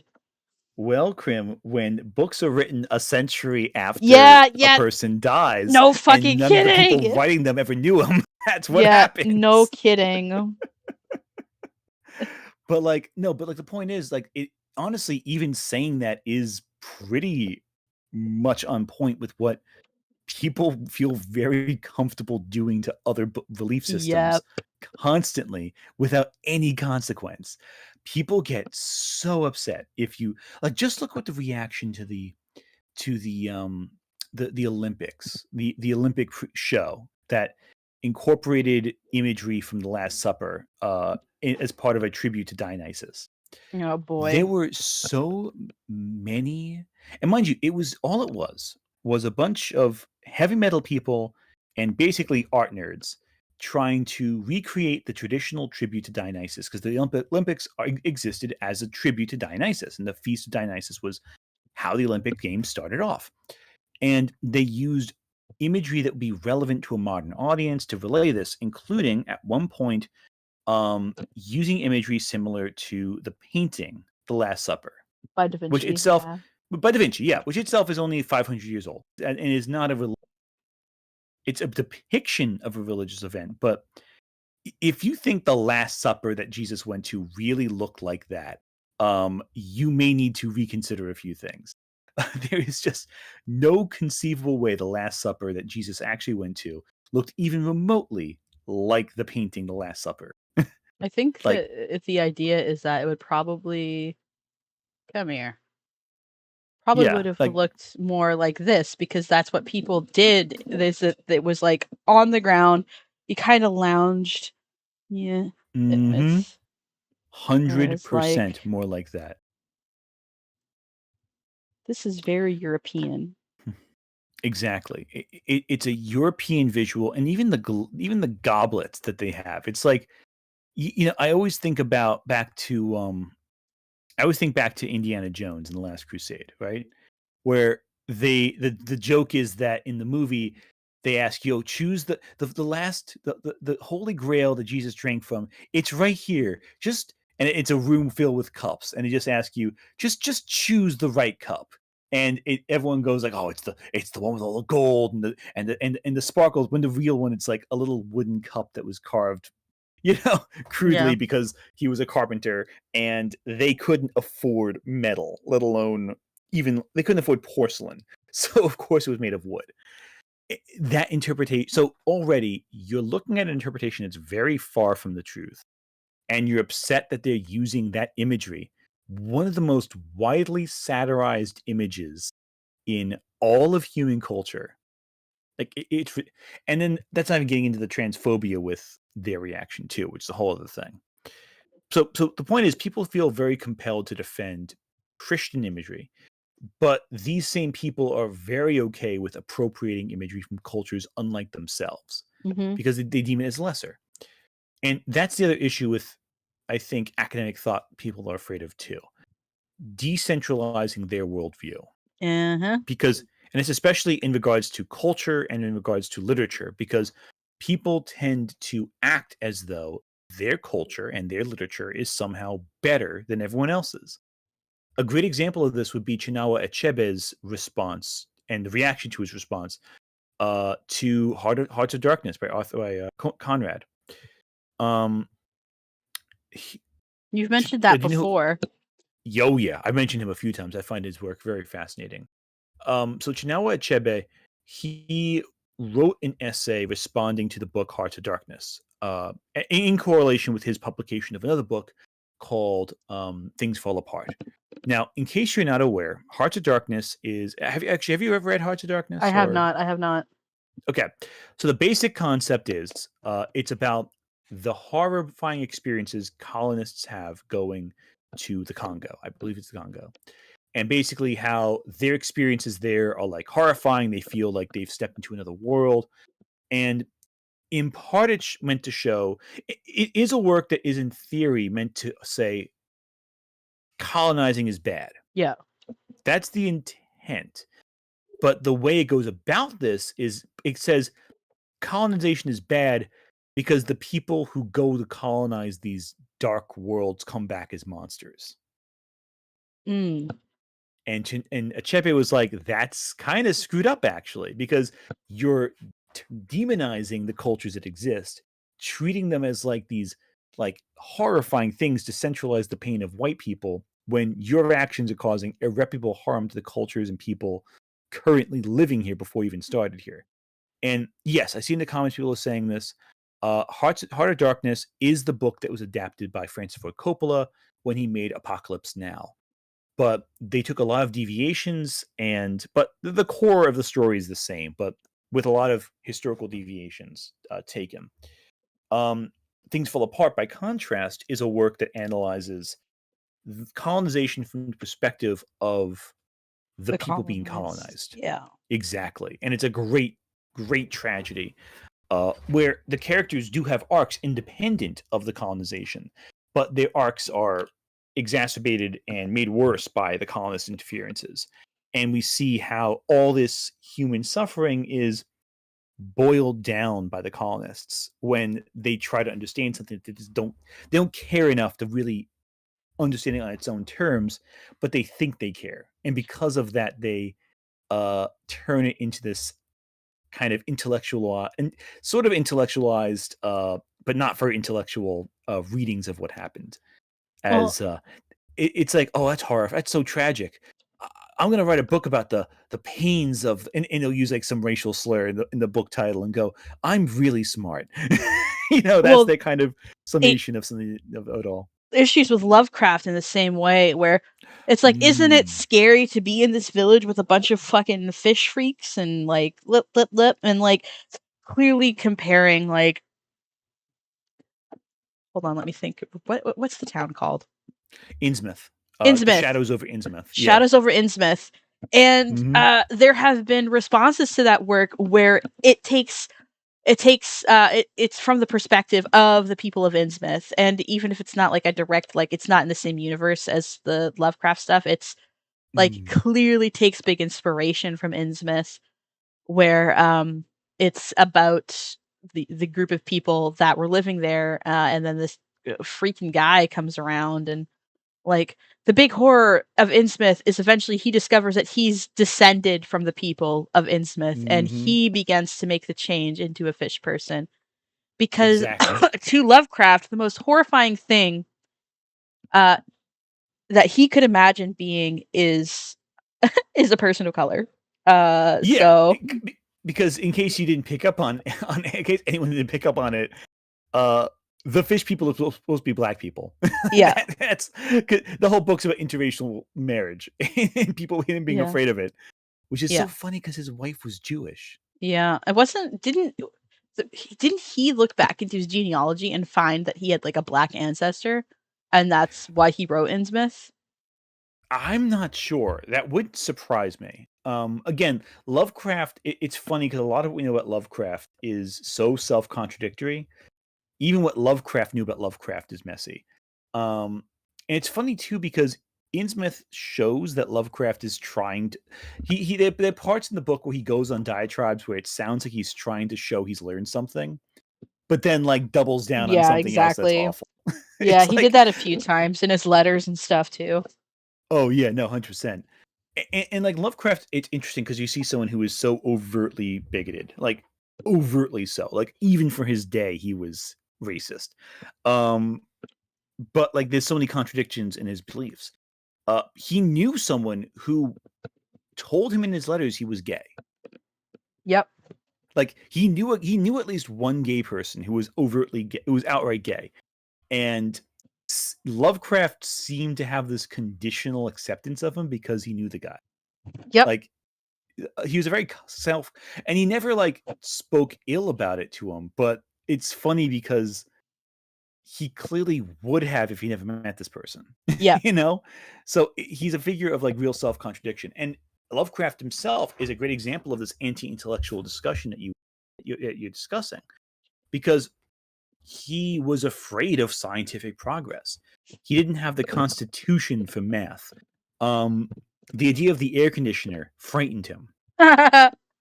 If you look at one of his most effective stories, I think, is The Color Out of Space. Oh, I love that one. It's a great story. It's genuinely horrifying. Like, actually, I think that's a very scary story and has been very successfully adapted multiple times. Yeah. But what makes it so interesting is the horror that most modern audiences have with the story is of this corrupting, unknowable influence, like this thing that should not even be alive, inspiring change. And what's really frightening, I think, about the story to a modern audience is how we kind of now have that, with radiation, with stuff like, because what happens, the vegetation mutates, people start to decay in front of their eyes, and there are these weird changes throughout, and the people who are exposed to the light act funny. That doesn't sound so dissimilar from radiation poisoning. Yeah. But Lovecraft would have no idea about that. What made him write it was the fear of infrared light. Because he couldn't see the light. It was a color he couldn't comprehend. Therefore, it frightened him because it was outside the norm for him. Yet he wrote something that sounds so similar to a very real fear that people would have decades later, thanks to the atomic weaponry. I don't think he really understood radiation. Yeah, isn't it? I mean, I guess I've never really thought of it in the context of radiation. I've really thought of like the idea of like, what if there is just this concept of a thing that is like outside of our perception that like can just, I mean, maybe it is kind of about radiation, but I didn't really think about it on that term. I just kind of thought about it like what if there was a color that could just fuck you up just by perceiving it. I don't know. Cognito hazards in general just really fascinate me. Oh, 100%. Well, I'm just using radiation as as a kind of an application of that idea. Yeah. So I'm not saying this is radiation. I'm saying you can apply You this can, concept yes. to it. But like, I don't think that takes away your interpretation at all, because that's also what frightens me about it, quite honestly. But like the reason I bring up radiation is only because like you think about that and you go, well, what's like that? Well, radiation's like that. But I also think the concept of this unknowable thing that should not be alive, that can inflict harm and damage just by virtue of existing near you, that's frightening. And I think that The Color Out of Space and Annihilation do that concept really well. But again, like, these are all things where you apply or interpret media in a way that's different from how the author intended it. Yep. And Lovecraft's intentions behind it were very anti-intellectual, but our reads of this anti-intellectual work is very intellectual, Yep. ironically enough. Yeah, that's something that I wanted to touch on. I feel like the worlds that we want to play in and explore the most are the ones ironically written by people that aren't very intellectual themselves, because they've never examined it on an intellectual level to our satisfaction. So you get like writers like Lovecraft and Rowling, where like people like, I want to think about this world, but I want to like rotate it around in my brain and figure it out and figure out how the pieces go together, because the author never did that to my satisfaction in the text. 100% agree with that. And that's the issue yeah. with love. I'm sorry, I cut you off there. I'm sorry. I was also going to say Frank L. Baum, but you know. Yeah, well, that's another one that's interesting, because we've done that a lot with Frank L. Baum, and Lovecraft too. Gregory Maguire. What? Gregory Maguire has done that a lot, where he tries to come up with more anthropological and like explanations. Is like, oh well, this is why this creature exists, or this is why there's this division here, and why these borders exist, and this is why the Yellow Brick Road exists. Gregory Maguire is the writer of The Wicked Years, which is the book series that Wicked, which is a musical, and also it's going to be a movie soon, comes from. Yeah. And his books, and I find it funny how the musical tones down so many of his really drives dark, me bleak thoughts. Drives me crazy. I hate Wicked the musical so much. Like, the music's fine, and I love Idina Menzel, but like, how are you going to take something to Broadway and make it less gay? Like, the main characters were like the main character was bisexual and Glinda was a lesbian, and like, how did you fuck that up?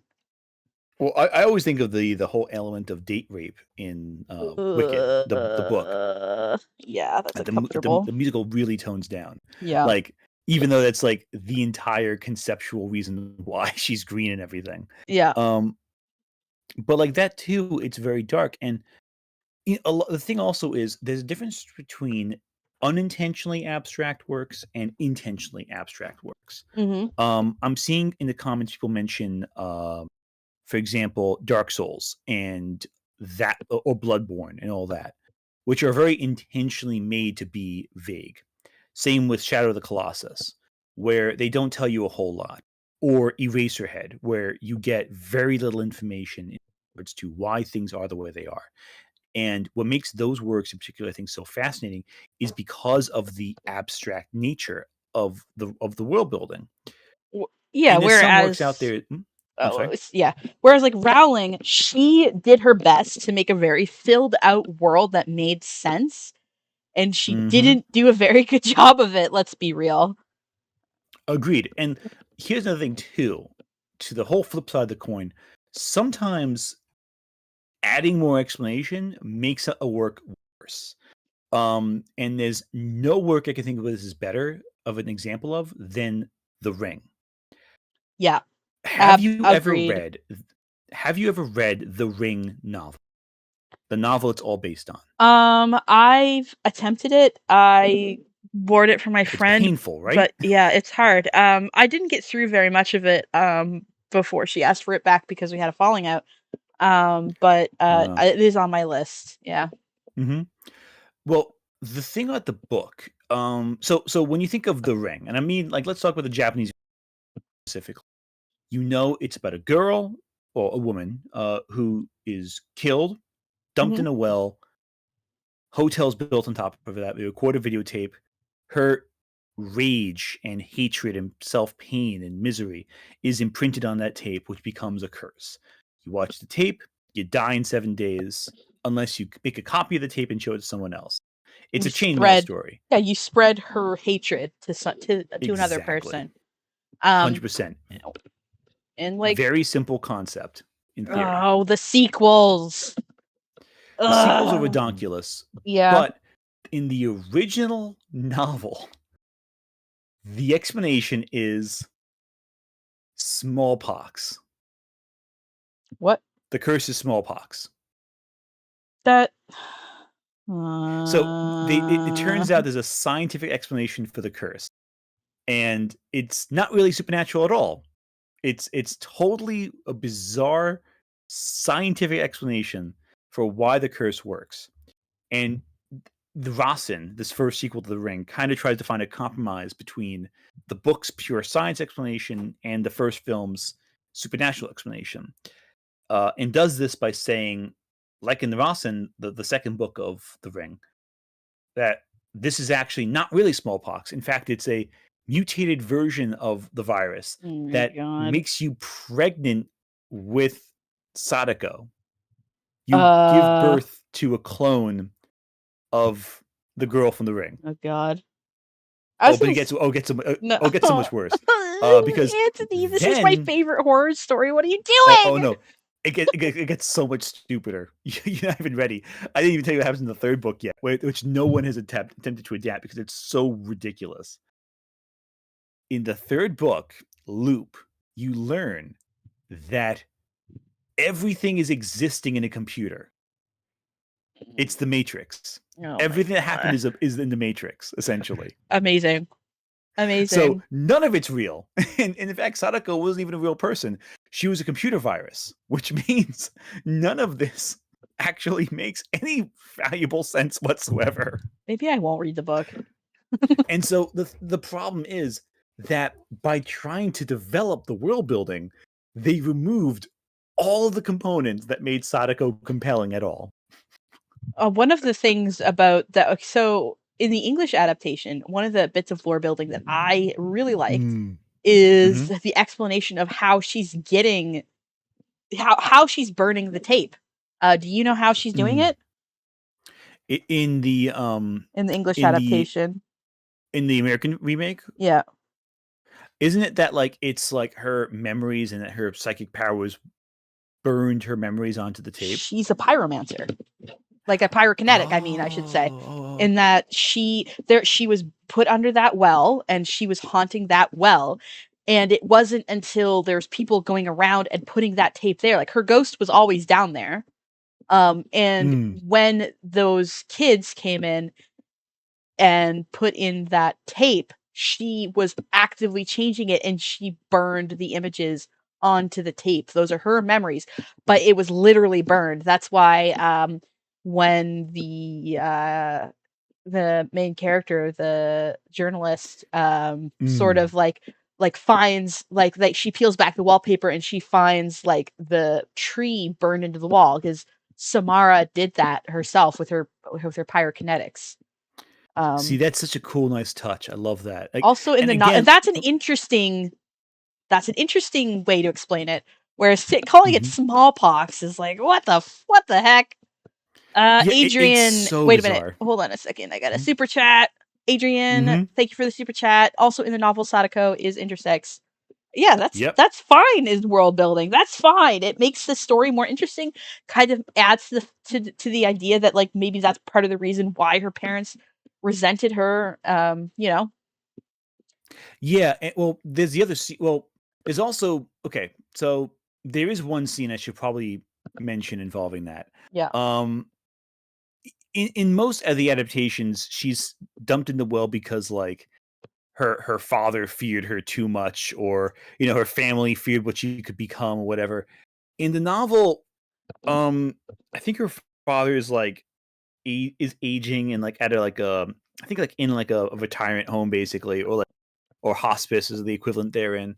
Yeah. And the doctor taking care of the doctor sees Sadako visit her father every day. Yep. And he tries to assault her. Yep. Finds out that she's intersex and kills her out of rage. And that's like part of the reason why. And again, that is actually, I think, such a disturbing element. But it also feels real. Like that feels more real than the scientific nonsense that like and your mileage will vary on that, especially with horror, where like, do you want to read a horror story where a hate crime is committed essentially, or where people act in ways that are horrible? I would be inclined to say yes, because I think that's realistic and grounded and terrifying, and I think that's very moving and effective. But you look at what happened with It Chapter 2 when that came out, and there's the hate crime scene in It that was adapted into the film, and people were very upset. Even people who like horror were upset, because they didn't want to see that, because they wanted the escapist fantasy of horror. They didn't want to see like real horror in a fantastic film. So that discussion I think is very interesting too. And that's, I think, also adjacent to the whole intellectual discussion with literature, because there is this idea that literature is escapist by nature, and that anything that makes you think of real pain is bad, because a lot of people don't want to feel pain when they watch a movie. They want to escape it. But art is meant to reflect that pain. Yeah. So, because we were speaking about Lovecraft earlier, Lovecraft Country is a really interesting example where 100%. there's all these horror elements, but they're always able to actually quite easily overcome the supernatural horror elements. The real horror is like the racism and the prejudice and like what it's like being black in 1960s America, that is always front and center. Yeah, and it's, I don't know, I really enjoyed Lovecraft Country. I have some problems with it, but I think it was a very good series, and I'm so glad that I watched it. I hear that. No, that one, I feel like any work of literature that re-examines Lovecraft, and again, this is also all for the academic literature. It's like you have to look at these works and recontextualize them, because you see genuinely like how these works have affected people and how they can be used to highlight real issues in life. And that's a great example of that. There's another book by N.K. Jemisin. I think The City We Became, I think it's called. Double check the name of it. Yeah, that's it, by M.K. Jemisin. It covers a very similar territory as Lovecraft Country, except more modern and a little more abstract, more through speculative science fiction. But it covers a lot of the same ground. And if you like Lovecraft Country, I do recommend that book. It is excellent. Yeah, that's it right there, by N.K. Jemisin, who herself was a figure of controversy too, in regards to really pushing against a lot of bigotry in the writing community for some time. Yep. Very famously, there was the conflict between her and writer Vox Day that led to the Sad Puppies debacle, which itself is a controversy that takes a while to explain, but basically can be summed up as several right-wing writers becoming upset that the Hugo Awards were celebrating works that analyzed and were intellectual as opposed to just escapist media. Some of their complaints are legitimate in the idea that maybe we do sometimes celebrate the extremely highbrow over works that is aimed for something different. But like most discussions like this, it quickly became very clear what they were referring to when they were talking about quote unquote highbrow. They weren't talking about overly complicated or overly analytical. They were talking about works that featured Black people and gay people. I think that like also that there's like a simple solution to be like for that sort of a situation where it's like, hey, maybe we just need more categories. Maybe we need to be paying attention to literature more so that we can see more of it, rather than saying like, well, this is not worth reading, this is not worth watching. Like regardless of what side of the political or spectrum or argument you're on, if you don't like a certain thing, if you are wanting to see more of a certain thing, the answer isn't to squash the literature and the books and the shows and the movies that you dislike. It's to uplift the ones that you do and give them more opportunities to shine, I think. 100% agree with that. And I think that the biggest missed opportunity is that a lot with that, and the thing about all this is that you can always tell a lot of these like anti-intellectual like pushes are very superficial, Mhm. because what always ends up happening is it's never about lifting up the work specifically. Yep. You never see these people who are like anti-intellectual, anti this and that. You never, or very rarely, see them lift up any works that are not something they themselves wrote Yeah. or something that someone they want to work with wrote. Oh god, Because we are I'm sorry. skirting close. Sorry. We are skirting close to a certain topic that me and you have been entrenched in for a few months, and Yeah. I'm trying not to go there. But like again, and I'll use a very different example that is something Not I've that. been oh Yeah. no, I have a different one I've dealt with in the past. I'll reference it right now. There was in the comic industry for several years, there was a movement that was against diversity in comics. Mhm. This movement was mainly spearheaded by ex-comic artists and ex-comic writers who had a career that they was for one reason or another either petered out or they burned a lot of bridges, and they took to streaming on YouTube essentially to reinvigorate their careers. And many of these individuals, they really kind of burned each other out. There we go. You know what I'm talking about. You know Oh exactly what I'm yeah. talking about. This freaking guy, especially. A lot of it was spearheaded by an account that was for a while named Diversity in Comics, but later on, because the account kept getting banned, had different names, one after the other after the other. Eventually, these people all decided to write their own comics or make their own comics. Which, okay, that sounds good at first. If you don't like what's going on in mainstream comic books, make your own thing. The problem is that the only success they got came from yelling at other people making comics. And as a result of this, people were not really interested in what they had to make themselves. They were only there to listen to them yell about comics. Yep. The audience never was interested in their work. And what's unfortunate is not all these people were that.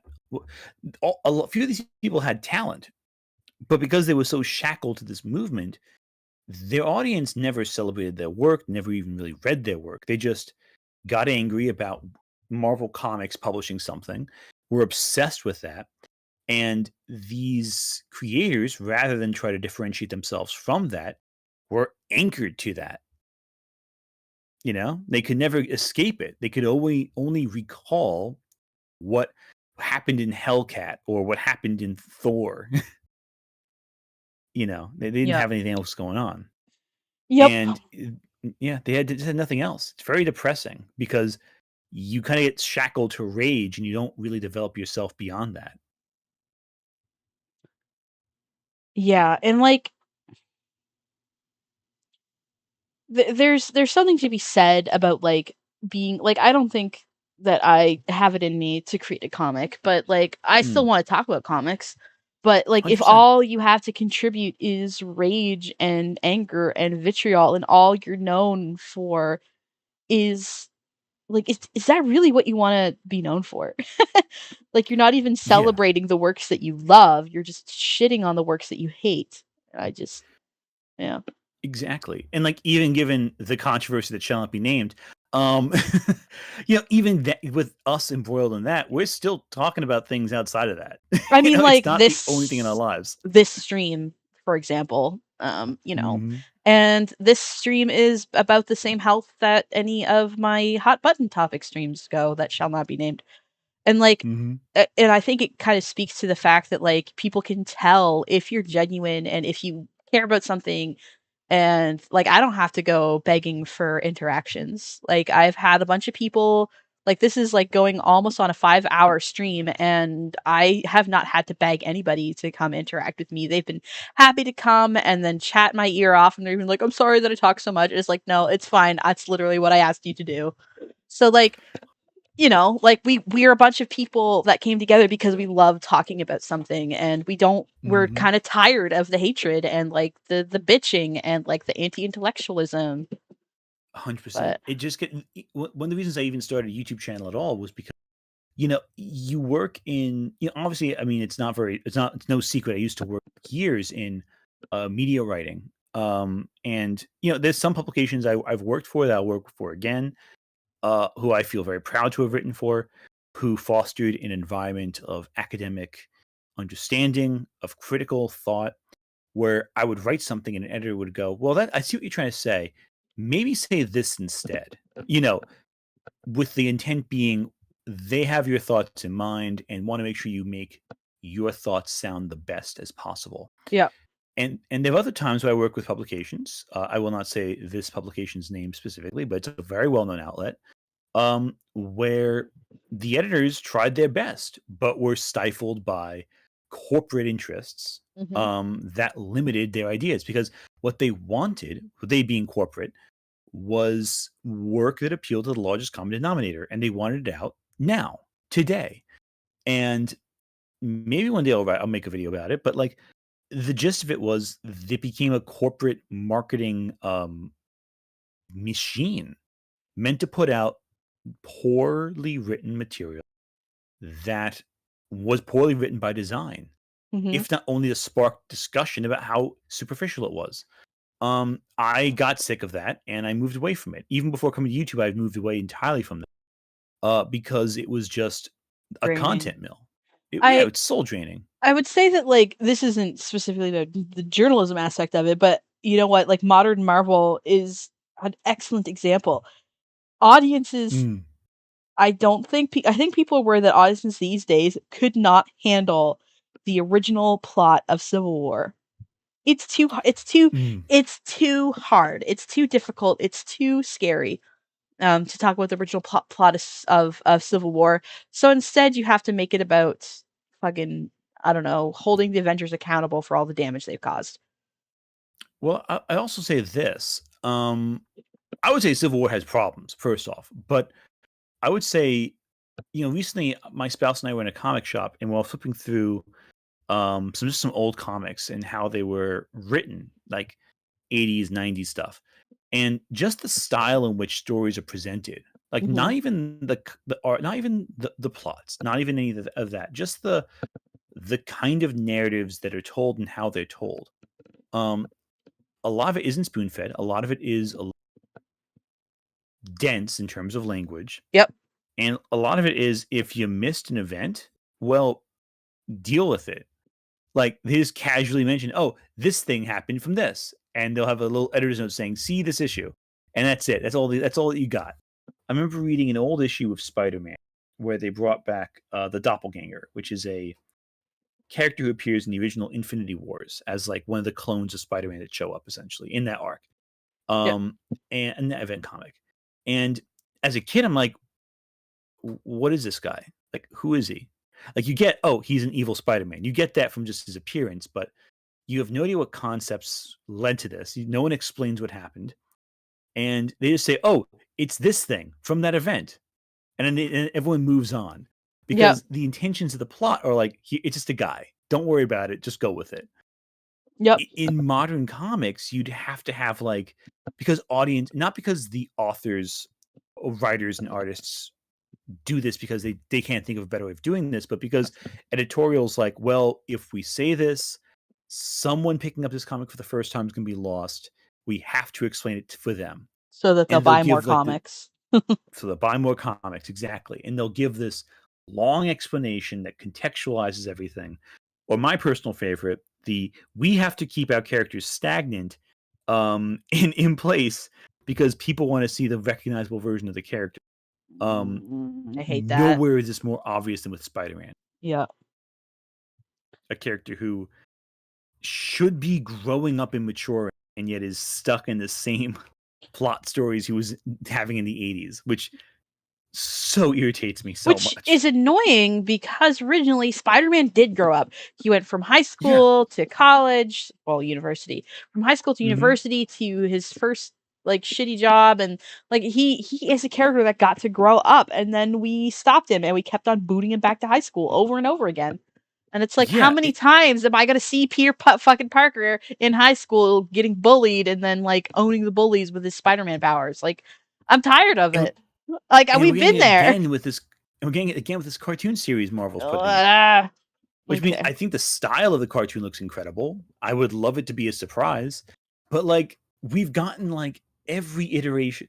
It's so telling how almost every iteration to have started after the Raimi films has been Spider-Man in high school. Yeah. Every single one, even the good ones. It's Peter Parker in high school, Peter Parker in high school. And we can't grow up from that because we have to stick with the familiar.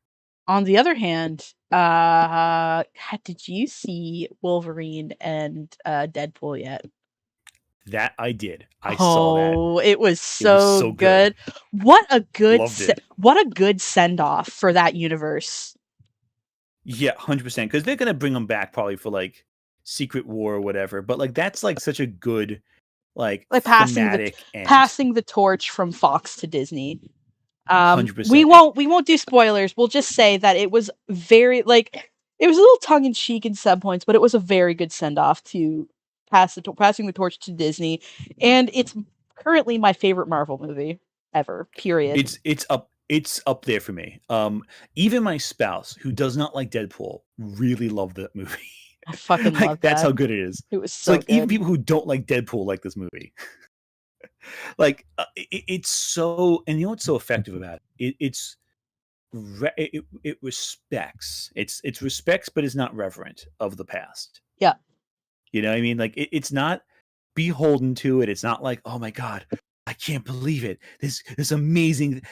Like I'll give you an example. What I hate when I hate with this. Ghostbusters, the new Ghostbusters, Yup. where Yup. they're like, oh my god, it's the Ecto-1, this junky car that was tossed together as like a gag in the first film, but now it's like the Holy Grail is emerging from like beneath the earth itself. It's like, no, in Deadpool Wolverine, it's like I won't say specifically what happens, but there is a character. There's a couple who characters. shows up.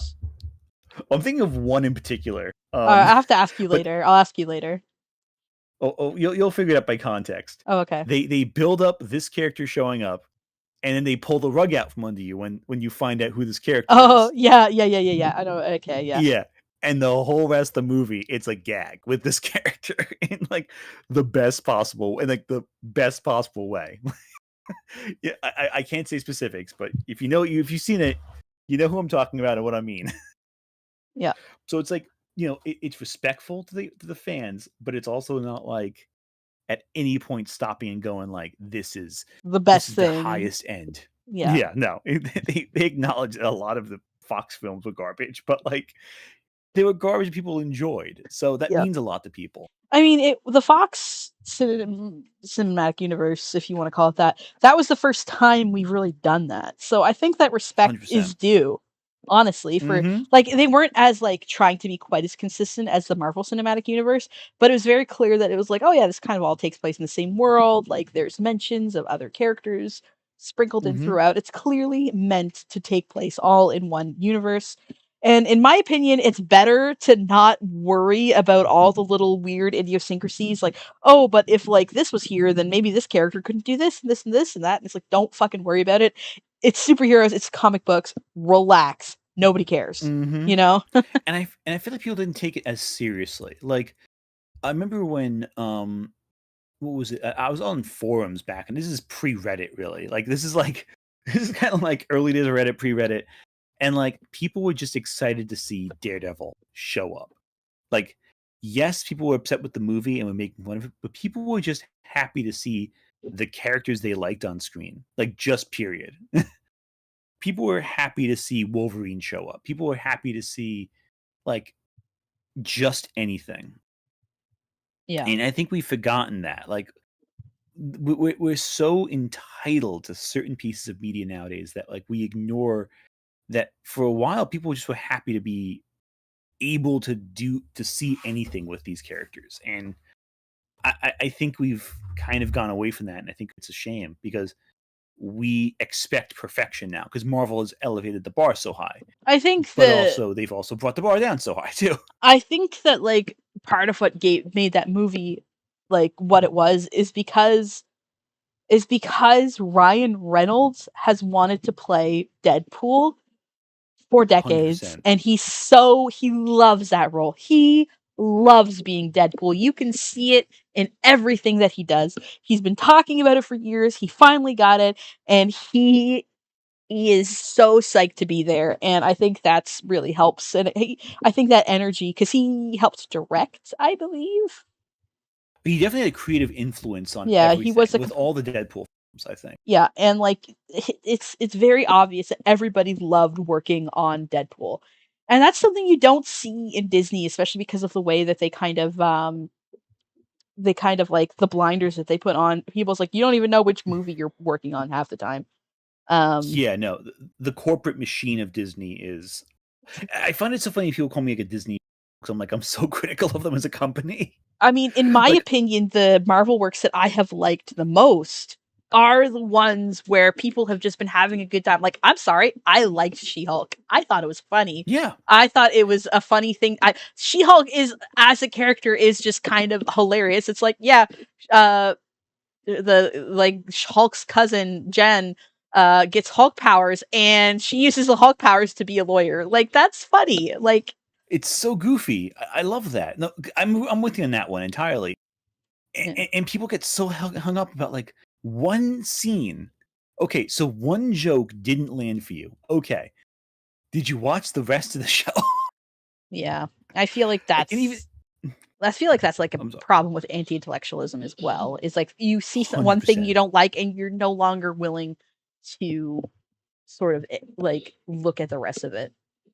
Yeah. Oh, 100%. Like people can't criticize anything. Like they have to they have to point to an easy GIF they can find online and say that's why this was bad. This one 30-second, no, not even 30-second. This one 4-second shot of this 9-episode show is why the whole show is bad. And it's funny because you see patterns like that in like media and like film analysis, but you also see that in like fucking like pastors for mega churches that are like, oh, evolution is dumb because it's dumb and it's stupid and it's dumb and like it's really stupid that we think an amoeba could turn into a monkey and then turn into a person. That's so stupid. Why would that happen? And it's like like it's that sort of like shutting things down with these little quippy little lines. And I think that if like if a person is going to say this about like one subject, then they're going to say it about a lot of subjects. It's like 100% agree. it's not just one thing; it's a pattern of thinking, and it's a Oh, problem. 100% agree. And the problem is, I think ultimately the people who are like that, they are not the kind of people who are open-minded to complex answers. They want a simple, straightforward answer because simple and straightforward is the only thing they're willing to listen to. Are And yeah. what? No, you go. I'm sorry. Keep going. Keep going. Keep going. Well, with media criticism, for example, they want to know: is this good? Is this bad? And if it's good, why is it good? If it's bad, why is it bad? And if you find one thing that's bad, that means the whole thing must be bad because Mhm. you can't possibly have something that you can say, hey, this one get. And I don't even think that and personally, I don't even think the one scene from She-Hulk where she's twerking is all that bad. It's a goofy little scene. I Like, didn't even who remember cares? it. So Yeah, most people who like just watch it casually don't put much thought into it. It's only people who are like they were terminally looking. online Yeah. and care about that stuff, care about that. Most people just would see that scene and be like, okay, whatever, move on with this because it's just a goofy little scene. It was a And we were kind of talking about confirmation bias and how like if you go looking mhm. for something you're probably going to find it and if Oh you're yeah, looking for something you get pissed off of and you see She-Hulk twerking you're going to get pissed off like oh yeah, 100%, 100%. And like the thing with media criticism in general is you want to find that easy answer. Like how many people with the Acolyte, the Star Wars Acolyte show, not Marvel, totally different, but like with that show, there were people who were review bombing the show before the show even came out, and they were review bombing the wrong movie, the wrong show. They were review bombing this movie called The Acolytes, not even The Acolytes. And they did this because it had a similar sounding name to The Acolyte. God. It wasn't even the right movie. It was from like 2008. How can you like review bomb something and then not notice you're review bombing the wrong film? Yup. It's like really dumb. It's so dumb. And like it's just consistent pattern behavior. It's patterned. I don't know. Like it really baffles me as someone who's like dealt with this and just forever. Anyway, I see you have a few other people in the audience who wanted to speak up, so I should probably back off and let them give them a chance to speak. Is there any academic resources that you might want to plug, or anything else you want to plug? A video, perhaps, or anything? Unfortunately, a lot of the academic resources that are really, really complicated are on JSTOR, and that's behind a paywall.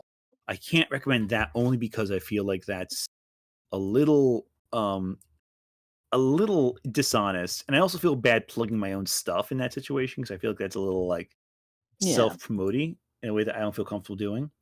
I do think that there are several people online who have really good stuff that discusses this. I think the channel Dead Domain has a few really good videos on this topic that deal with like analyzing how certain, especially in regards to mega churches and certain organizations, how they manipulate information. I think a great example of a video review is a video by Big Joel. Let me see if I get the name of it for you. That he talks about conservative comedians. Oh, I love that. Yes, I know what video you're talking about. Yeah, the conservative comedy destroyed my life. That video is excellent. He has a lot of really good videos. Some I find a little too depressing for my taste, but like I think his video on conservative comedy really illustrates how we create responses to the world designed to keep us anchored to certain belief systems. I think that's a really good video. That's digestible. There's a lot of heavy stuff I could recommend too, but I feel like that's a little too heavy. You know what I mean? Like, yeah. Because if you're just getting into academia, it's a bad idea for me to dump like you in the deep end of the pool. I mean, we are quite talking. Frankly. We were talking about like primary sources a lot with like Dark Matter and Swampling Lover and Sparrow. So, I mean, that's fine if you have like that's what I'm at. It's like, are there any primary sources that are like available for free that you can plug? We've talked about like the MIT open course and that sort of thing. Well, if you have access to services like Canopy is a service, at least in the United States, it's run through the library system. There are a ton of like free things you can get there. And Canopy, basically you get like a set number of like tickets per month and you can watch things. And they have a lot of really great documentaries. They have a lot of the great courses on there, which are these basically a series of lectures you can watch from home. Those are really useful. I find those very informative, especially they talk literature, history. If you want to, there are books out there that you can read. Even I also recommend reading opinions that you disagree with.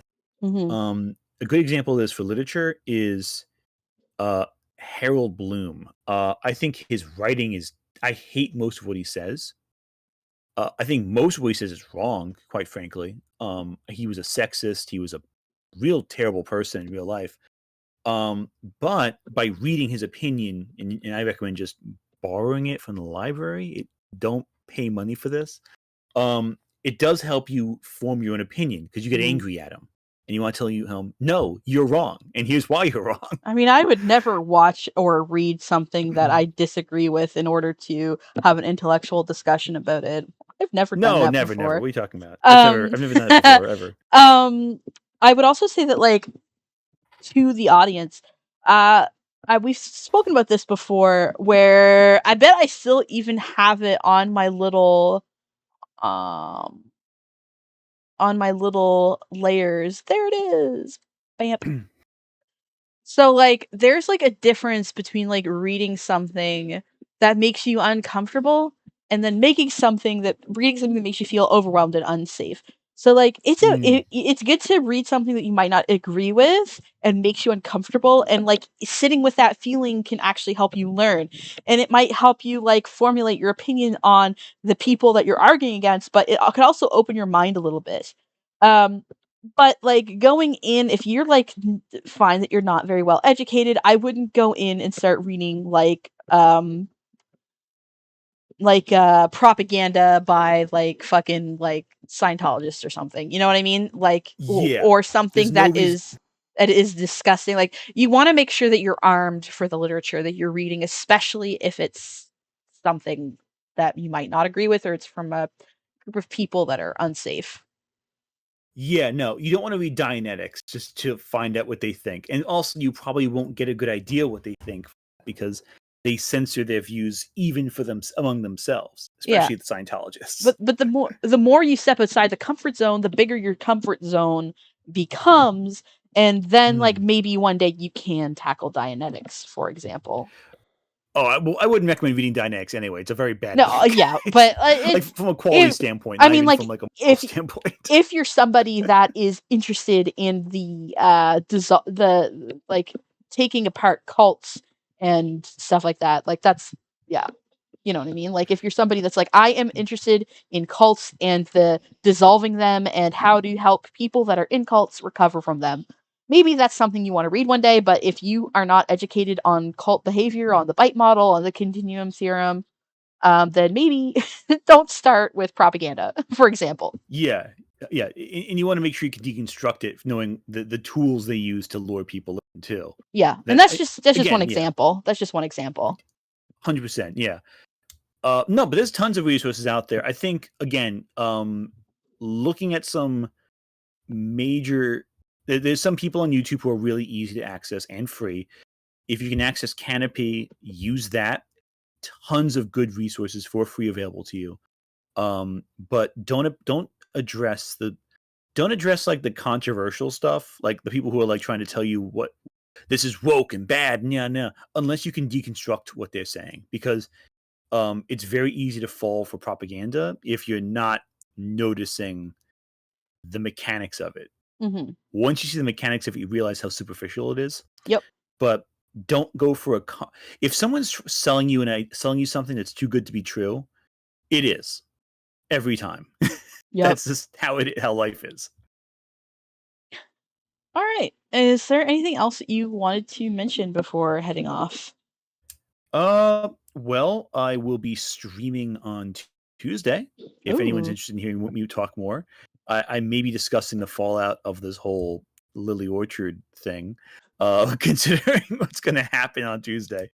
But Alright. beyond that, that's a bad shout out I have within recent events. But other than that, no. If you just follow my channel, I do cool things there. I have a new Disney video out about which I feel ironic. Yeah, go watch Anthony's Disney video. That is your homework. It is pretty neat. It's pretty neat. Anyway, thank you so much for having me on. I really appreciate talking. Okay. I'm gonna let Raccoon talk before she explodes. 100%.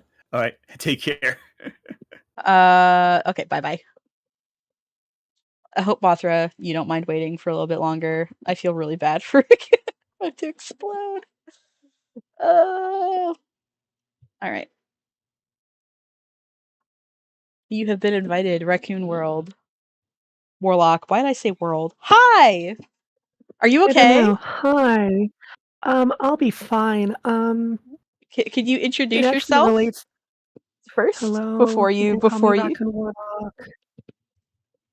what's your sort of credentials slash like what makes you interested in this conversation? I am not an academic in any form. I am trying to get into it, and also I am a big nerd. That is a credential if I ever heard one. And especially about something that I've not specifically anti-intellectualism, but how it is an arm of it. Okay. Absolutely. Go off. The ball is in your court, my friend. I originally had a whole thing I was gonna start with a bit, but then, like, I realized, oh, I can link this into the comic book conversation that's happening. Um, just because, like, it irritates me, but about why we keep resetting Spider-Man to high school, that is only an adaptation, Yes. which is a mixture of a few different elements, primarily adaptational decay. Do I have to explain what that is? Let's do that for the chat. Okay, hold on, give me a moment to, like, pull up an actual, like, fancy definition. Oh yeah, sure.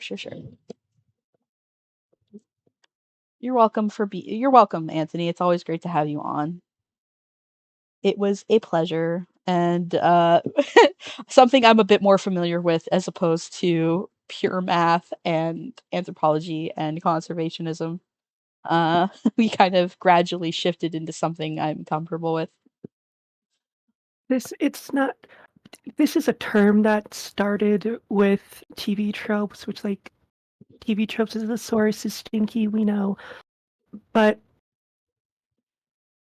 I do think it is important to consider in the context of media study, It is. which is primarily where I'm approaching this from. Yeah, I think it's a useful term, especially nowadays. Adaptational decay is a phrase that describes how, when things move from medium to medium, the way that they change and, like, at some points just get stuck in certain ways, Yep. and how that alters both the content of the, like, whatever we're examining, in this situation, Spider-Man, the framing of it, the message that it is trying to convey.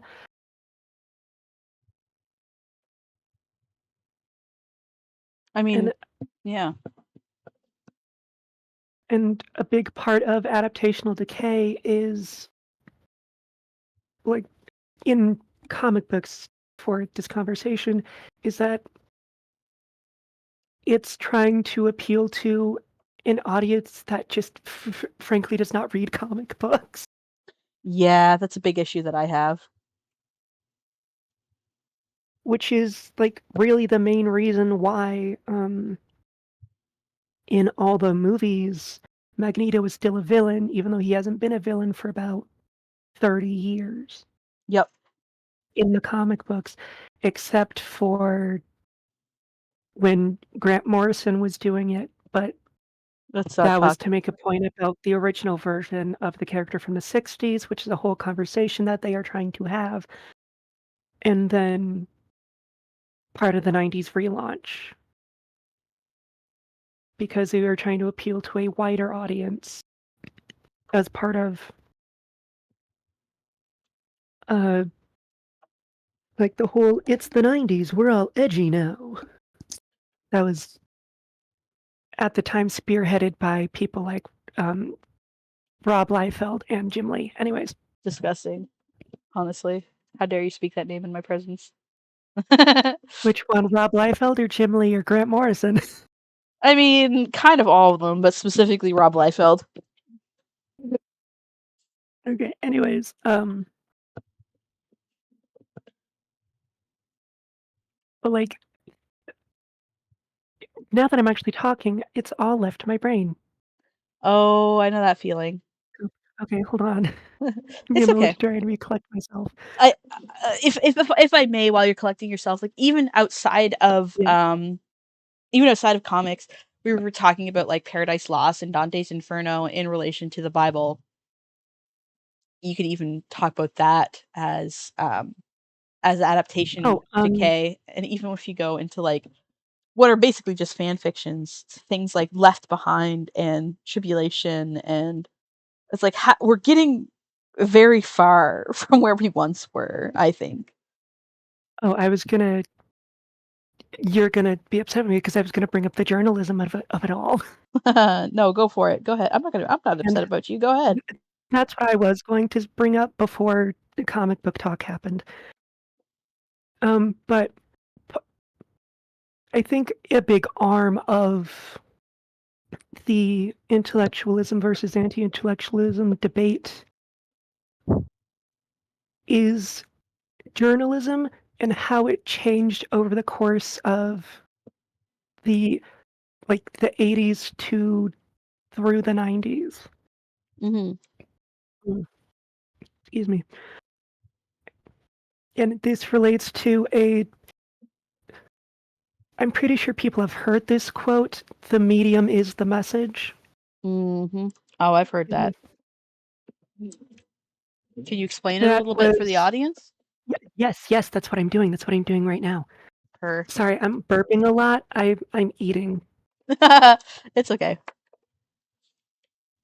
It is a phrase coined by a communication theorist, Marshall McLuhan, and the entire idea behind the argument is that how we say something oftentimes is more important than what we are actually saying. Okay. That he wrote in his novel, Understanding Media, The Expansions of Man, which is one of my plugs. And in it, he uses the idea of a light bulb, in that the light bulb is a medium. It's not communicating anything, but just by how it is used, it changes the world around it. Yeah. By shining light. And throughout the 80s and the 90s, and it's kind of where we've been stagnating since, shifting in journalism and news media. Yep. It over time became more sensationalist, which Yeah, it's almost more like the news is a spectacle in and of itself rather than reporting on events. and I think that is important to how anti-intellectualism has grown. No, I think you're definitely right on that. It's kind of like how we talk about the difference between like pop science and primary sources. Where it feels like journalism has Yeah. become more like about pop culture than it does about being a source for information. And I mean, there have been arguments about how news sources portray certain things, like during the flooding, and oh god, this was a few years ago and I don't remember where exactly it was, but how certain news outlets worded things Yep. very often changed how those events were perceived. And then therefore how they got aid and things like that as well. Exactly. Because you have, we're going to say, news station A saying that, like, oh, look, these poor people are, like, trying to collect what they can to not die. And then we have news station B who's saying that they're looting. Yep. And like everybody's in the middle of a flood. They're both like reporting on the same incident and technically the same facts, but the way they're talking about it is different. Like you get that with cops too, where it's like this cop shot 3 rounds in the line of duty and a subject died. Whereas like if you frame it as like an innocent man was killed by a cop on duty. Like, you know, that's you're technically saying the same thing. But you know, it definitely makes you feel differently about that information.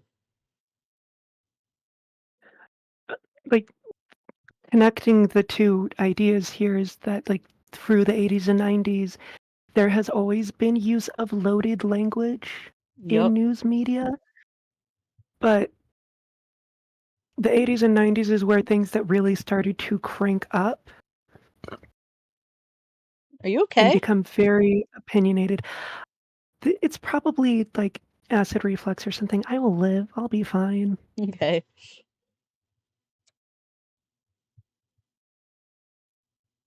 Blah. Sorry. Throughout, just and oh, this is gonna be crazy, but just like the way that people talked about Monica Lewinsky during that entire circus. Yep. That was a big shift, I think, for a lot of people. And like that ties into bigger context. During the 90s, the Cold War is over. We're not like between the end of the Cold War to 2001, the US did not have any quote unquote big enemies. Yeah, so it had to And like invent a I've talked bunch. about this in previous episodes, yeah. And just in order to just do something, scandals that would be like previously considered small become big because it's also a way of getting attention or competing news outlets.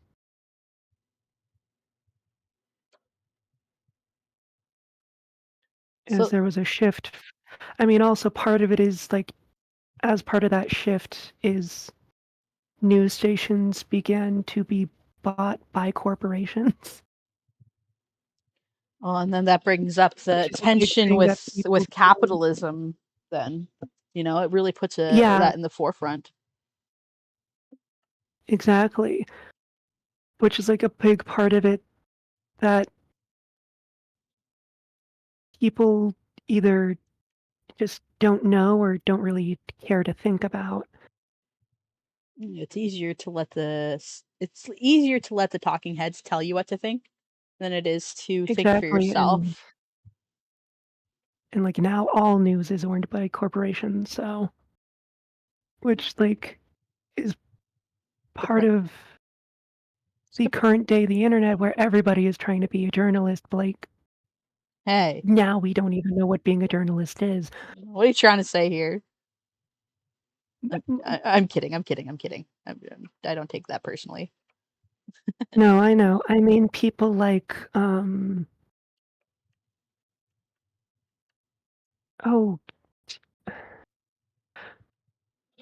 trying not to bring up certain current events.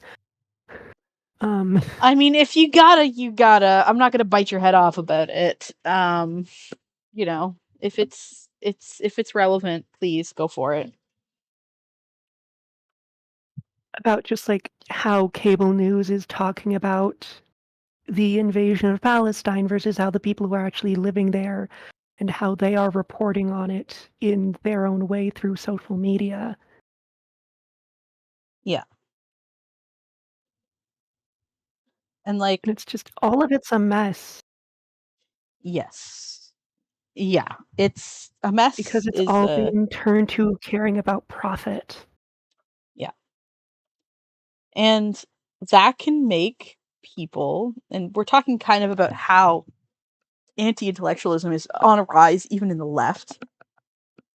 And how that can how that kind of rhetoric or not rhetoric, but that kind of behavior and association can make the left turn away from intellectualism when, like, in the past, the left had been pretty aligned with academia, I would say. I don't think that's an inaccurate thing to say, but if it gets all tied up in capitalism, then there's some resentment, going on there. And like, while the resentment is understandable, is the solution to turn away from academia? No, I don't think so. I think it's to work at detangling academia from capitalism.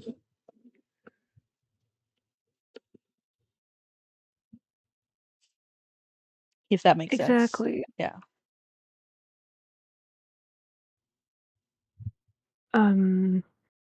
Sorry, I can hear my parents having a conversation and I got distracted. It's okay. But like I'm realizing, depending on the age range of the people who are watching, we might have to explain who Monica Lewinsky is. Oh, Monica Lewinsky is the woman. If you ever heard like the Bill Gates who's like, I had no sexual relations with that woman, that's Monica Lewinsky. Yeah, I was gonna say that Monica Lewinsky was a White House staffer throughout the 90s that had an affair with Bill Clinton. Yeah. It was a big And when people affair. found out about it, it became a whole event about how this woman was sleeping with the president and not the president Was is taking sleeping with people advantage. who's Yeah.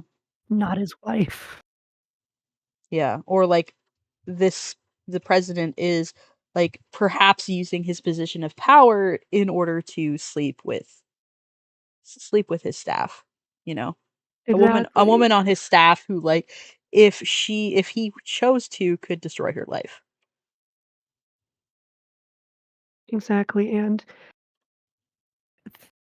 because I just find it so fascinating, you can look it up. It's someone like recorded it and put it on YouTube, but there is the interview with Barbara Walters that where Monica is talking about her side of the story, which uh, just the general American public was not particularly aware of or interested in. Yeah. And even as the interview is a little stacked against her, but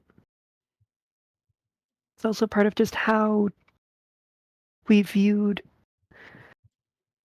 like quote unquote big events and the position of power that people in politics have. Yeah. And like how that has had this ripple effect even down into like current events and anti-intellectualism and rhetoric, where like you have grifters that don't even believe what they're fucking saying and will have the masses convinced. Well, because I mean, now we have people like Candace Owens and Tucker Carlson, and unfortunately, those are the only big names that I can think of because who cares about the anchors over at MSNBC or ABC News? Well, even people like Steven Crowder and Ben Shapiro and, you know, like you start and like Matt Walsh is another big one where it's like how you have these people that are being bigots because like it's getting them clicks, it's getting them money, and then it goes down all the way to Matt Walsh. He was literally calling for violence against trans people. Who was literally saying that that trans people should be eliminated from society.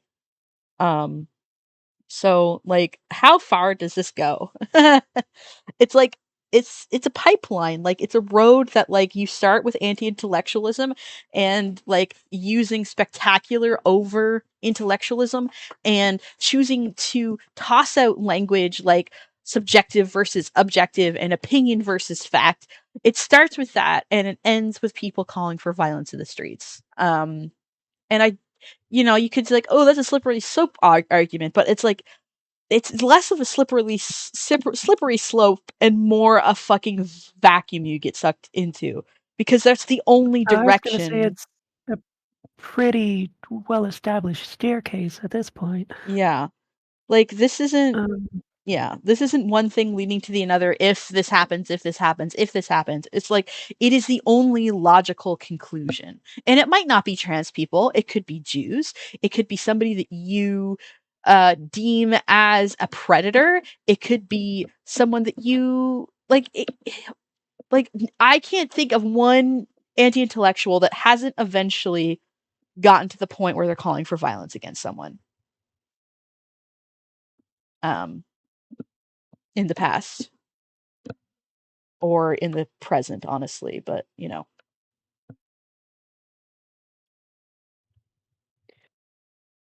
Extremely. Trying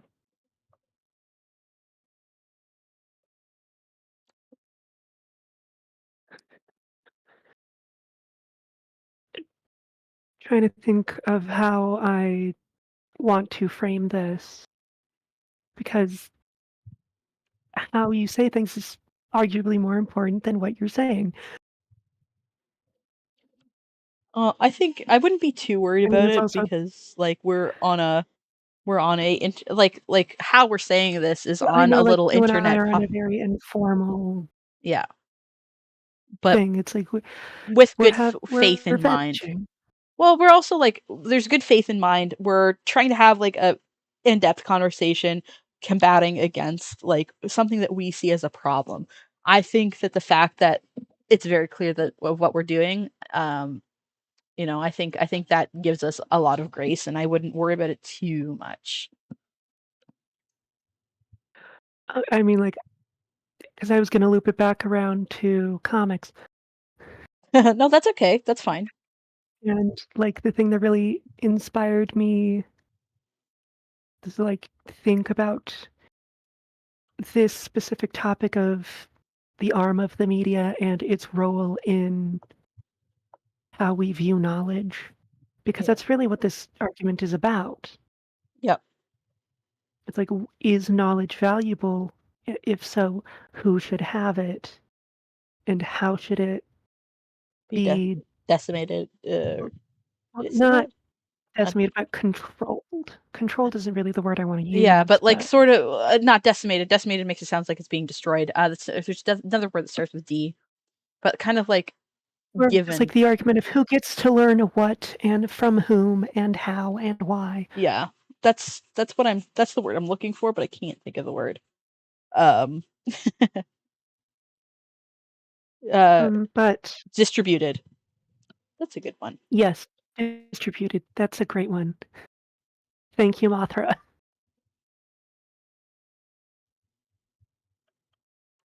Um, but going back to the 80s, because the other day I was thinking about the character Trish Tilby, who, for those of you who don't know, she is an X-Men character. She's a human ally to the X-Men, and her role, like, throughout the 80s when she's introduced up to about the 2000s, because no one really does anything with her since then, besides, like, the Venom comics, but those are 90s Venom comics, and they smell of Cool Ranch Doritos. That's how I'll say that. I like Cool Ranch Doritos. You watch I know, yourself. so do I. So do I. But you know what I mean. Yeah, I know what you mean. Like, Louise Simonson, who is, like, throughout this time primarily an editor and writer for Marvel Comics, Hmm. and has been working with the main architect of the X-Men, Chris Claremont. Anyway, during the early 80s, if I'm remembering it, should be Bob Harris wanted to, like, bring back the original X-Men from the 60s and have them, like, do things again. And the way it's set up is just absolutely insane. Hold on. Because now I have to double check myself to make sure I'm not talking out of my ass. We respect that. I do that all the time. Ooh, it was 1986 is when the title X Factor, which was a book to, like, bring back the 60s X-Men, because, like, oh, hey, you don't like what Chris Claremont is doing with all these femdoms? And, like,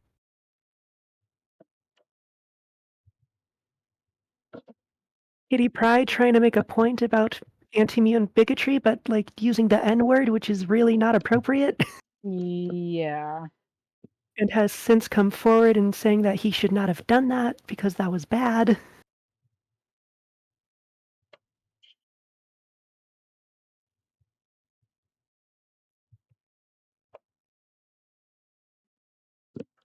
I think. Bob Layton, sorry, not Bob Harris. Yeah. Okay. But the way that X Factor was set up was like the Cool guys. one of Angel's friends from school was like, what if you run a whole bunch of anti-mutant propaganda ads, sell yourselves as mutant hunters as a way to collect mutants and to train them? That's the main premise of the book. In the first like 6 issues. Isn't And X then Factor also where Deadpool comes from? no, that was X-Force, and that was not until like 89, I want to say. My bad. My bad. No, you're fine. But like, yeah, Louise Simonson, who was an editor at the time, approached Jim Shooter, who was like the editor in chief, and said like, okay, well, there's this, and this, and just the main premise of this book makes no sense. And Jim Shooter's telling her like, well, Bob Layton's gonna go do a different book. Do you just want to write the book? She just goes, sure. And she introduces Trish Tilby, who is a news anchor and is kind of Luis's mouthpiece for criticizing the premise of the book. Amazing. Because most of what Trish Tilby does is goes around. At one point, Warren is in the hospital for reasons involving Apocalypse, who frankly we're just gonna don't worry about it. And so Trish Tilby, bringing her cameraman, just walks into his hospital room, highly, highly unethical, and starts asking him about, like, so I have a source here that's saying you're funding all of these anti-mutant bigotries, but you are one of the most high-profile mutants in the entirety of America. Explain yourself.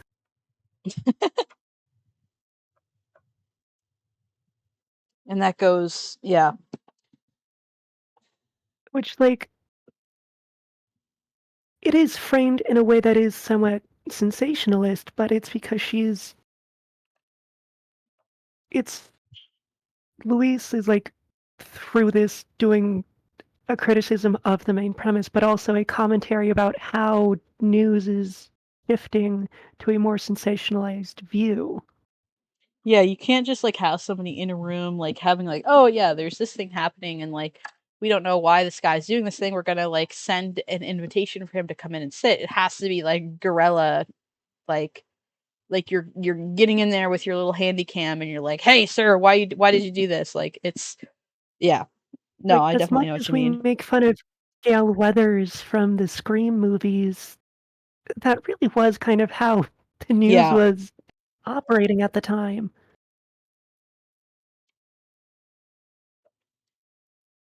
Yeah. And like yeah. And it kind of like it kind of like it takes that whole how you say something can be more important than what you're saying, but it takes that to an extreme to the point that you're like that you're skipping out on like facts of the situation. You know, like if you uh if you for example were to ambush somebody in their hotel room, you're probably not going to get all the facts. You're going to get somebody that's all freaked out and cranky and like, what are you doing in my hospital room? Like I'm sick, I'm not well, I can't recall the information you want, and if you slip up it can be like taken out of context. And Oh, it's absolutely funny. actually, on that note, this whole But thing. also just Yeah, a go ahead. Go ahead. correction. It was Warren is not in the hospital because of Apocalypse. He's in the hospital because of the Marauders. Yeah.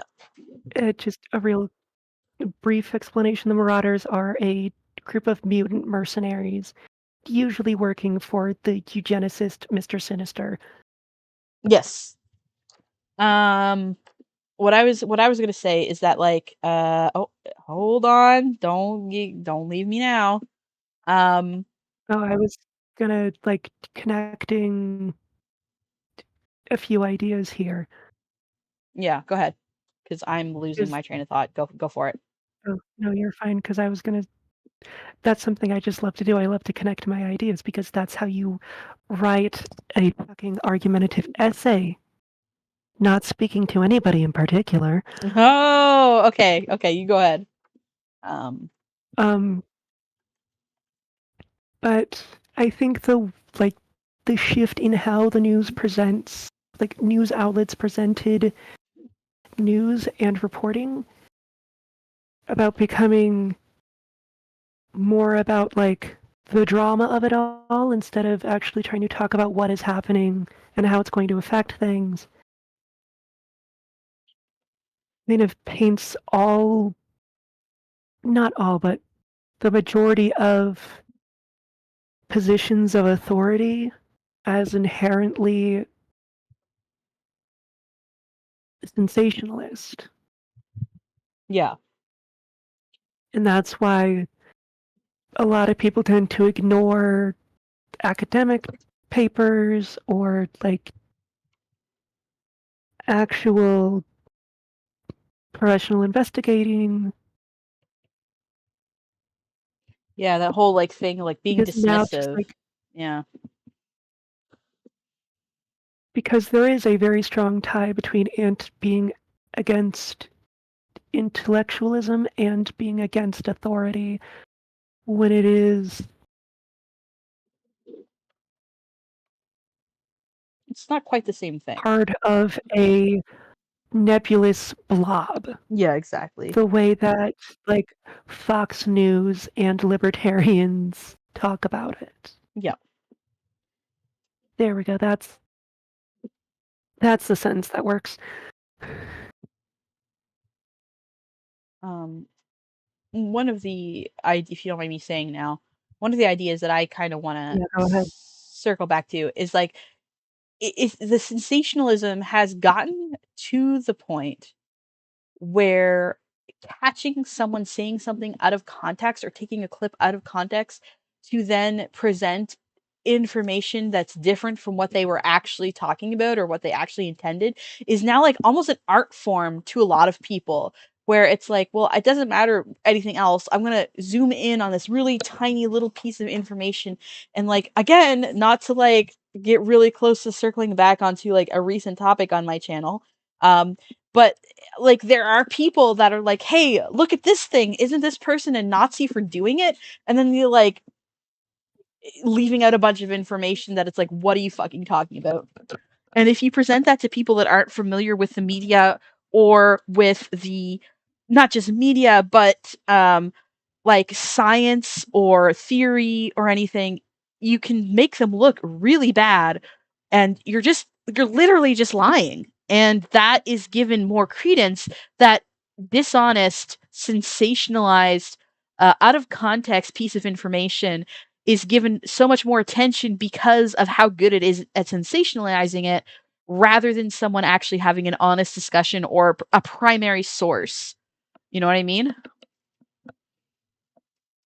Yeah, and like I think it is also important to talk about how that has become entangled with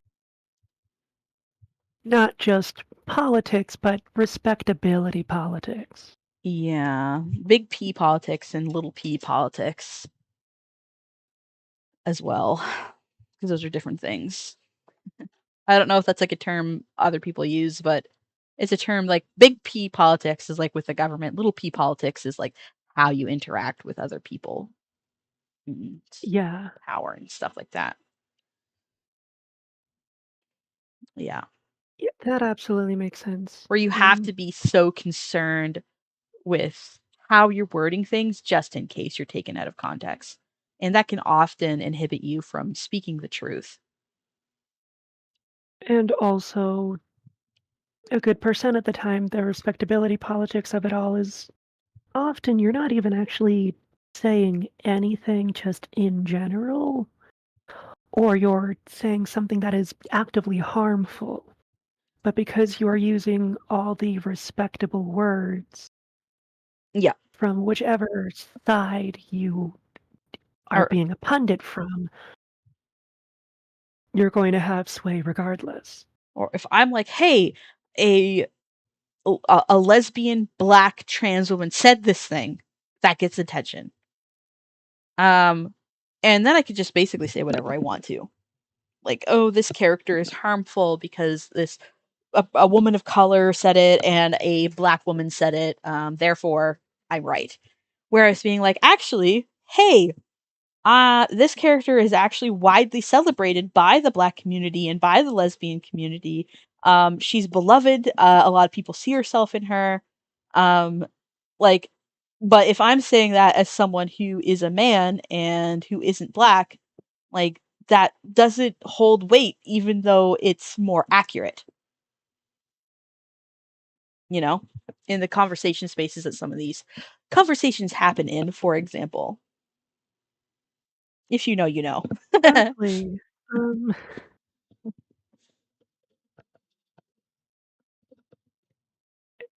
and I was gonna say, like, bringing up Amon, because I think that's also a great example as part Amon from Avatar: Legend of Korra, to be of specific. Korra about not being about how certain things are framed and how it gets distorted in respectability politics. Yes. Because who is Amon? Amon is the main antagonist of the first season of Legend of Korra. All that we and I have only ever watched the first 3 episodes. I'm working my way through it for an argumentative essay I am writing, but from it's like very easily understanding just from the way it's set up. Amon's goal is to depower people who can bend the elements. That is a central part of the world building of the Avatar franchise for the people who do not know, because I am one of those people I try not to assume that everybody knows everything whenever I start talking. Because I don't want to be like that one cartoon of the like two experts in a field that are discussing something and taking that like Oh, the whenever layman's two obviously, experts. yeah, the XKCD one. Yes, yes, yes. The idea that two experts in a field have a very poor misunderstanding of what is common knowledge and what is not. So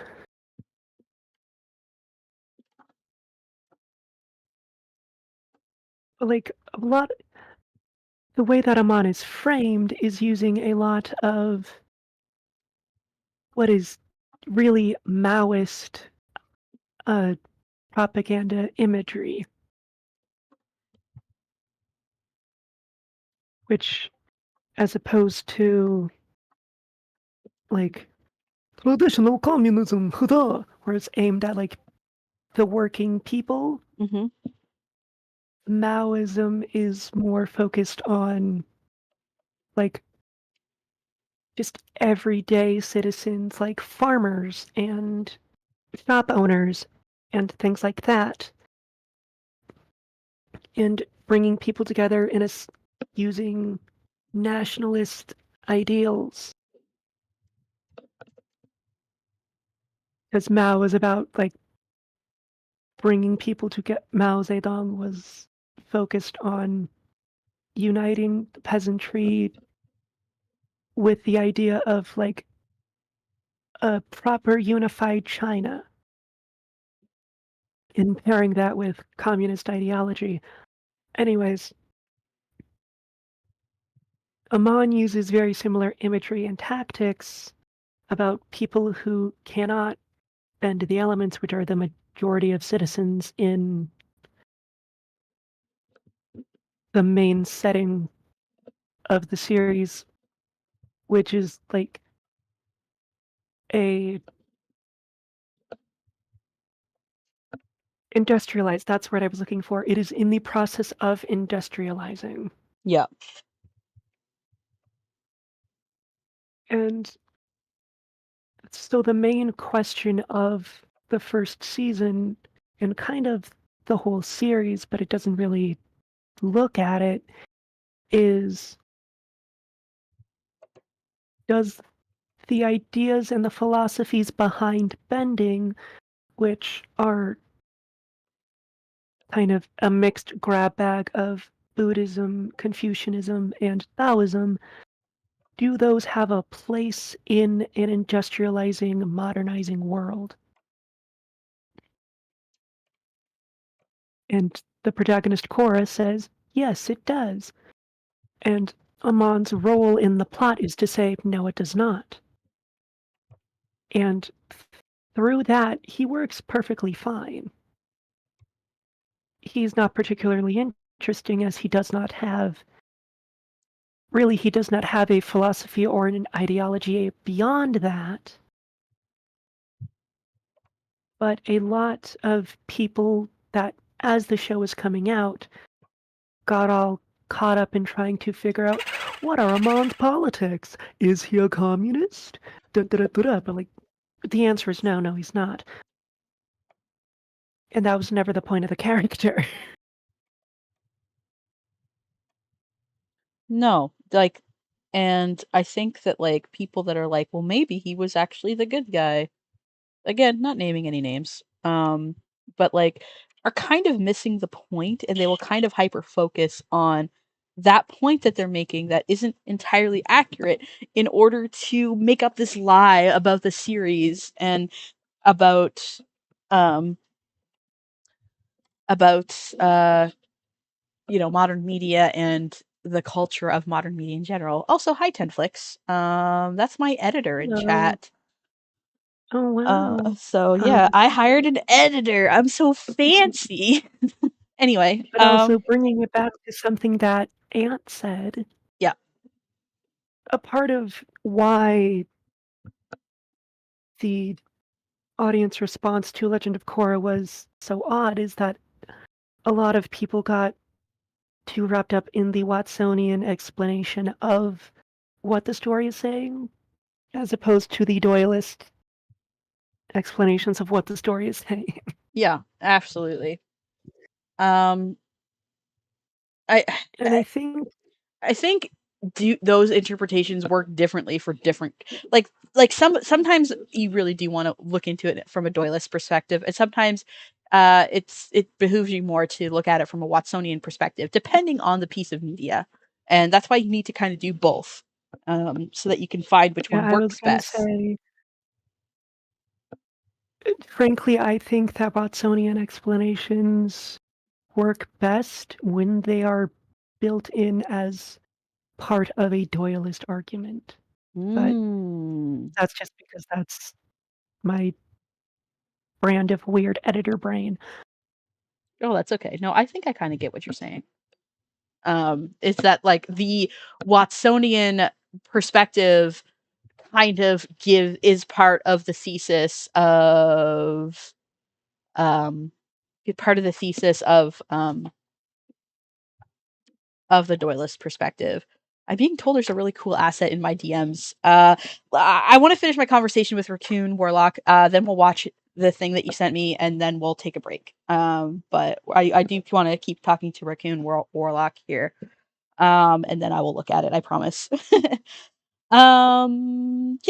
No, I totally agree with you. I think we're on the same page in a lot of regards, honestly. Sometimes you do bring up things that it's like, I've never heard of this before, and I do learn a lot about things that I care about. So yeah.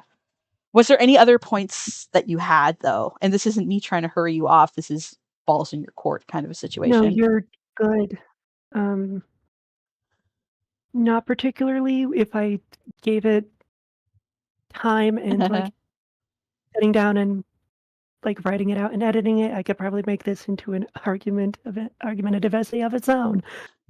Yeah. But Do you have anything to plug, like any like resources or any of your own social media that you want to plug? not yet as far as social media goes. But there is there is one thing that I wanted to bring up Hmm. because like it's part of why I was going to explode earlier when you and Ant were talking about comics. Please. About how the wider movie viewing audience does not read comics. Yes. And so adaptational decay mixed with corporate decisions kind of strips those stories of their context. Yep. I think Which is why MCU was a mistake. I don't think the MCU in and of itself was a mistake. I think it becoming a commodity and what is the word I'm looking for?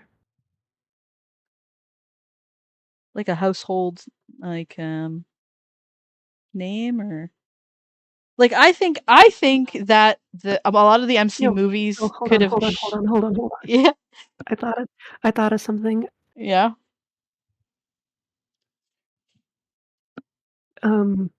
This is from Jean Baudrillard, who wrote the book Simulacra and Simulation. Ooh. I've heard of that one. Yes, which I learned about from a Venom comic. This is, I think, a backup of a current ongoing Venom comic.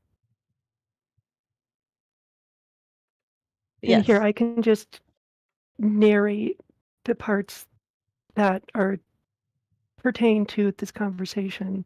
Yeah. Go for it.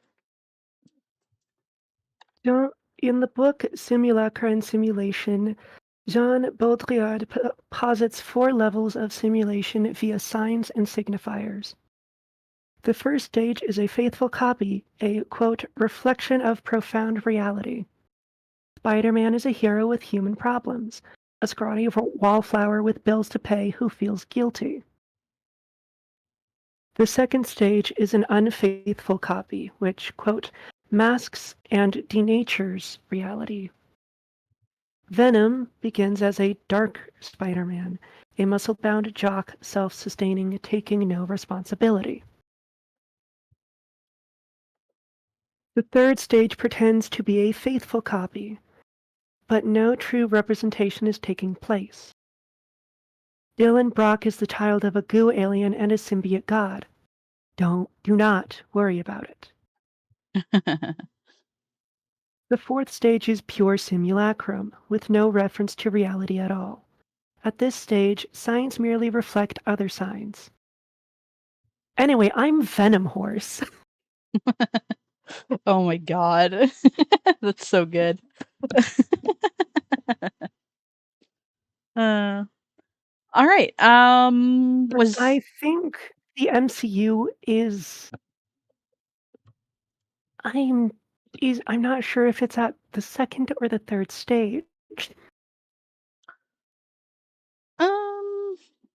Because I'm not prepared to say that it's fully gone to the fourth stage where it does not reference or reflect reality at all. I would say that it's Because in on certain like respects, it does. on the second, I think. And that is as far as like the first stage is the comics as they're written to reflect things that are happening in the real world in a fantasy context. to make them more digestible. I would say that maybe. Whereas, Go ahead. I was going to say, whereas the movies have moved to reflecting more of the comics without considering what the comic is trying to reflect in the real world. I would say that a good example of stage 3 is maybe Invincible. Or something like, what's that one that's supposed to be evil Superman, like the movie that's a horror movie? Oh, Brightburn. Yeah, Brightburn. That one is also like those are maybe stage 3. Because they're reflecting the reflection. Yeah, exactly. And it's not really about anything in the real world at this point. The Boys almost goes into that, but it's also tied to the real world sensationalism of celebrities and superheroes. So it's a little, and like, that sort of thing. So The Boys gets close, but because it ties back in real world politics, I would say that it's still kind of in stage 2. It's an interesting example, I think. Yes, and this was all a tangent. Back to the main point the main thing I wanted to say before I Yes. do any plugs is please read comics. Yeah. Read the original ones. In general, I would say if you can, read as close to an original source as you can. That's why we were talking about primary sources earlier. So primary sources are like research papers, journals, etc., whereas like pop science is like a secondary source. Yeah. And it's the same thing with comic books. You're better off reading the original comic than and getting an understanding that way. And then maybe dabbling in movies and stuff. Like if you have watched a few movies from the MCU or anything, that's fine. But like you're going to get a much better understanding of the characters and the context of those characters if you read the comics. Please read them. Yes, please. And do your best to do so financially if you have a local comic shop or an LCS.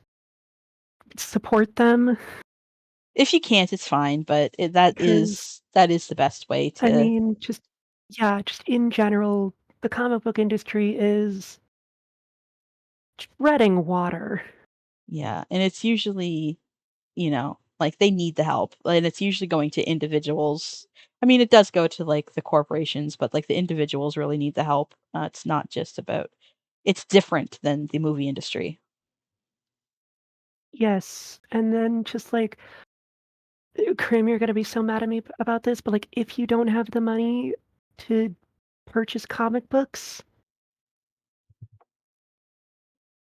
Yo ho ho. until you can reach a point where you can, yes, go ahead and pirate. No, I disavow. I am monetized YouTube channel. I disavow. Until you get to a point you can support financially, I'm not gonna snitch. I disavow. Wink. Anyway. Anyways. All right. Well, thank you so much, Raccoon. It's always a pleasure to talk to you. Yep. If you have anything And else to add. As far as things I wanted to plug, sorry. Yeah, no, go ahead. Talking over you. It's okay. Things I wanted to plug. Read the X-Men.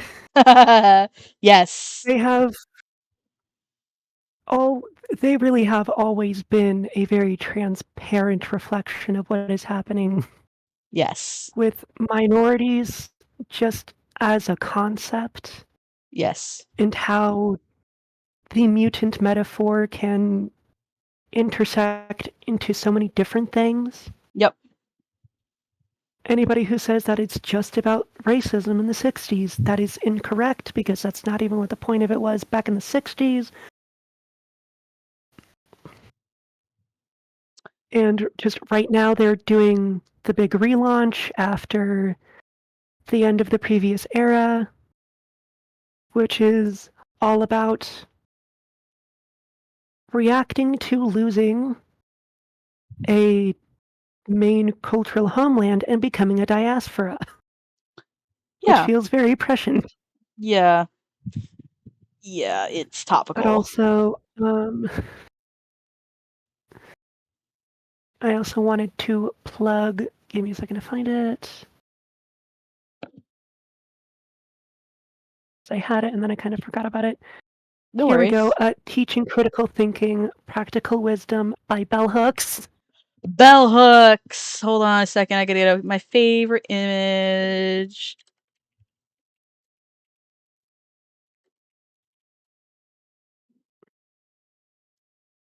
Because Bell Hooks, may her memory be a blessing, had a lot of very smart things to say about all of these conversations that we're having.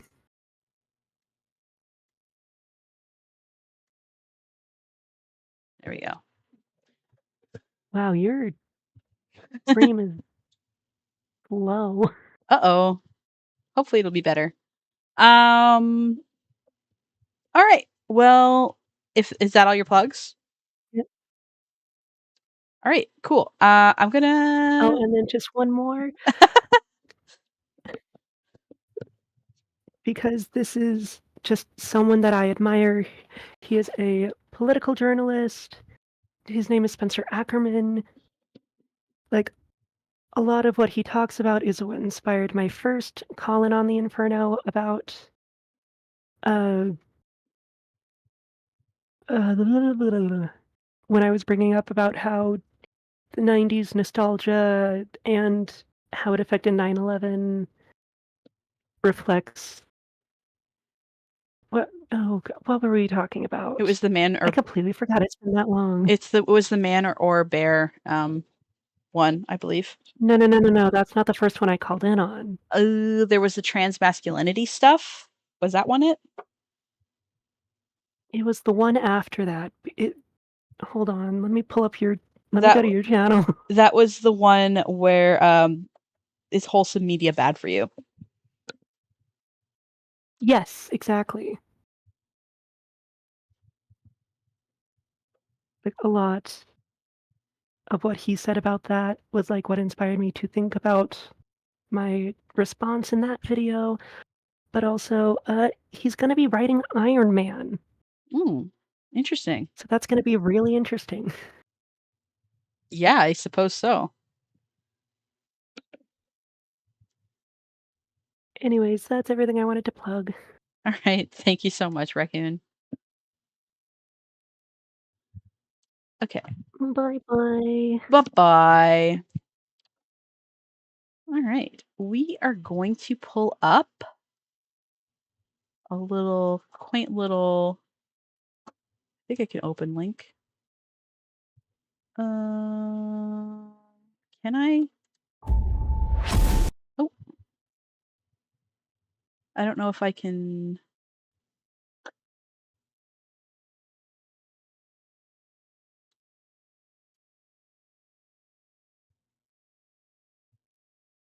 I really like how it looks, but I don't know if I can get it up into like the web page, and I don't really want to open my Discord. So I love it. But maybe to be seen later. It'll be on my Discord later. I'll show it to people because I think I'm gonna stamp that one with approval. Okay, so I'm gonna take a very short break, go to the bathroom and stuff, and then I will be right back for our last call-in guest. So I will BRB.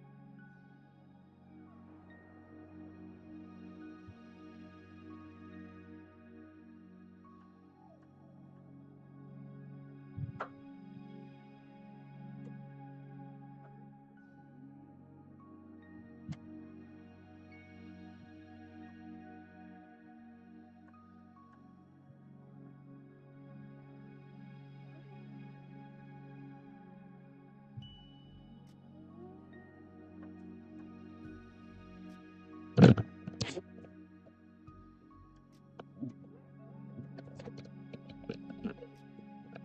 I didn't even turn off my microphone. That's professional. Sweet. Hello, Zoe. All right. Last call in guest. Oh, let's switch back to this guy. How's everybody doing? We've been at this for over 6 hours now. Yeah.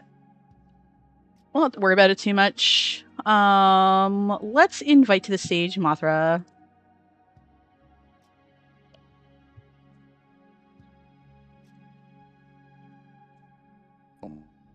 Hello, can you hear me all right? Yes, yes I can. Let me pause the video game music. Can you introduce yourself and perhaps like what you want to talk about and your horse in this race? So, hello, my name is Mothra. I'm one of Krim's friends. We've known each other for like 7 years.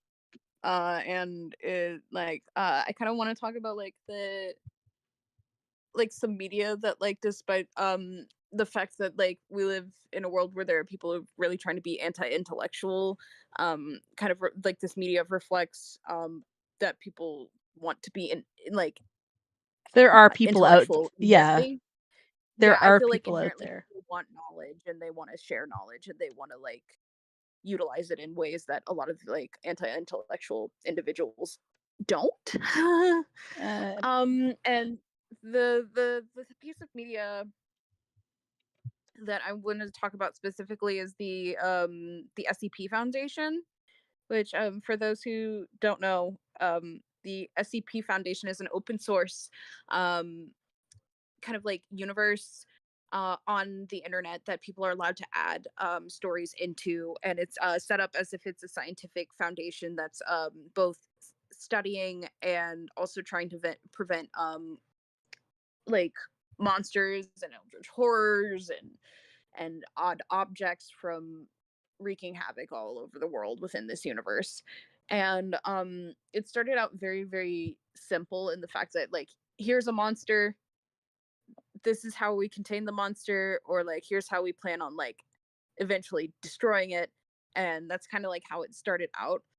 But eventually something that was established within universe is the SCP Foundation ethics committee, because quite a few people notice a lot of the way that these experiments are going about aren't necessarily the most ethical way. So that was kind of established in universe to kind of explore that, because it's there's monsters, but there's also the fact that something very few things are scarier than another human in itself.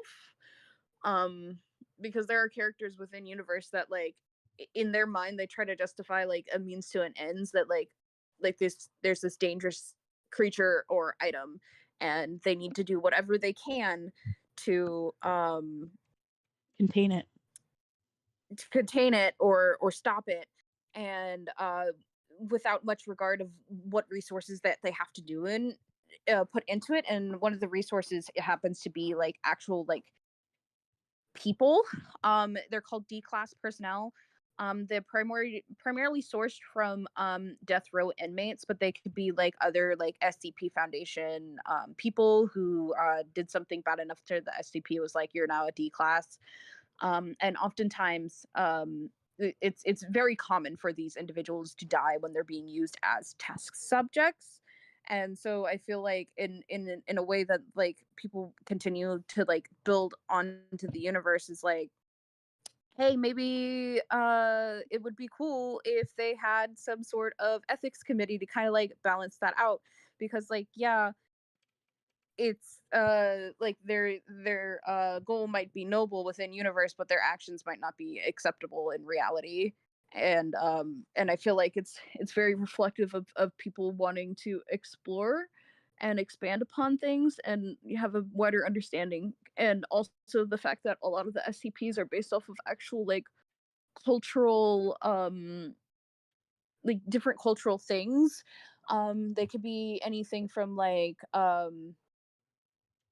folklore to internet memes to historical events.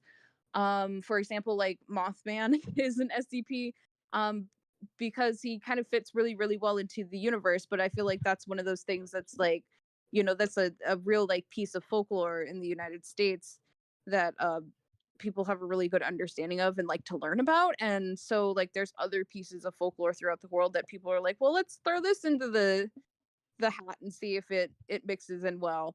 And it becomes like a way to kind of like share people's different like cultural experiences and like stories that they've heard growing up. And I feel like that can help people kind of understand other people in the world in a way that I feel like anti-intellectualists don't want, because at the end of the day it's like comes down to a very like the desire to oppress um thinking outside of what like these people want you to think. um and it's just, I feel like this piece of like internet media is very good at exploring those things, because it puts into perspective that like some of the things that we see and deal with in reality are oftentimes like talk about it and look at it and unpack it. I also think that like there was like a I don't know if it's still being done, but there was like a series of stories where it was like sort of examining um the D class personnel and being like, hey, like sometimes the SCP Foundation does things because um they want more D-class personnel. So they are because it's a resource they need, they're incentivized to get more of them, and therefore the ways in which they obtain them are not always ethical, for example. And like just because that like having an ethics community is like, yeah, it's better in universe um for the people that exist there, because you should have an ethics community for that sort of thing. There's also, I think, something to be said about like the media or like the stories in the SCP continuity, where it's like, yep, these doctors are lying, or this government organization has a deal with the SCP Foundation where that's how they source the inmates, because like it's a reflection of how we treat them in the real world, is that we do treat them like a resource, at least in the United States. So I think that that's like, Yeah. but I think that And like I think that like you can have either the problem comes in when you get somebody that's like, oh well, it's fine that that character died because like if they were on death row, they were a felon, they're a convict. You are fundamentally like you're okay to kill that guy. It's a D-class personnel. It's fine. And I think that like that's anti-intellectual. I think that the response to that could either go in the direction that Mothra is talking about, or it can actually unpack it as like, hey, we're treating people like resources and that's bad. Let's explore that in the comic, like, or in the not the comic, the web in the series. universe. Yeah. Yeah. I think there's and two and different responses for it. there's actually a specific character who's like a doctor. He's also technically, I think he technically categorizes as an SCP himself, but for the most part, he's just like a human who has like issues. His name is Dr. Alto Clef. He he's really really good at his job. Like he's a very good scientist, and he's very good at getting results and answers to the things that um that the SCP Foundation is studying, but he's 100% unethical in his methods that he does, because he's basically a serial killer with with a license to kill, is what it comes down to. Kind of a Project And Paperclip sort of stand-in. I'm not entirely sure what that is. Project Paperclip was when we basically hired Nazi scientists from World War II that were prisoners of war, and allowed them to perform. Like we gave them green cards to work with us, basically. Oh yeah, so kind of, yeah, very very similar to that. And the thing is, like, what becomes so complicated with Dr. Clef is the fact that yes, he's getting these results, but he's also like he has like a sick twisted desire of like he loves using D-class personnel as a resource. He doesn't really care about them, and he doesn't really care about his fellow colleagues, like in terms of like a tier system. Like he doesn't even care about like the tier system itself. He thinks that like people are paying me to like get this done, so like I can basically do whatever I want to get it done. And in a way he's correct, because he is getting those results. So it's like he has like a lot of power within the universe because of that. And he's very much like the kind of person that is both frustrating to deal with in multiple cases, because it's like we need you, but you're also like a horrible person. Yes. Like you're getting done Um, what we want, but we don't necessarily like you. Give me a second. Um yeah.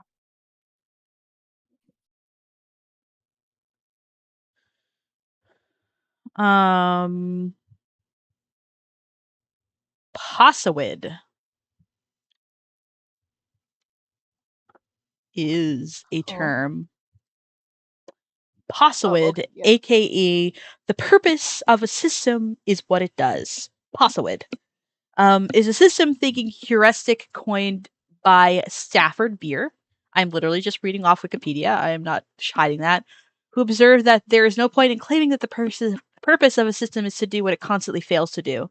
The term is widely used by system theorists and is generally invoked to counter the notion that the purpose of a system can be read from the intentions of those who design, operate, and promote it. When a system's side effects or unintended consequences reveal that its behavior is poorly understood, then the Possewood perspective can balance political understandings of system behavior with a more straightforwardly descriptive view. So, for example, you might say that, like, in the SCP universe, the purpose of, like, the intention of the SCP is to contain, control, protect, I think is the mantra. Secure, Secure, contain, protect. Yeah. secure, contain, protect. Yes, right, because SCP. But what often comes down to it is it's like control, abuse, and yeah. There's a lot of control, there's a lot of abuse, there's a lot of death in SCP, a lot of really negligent behaviors in this universe. And especially for a character like this, like, is the purpose to study or is the purpose to feed this entity uh basically untouchables and undesirables, you know? Yeah, and it's really interesting because like the like kind of like concept like really really varies depending on each SCP that you look at, and who is supposedly like working on the teams with the SCPs. Because like for example, like Alto Clef, he's just a really bloodthirsty man who kind of gets away with a lot of what he wants. But then there's like another SCP who the number it fails me. Just give me a second, I'll find it. But it's basically this warehouse that's filled with pipes, and if you damage any of the pipes, it will literally start attacking the people who are in there. And like no one has survived trying to get out of it of the this warehouse filled with pipes. And they can't, obviously they can't actively attack it, because otherwise the pipes will attack them back.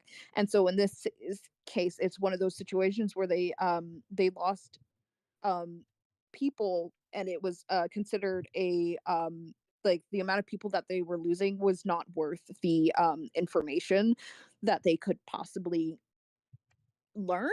Yeah. It was like too many casualties, too many people were getting hurt. And so it's one of those things where it's they have to maintain just keeping, because what the ultimate goal of the SCP, it seems, it's one of those non like sapient, non-sentient ones. It's very animalistic in the way that it acts. It wants to connect to the greater um like piping system of the city that it's in, so it can connect to that. And if that were to happen, like that would cause an entire different issue. So their like goal at this point is to make sure that it just doesn't break containment. Um, the information is too high of a cost to learn, and like there was a few researchers on the team that thought, like in their opinion, no, like we could probably get away with more, but then eventually it came back around to like higher ups being like, no, too many people are dying, you can't continue to send people in there. And it's very interesting how like even within different branches of the SCP Foundation, this kind of concept shifts a lot. Because like if you were to go to the branch where it has I only can ever remember their nicknames, but the old man. Yeah. It's this specific facility has the old man. It has Peanut, which is the SCP that's made of rebar, concrete, and spray paint, and the shy guy who, like, if you look at his face, he'll kill you. Um, he. They're all contained in the same facility within universe, and like in that facility, like the amount of casualty that is acceptable is a lot higher than, say, if you were to go to one that has a lot more benign SCPs contained in one place. And so that concept really shifts within universe itself, and I think that I think that's a good thing, because it really makes people like kind of like sit and like kind of feel a little bit uncomfortable with the idea that like maybe not every SCP needs to be explored to the extent that we completely understand, because like all these people are dying in comparison. It's like I, um I mean, like, to bring it back to like the Doylist versus Watsonian sort of discussion we were having earlier, like the simple explanation for that is that like it's the work is written by many different people, so they're always going to bring their own politics and their own thoughts into the world, right? Um, mhm. so like the simple, like that's a simple sort of Doylist explanation. Um, but you can work the Watsonian explanation into it, because like also people and different entities in like the SCP universe are also going to have their different goals and their different politics and their different agendas. So that's one of those ones where it kind of they reflect on one another, I think. Yeah, and I think it's honestly like a really good, because of the way that it's set up, and people are allowed to like give a lot of like feedback into it directly.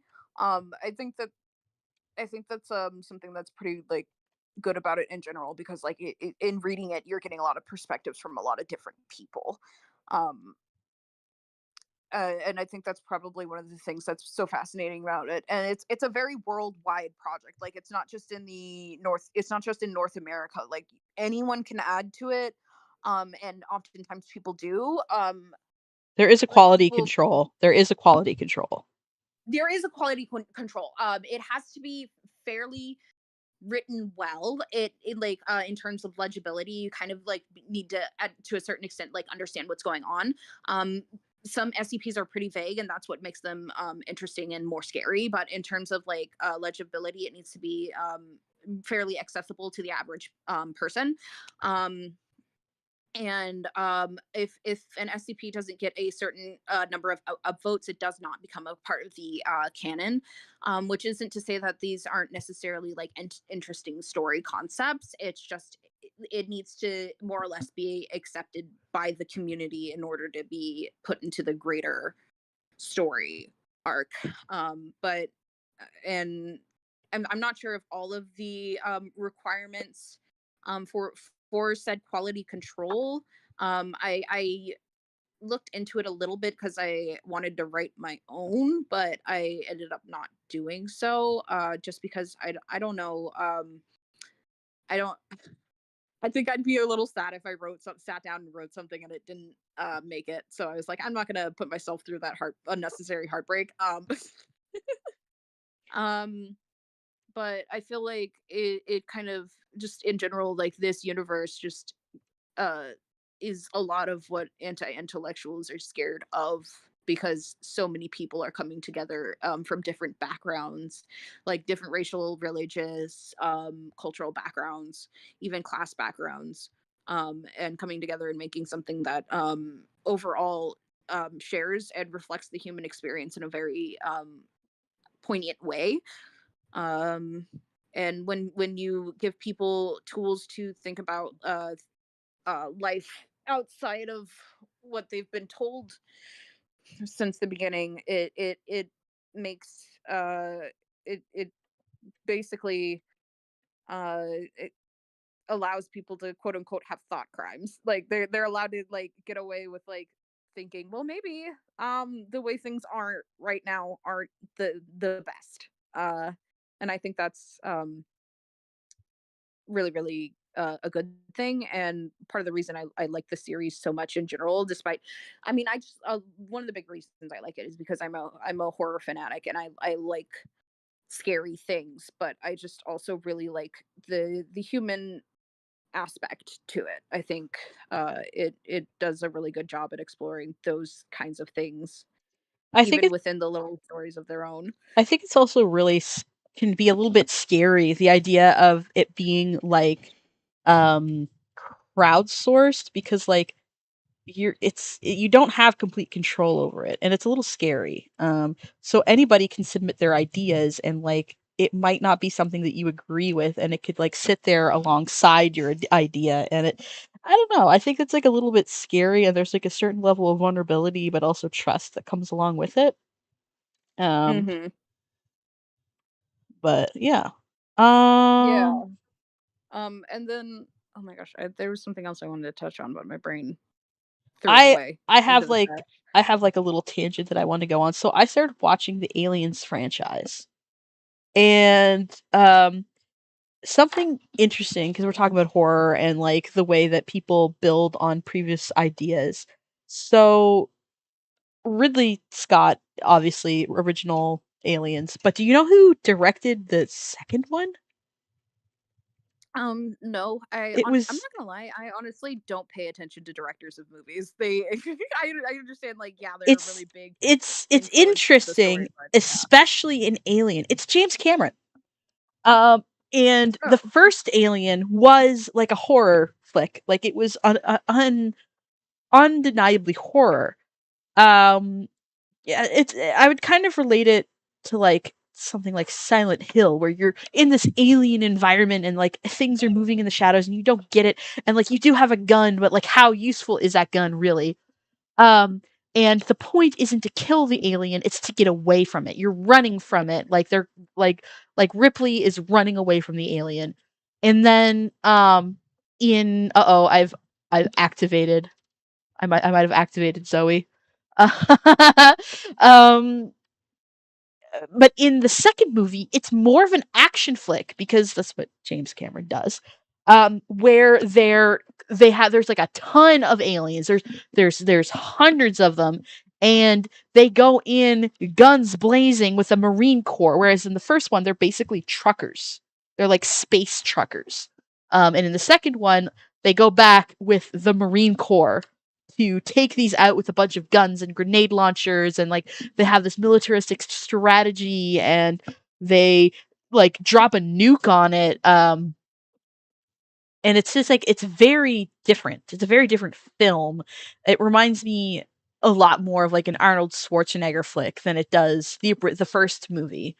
um so kind of going back to the idea of like a different writer slash director coming in and taking over a project and like taking it in a direction that you might have not originally intended is interesting, I think. And sometimes it can be okay. Like I think it's probably a good thing with the SCP Foundation. I have my like criticisms of it.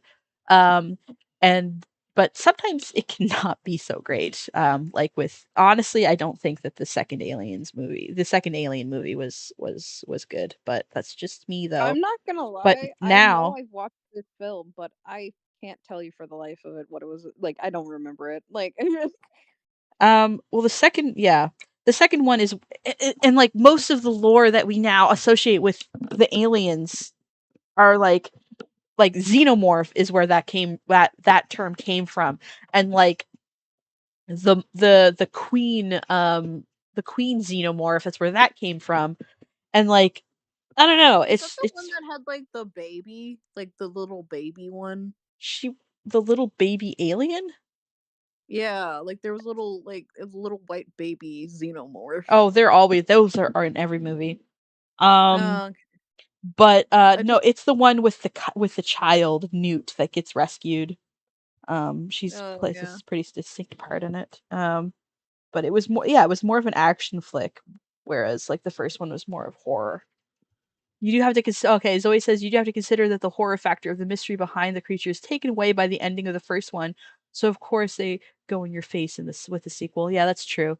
I'm excited for Romulus in a couple weeks. That one is definitely going more into horror again, and it's going way more into body horror. So I think that's a better way to escalate than because Well, yeah, because the first film in general was very body horror aligned. Sort of. You don't the chestburster scene is actually not very long. Like you don't even realize that that's what happened to him until something is popping out of his chest, and you're like, "Oh!"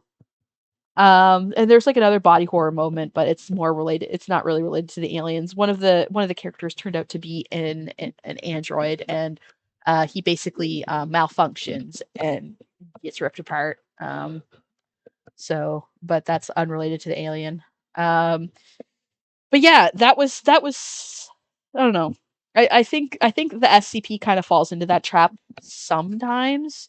But some of the good ones are really good, but some of the bad ones are real bad in my opinion. But like I do think it's Yeah. interesting to crowdsource a work like that.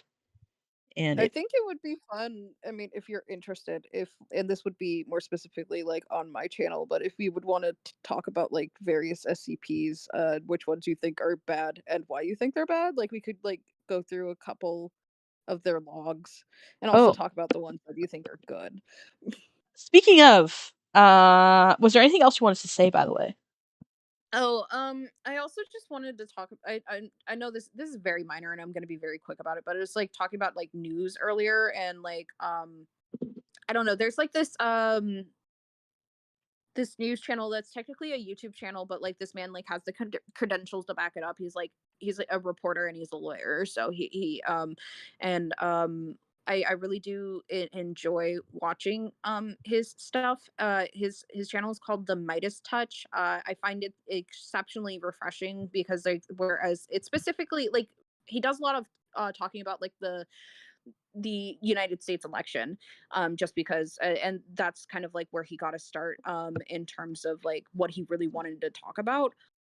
But it's refreshing in the sense that like I feel like a lot of like news media likes to tiptoe around a lot of things that need to be said, um, in terms of like the reality of what's going on. And while he can be pretty intense about like a lot of the things that he says sometimes because he's very passionate about his work, um he he states everything he states is factual, and he really is coming from a place of like I want to educate people so that we don't like end up in the same place that we were before kind of thing. So it's like the channel's called the Midas Touch. His name is Ben Mysalis. He is actually Colin Kaepernick's lawyer, which if you don't pay attention to football, basically Colin Kaepernick is a football player and he took a knee during the national anthem one time, at a football game, and people got really pissed off at him about that. And So it was a very, very controversial thing for a while, and it really just came back down to the fact that he's a black man, and they didn't like that a black man was like taking a stand on something. Um, and so like he really helped Colin through like navigate a lot of that stuff. It's why Colin got a deal with like Nike in terms of like sponsorship, and why Colin is doing so well now, even though he doesn't play football anymore, because they were very much like, we're gonna stand out against this injustice. He should not be under so much fire just because he decided to speak out about something, because him taking a knee was very specifically about something, but I don't want to like get too deep into it, just because like I don't feel like the overall, like in this case, in this context, it doesn't overall really matter.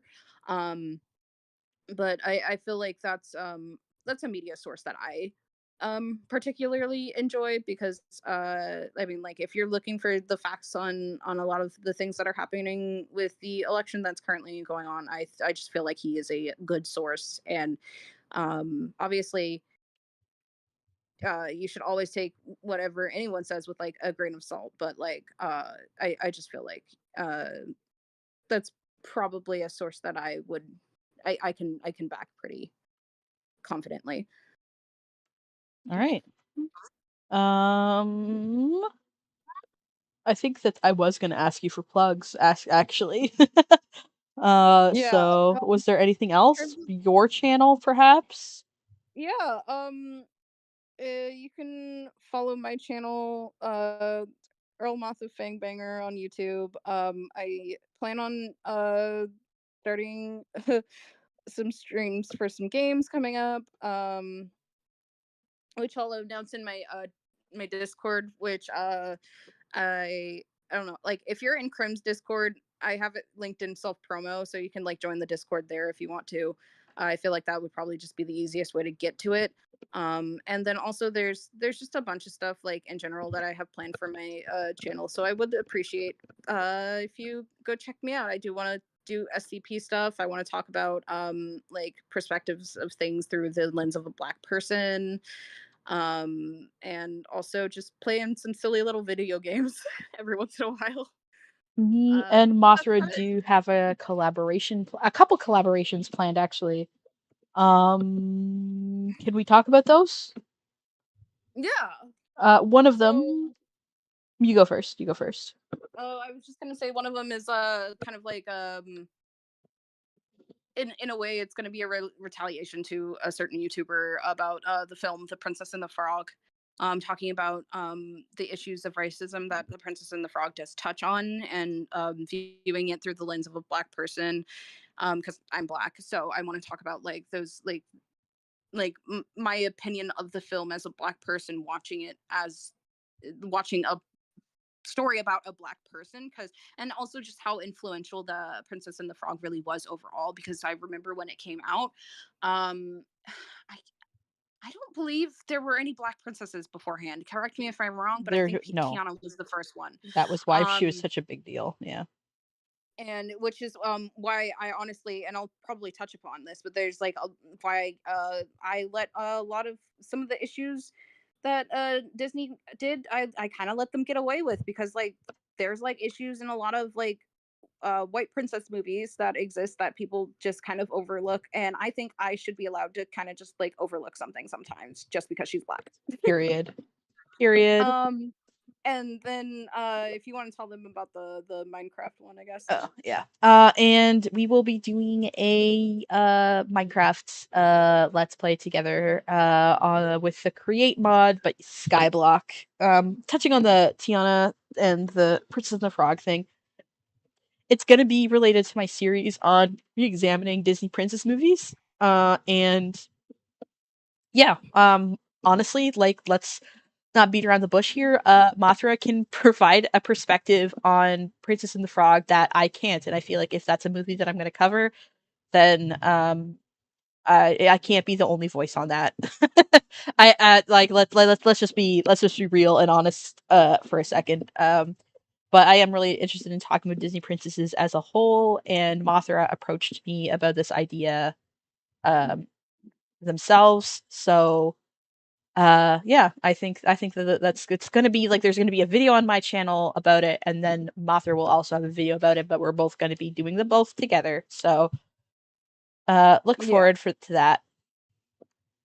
Was there anything else? I think that's it. I think I covered basically what I wanted to cover.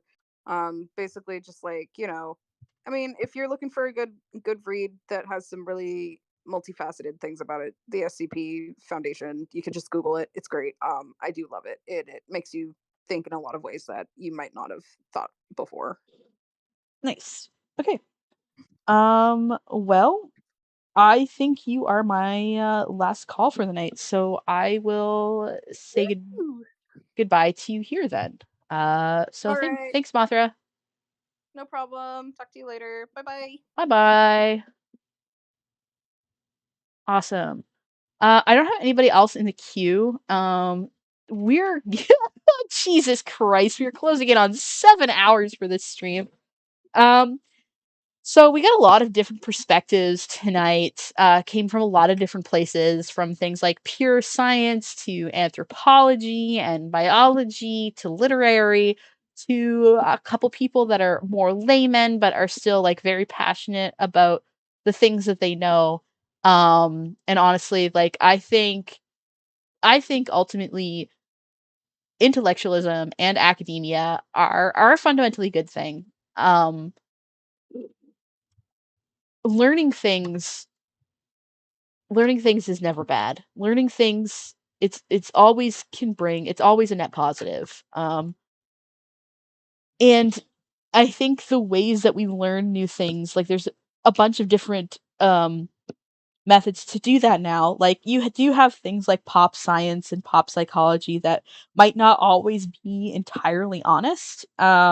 Or they might have an agenda, but like, go for your primary sources and then like you can kind of like figure out like what the cultural zeitgeist is kind of saying about it and like what stories are being written about it. And like I think the important thing is the way that you think about what you're consuming. Um where we kind of touched on like how the way that you present something is often more important than what you're being presented with. It kind of goes in reverse. The information you're learning and how you learn it, sometimes how you're learning is and the mindset you're in is even more important than the information that is actually put in front of you. Because you can learn a lot of things from propaganda if you're in the right mindset to read that and to be like, this high control group is putting out this information because they are trying to control people through this method, or this is one of the the tactics that I need to be out of the lookout for.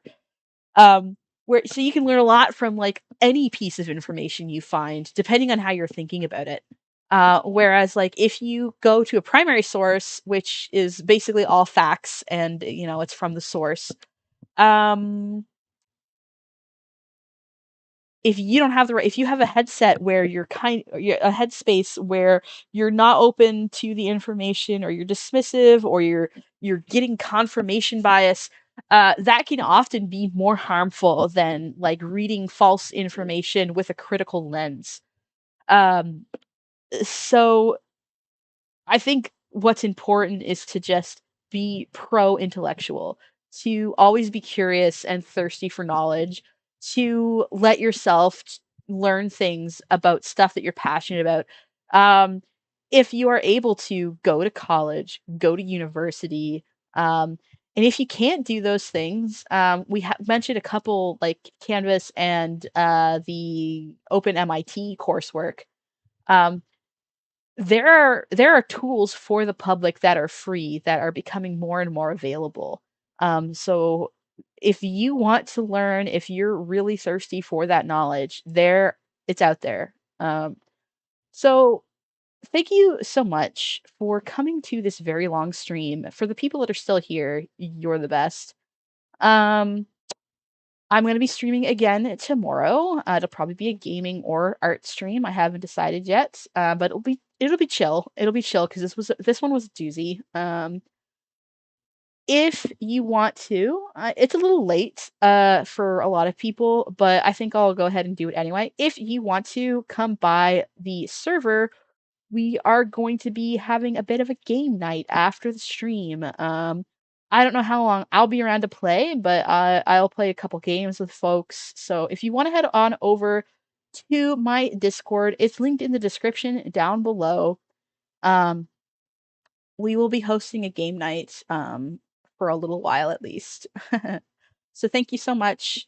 Don't forget to like and subscribe, and I'll see y'all tomorrow. Bye bye.